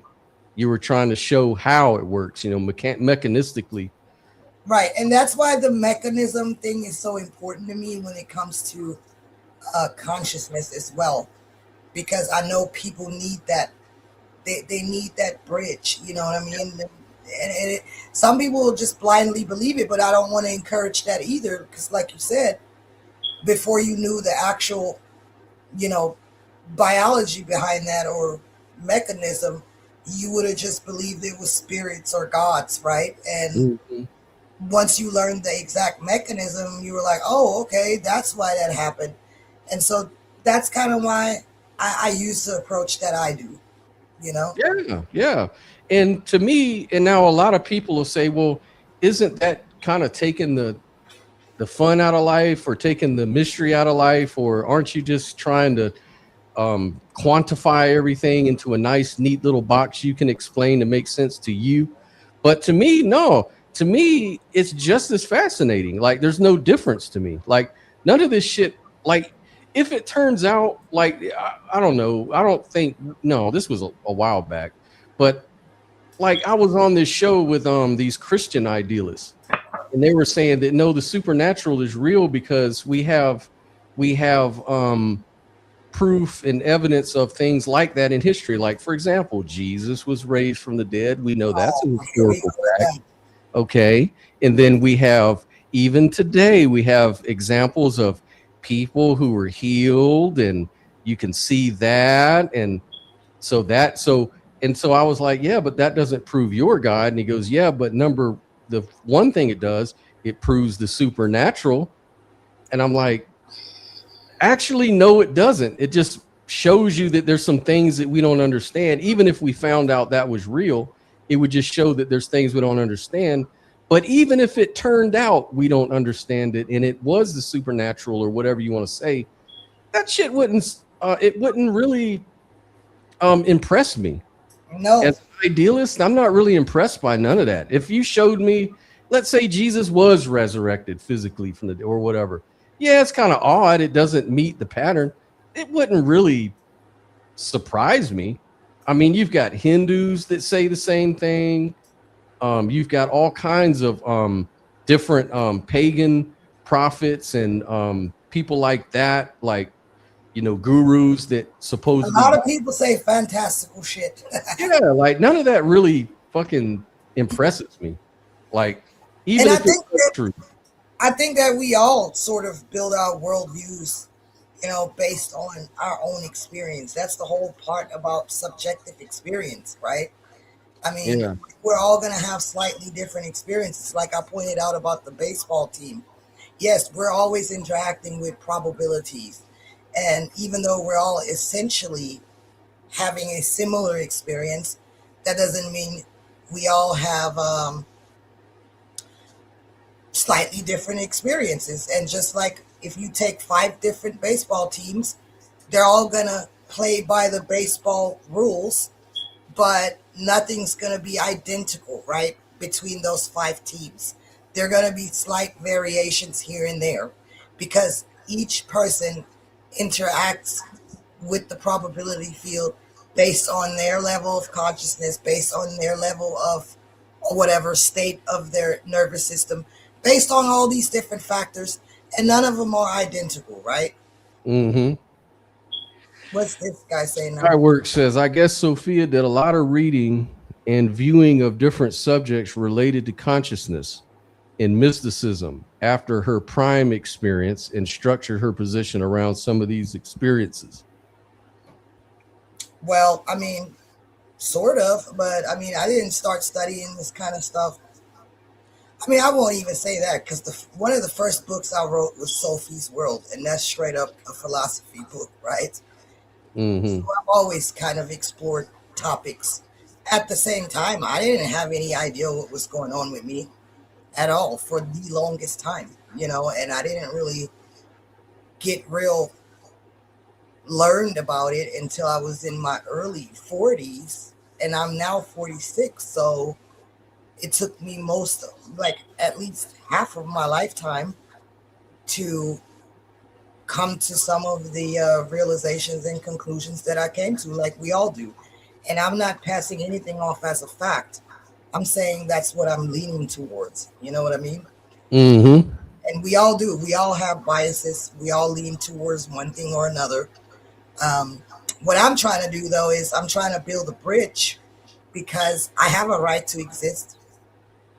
Yeah, and I like what you do. Like I said before, I like it because that is the one thing that throws people off from idealism is there's no mechanism, because they always think in terms of cause and effect mechanisms and things like that. And so that's a good way to sort of illustrate what's Because going on. that's just part of our practical experience, you know. So if we leave that out, it's like you have to imagine something that you're not actually experiencing. So how do you wrap your mind around that other than just blindly believing it? And I don't want to encourage that either. So that's my only point. And that's why I do things the way that I do them. You know, that's all. Totally respectable. And I had tried to do the same thing with my own little view called integrated idealism, which is kind of the same way, kind of trying to fit a structure to make physicalism real, to make physical real, and without turning it into like a dream type scenario. I had that same question, you know. I went through that and I created that model for that. So yeah, because you know, I understand the intricacy of physicality is just too precise for me to say, or it's just a dream, you know, or I don't know, like I don't understand. Like there has to be a reason why. There has to be a difference, because that's why we call it a dream and not the waking world. There's a difference between the waking There's world a big and the difference. dream. Like we just can't go through life not acknowledging that, right? Right, and that's all I'm saying, because at that point, like it's all the same thing.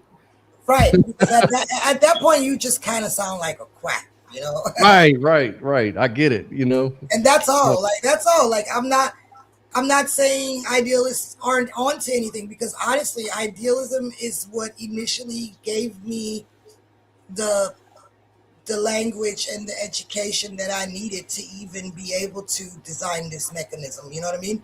It was a step in the right direction. It opened the doors to certain aspects which you introduced me to, you know, and so you are a big part of that. You know what I mean? And I actually needed that, because I was looking for a way to make sense of what was actually happening to me. So, you know, it still helped. I was briefly a Christian when I ended up in my dad's cult, and I had the experience of practicing Christianity. And even that opened the door for certain aspects in my life. You know what I mean? We learn from all types of things. You know what I mean? It's Man, in my personal life, I came a long way, man. Because when I first started in this whole journey, I decided to take this whole journey that I'm on right now way back in 1990, when I started taking a look at religion. That's where I started. Let me open up the Bible. Let's start there. So I started doing that. And then I started getting in contact with religious people and trying to understand the different teachings that everybody had, you know. And believe me, in the place I lived in the hood back then in Richmond, man. I lived like I was talking to black Israelites, and you know, all these the 100%, 99%ers and all this shit. And yeah, I was into that. Remember that motherfucker Polite? Yeah. You know, and he always. Like, did you get into him and in the beginning really like him? Yeah, because he made a lot of sense. You know, it's like I could resonate. You know, like see, he fucked me out when he went into all that fucking shit with multiple wives and all of that. And yeah, I mean, it became very obvious. But and then Mormonism was the same way. Yeah. Did you hear about the scandal about his ass? I knew there was going to be a scandal, but I didn't even follow it after that. Yeah. that man, he did some horrible shit. Like he literally was an SAer, and a P file. Mm.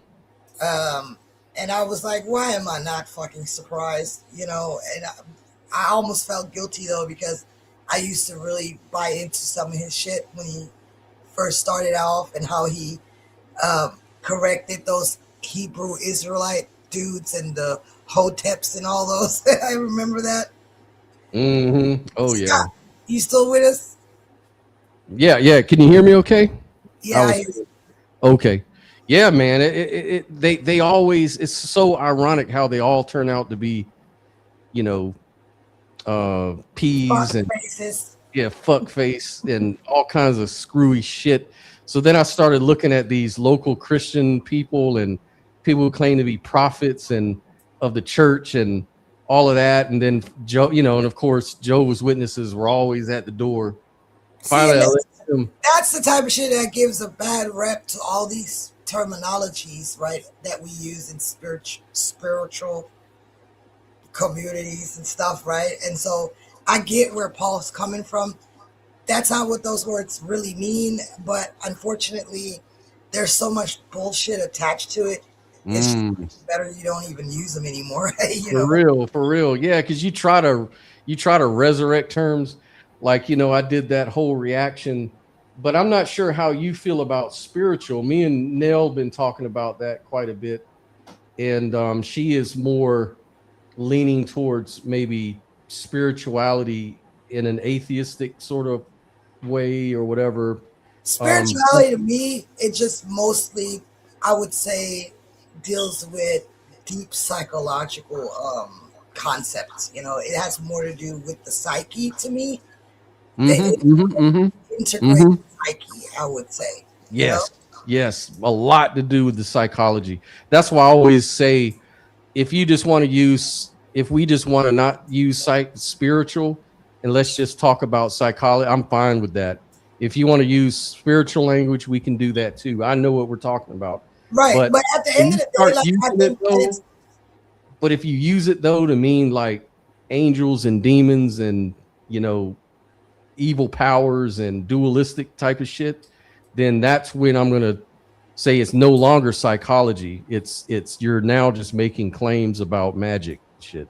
Exactly. And so I won't necessarily knock people who use those terminologies, because at the end of the day, I know they're describing the same thing that I'm describing. And they just don't have the education to explain it in any other way. So that's what I'm trying to do. I'm trying to not convert people necessarily, but give them a different perspective with the newfound education that I got. And I can explain these so-called spiritual things now with a different type of level of education to the people who may not have had access to that.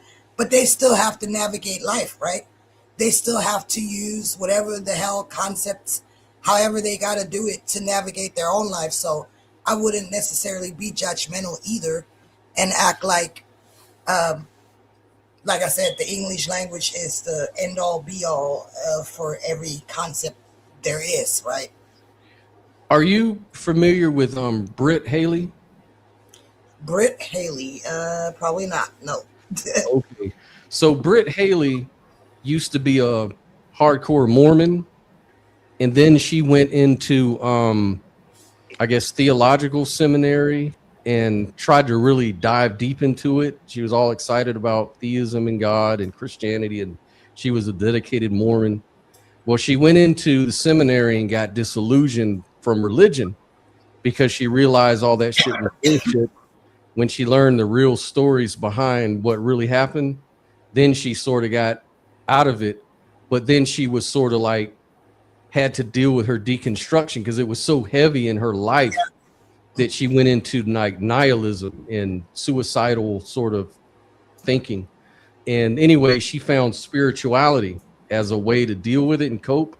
And so to the point where now she actually helps people, but she now looks at spirituality kind of like you do, like not necessarily like magic and stuff, but she has like real psychological reasons for why spirituality can be beneficial, where it can Right. be harmful, how to strike a good balance. And she's very educated on all the spiritual traditions and teachings, and she grabs a little bit from everybody, and she does a really good thing. And in fact, she works with the what's that organization called?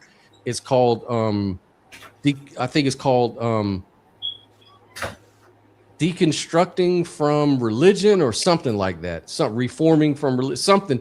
It's supposed to help people who are traumatized by religion deal with it as they're coming out. It's like psychological help. So she helps people. They send people to her. This organization does. And this organization also works with the Atheist Experience Network. You know, that Atheist Experience with Matt Dillahunty and all them.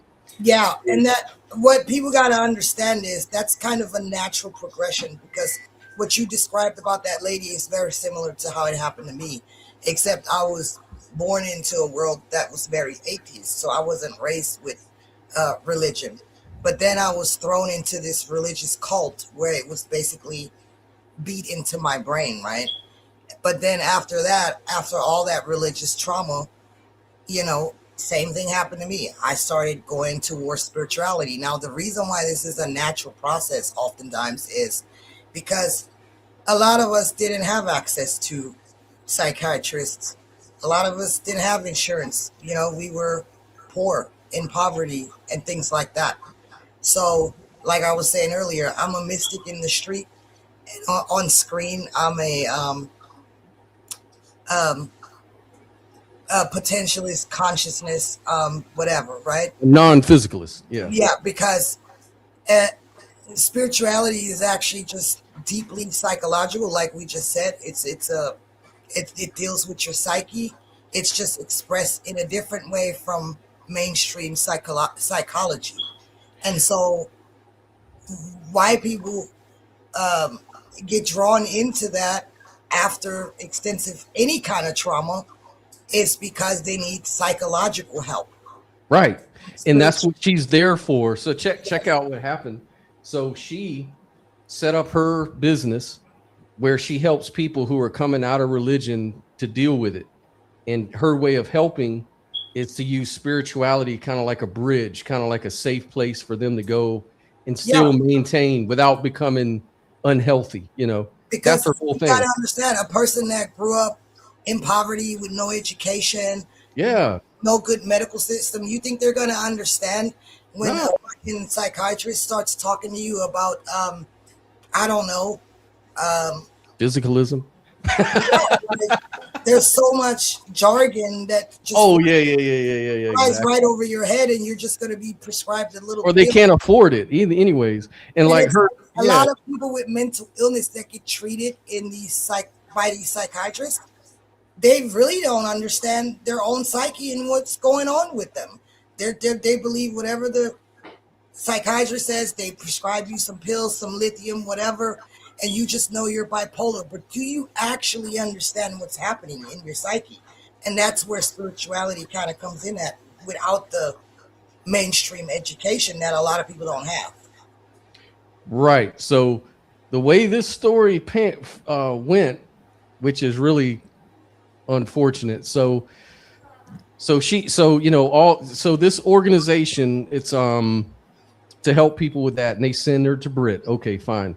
Well, Matt Dillahunty from the Atheist Experience, that guy, he came out with a long video talking about, his video was called "Spirituality is Nonsense." And he went on for a whole fucking hour talking about how people who believe in spirituality are, you know, pretty much just shitting on it, you know, through the whole thing. And woo woo and all this kind of shit. I see where this is going already. Right. So then Brit made a response video, and she said, I think it's not very understanding to just put people in a box, to just do people, like, you don't understand how serious this can be to people. Exactly. Like you're just making light of it like it's a joke or whatever. Like, no, this is people really, you know. And anyway, she made her video, So then Matt saw the video and kind of got mad. So he made a video, and then another one of his partners, her name is Shannon Q, and she's actually a psychologist, but she's a physicalist atheist. And so she also watched the video, and she paid attention to the part in her video that said that that organization actually sends people to her for help. And she said, oh, when I found that out, I reported her. I went and reported her to them to say that, because when I looked at her background, she's not qualified psychologist. She's just somebody who knows a lot about spirituality, and she's got a degree in theology and this and that, but she's not a trained medical person. She has no business trying to help people who are deconstructing from religious psychologically.